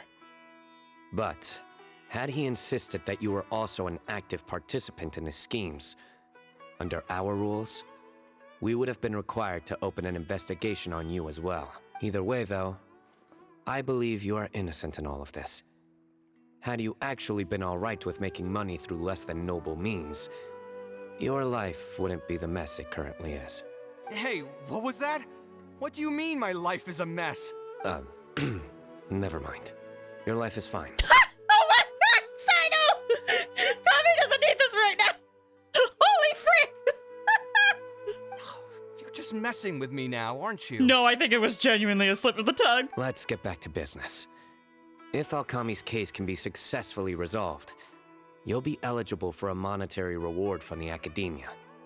Don't forget to pick it up after the fact. Huh. I didn't even know there was such a thing. I never would have guessed. What I'm trying to say is that we didn't report Alkami because we thought we could make some more off of it. The reward will be given regardless of your personal motivations.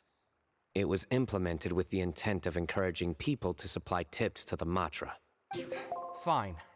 Is there anything else? I want to go back to the training center one more time and talk to some of the kids. Can you teleport me as well? It's fair law. Oh no, it's totally fair. Totally fair. Sure. I agree. But you should wait until tomorrow. My subordinates will shut down the center today, and summon the students to gather information on the total amount of mora they've lost in the scam. All right, then I'll stay out of their way.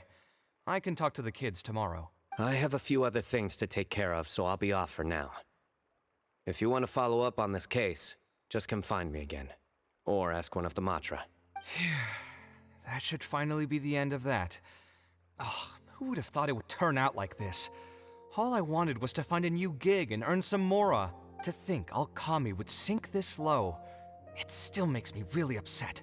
Still, I think I feel a little better now than when you found me back at the tavern. Oh? How so? It's a little ironic, but you could say it's because I've realized that there are many circumstances in the world that are even worse than my own. Now that I've seen such things firsthand, I suppose I've earned a new sense of appreciation for my life. There is some truth to that. I get you. You and me both, Kaveh. Kaveh's so good. I love him. How should I put it? I'm pretty stubborn when it comes to my profession, so I often argue with my clients. The arguments are usually extremely frustrating, and every once in a while I'd wonder if I only became an architect because fate wanted me to pay for some sins I'd committed in a previous life.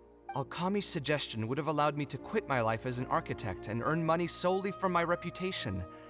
But now that I've experienced that for myself, I can confidently say that I'd never want to do it again. And that's why he thinks you're too rigid when it comes to making mora. Every scholar has their own sense of pride and a line that they don't like to cross. Of course, when faced with the vicissitudes of life, some will surrender these things to seek a more comfortable life. I can understand that. I haven't seen this word ever before. Vicissitudes. Huh. Just speaking for myself, though, I don't think that's something I'd ever be able to do. The voice in my heart would just keep repeating one thing. The moment I turn away from my dreams would be the moment my career ends. If I stopped devoting everything to my creative activities, I'd be able to lead a more comfortable life, but at the same time, my sense of intuition and understanding for the arts would also begin to degrade.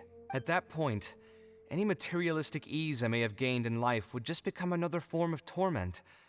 In comparison, my current life comes with its share of difficulties, but at least I'd never have to deal with that kind of existential reckoning. It's good to stay true to yourself. I appreciate it. You may call me conceited for this, but I would also like to think I'm talented enough to be able to lead a decent life without compromising my pride. I mean, there's nothing wrong with taking pride in what you're doing and feeling accomplished for it. It's certainly not easy, but I want to keep at it. My thanks again for being such a great help throughout all of this. I'm planning to pay another visit to those kids tomorrow. Want to come with me? Sure, I'll come. All right, I'll see you tomorrow then. Get some good rest. All right. This has gone on a lot longer than I thought, though. We're near the end, though, right? Wait, what time do I have to do it? 8. We're near the end, though, right? Because I do need to head out pretty soon. We're very close. Okay, just a few more minutes. I was hoping that this would have ended, like, maybe 10-ish minutes ago, There's so... no such thing as pure freedom. I just... Yeah, it's getting very, very late for me.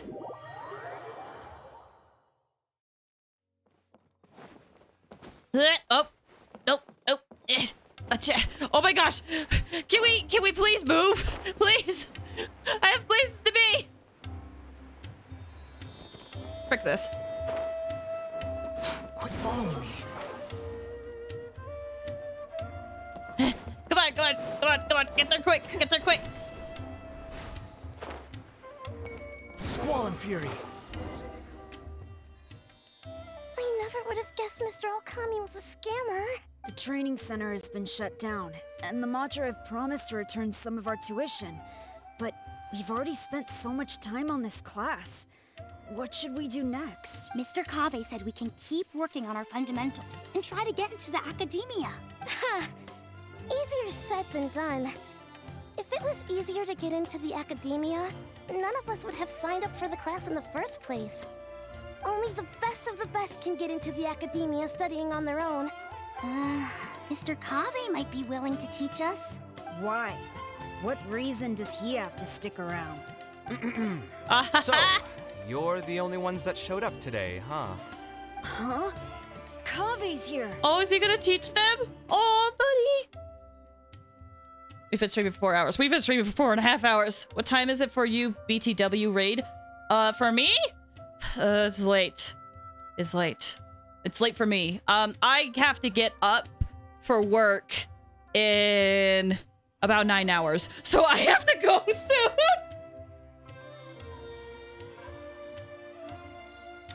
soon. But we're almost near the end. Now, that's Mr. Kaveh to you. I'm here as your instructor, so let's keep things a little more proper. I'll keep instructing you for a while longer. You can pass on the message to the other students.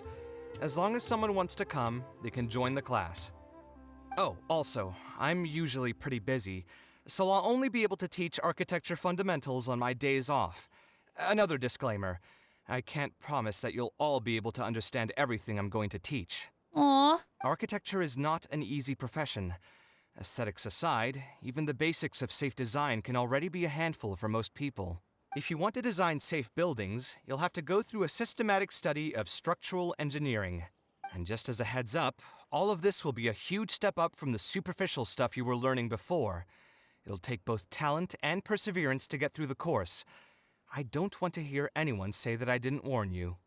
We'll try our best. Aww. It seems some of you are really serious about this after all. That's awesome. It's like 9 to 5. No, I said getting up. It's... My actual work shift starts earlier than others. Yeah. So even if, say, my work starts in, 9 hours, I still have to get up for it. So, we got things to do. All right, everyone, pack your stuff up. No need to prepare much for today's class. We're going to go on a quick field trip. Where to? You'll know once we get there. Come on, let's get going. We'll be off once everyone's grabbed their pencils and sketch pads.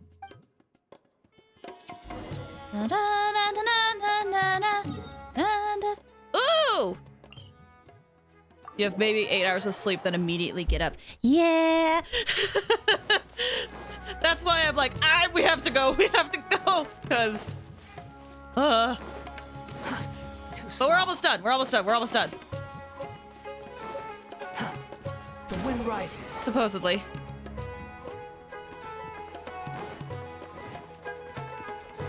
Here?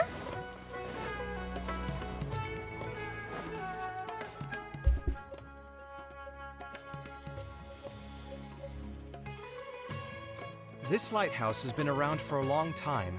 and I handled its renovations when I first graduated from the academia. The point of today is not so much about the lighthouse as a building, however. I just want you to take a look at it and do a bit of self-reflection. If you were tasked today with designing a building, how would you want it to look like? Thanks for the hydrate. Don't think about how you'd actually go about building it for now. Just put your ideas to paper and draw the prettiest building that comes to your mind. So, it can be, any kind of building? Yep, as long as you think it'd look good. It doesn't even necessarily have to be a building. If you want, you can draw trees, the ocean, or even a garden area. Draw whatever you'd like. What's the point of this exercise? In my experience, it's best to approach the study of architecture from a point of personal interest, rather than for the sake of a career. Both the study and practice of architectural design are extremely difficult. A person who's forced to work on projects that they don't resonate with will only struggle and suffer. Wasn't the main point of the spill library. That was a different route. That was a different route. Completely different set of circumstances. Now we're on this one. So at least for today, I hope the students will be able to create something that they enjoy. There's no need to think about it too hard. They'll have plenty of time in the future to revisit the design and make changes. What do you think? Want to try your hand at it as well? Don't forget that this is a free class from Mr. Kaveh, the Light of the Kasharawar. On a normal day, this would cost you 300,000 mora. Aww! Cute! First class, your ideal building is also your safe haven. Oh, nice! Other one is shorter. Actually, comparatively, it looks like the other one is a little bit longer. It's just how the route plays out. There was more. The reason why it felt short is because we had a branching path. But it's time to claim these! Yay! Alright, so it looks like we have done all the story quests, and we only have one hangout event that unfortunately we won't be able to do before Fontaine comes out. Woo! Alright. That was fun! I love Kaveh. I'm so glad I got to play Kaveh's hangout event. This feels like a nice closure to Sumeru's story. I know Kaeya's takes place in Sumeru, but this feels like a nice closure. Raid? So here's the thing. I wanted to raid today. I genuinely wanted to, but it is late. It is unfortunately late for me. So I need to head out like right now. Before I head out, I want to say, Nemesis, thank you so much for the raid. And then Potato, thank you so much for the follow. I appreciate it. Thank you. So we don't get spoilers? I hope so. We'll try to play it as quick as we can. Quick thing. Wednesday, I'm hoping to play More Tears of the Kingdom. And next week, we will play Genshin. That's all I got. Thank you guys so much for watching. I have to head out. Have a good weekend, everybody.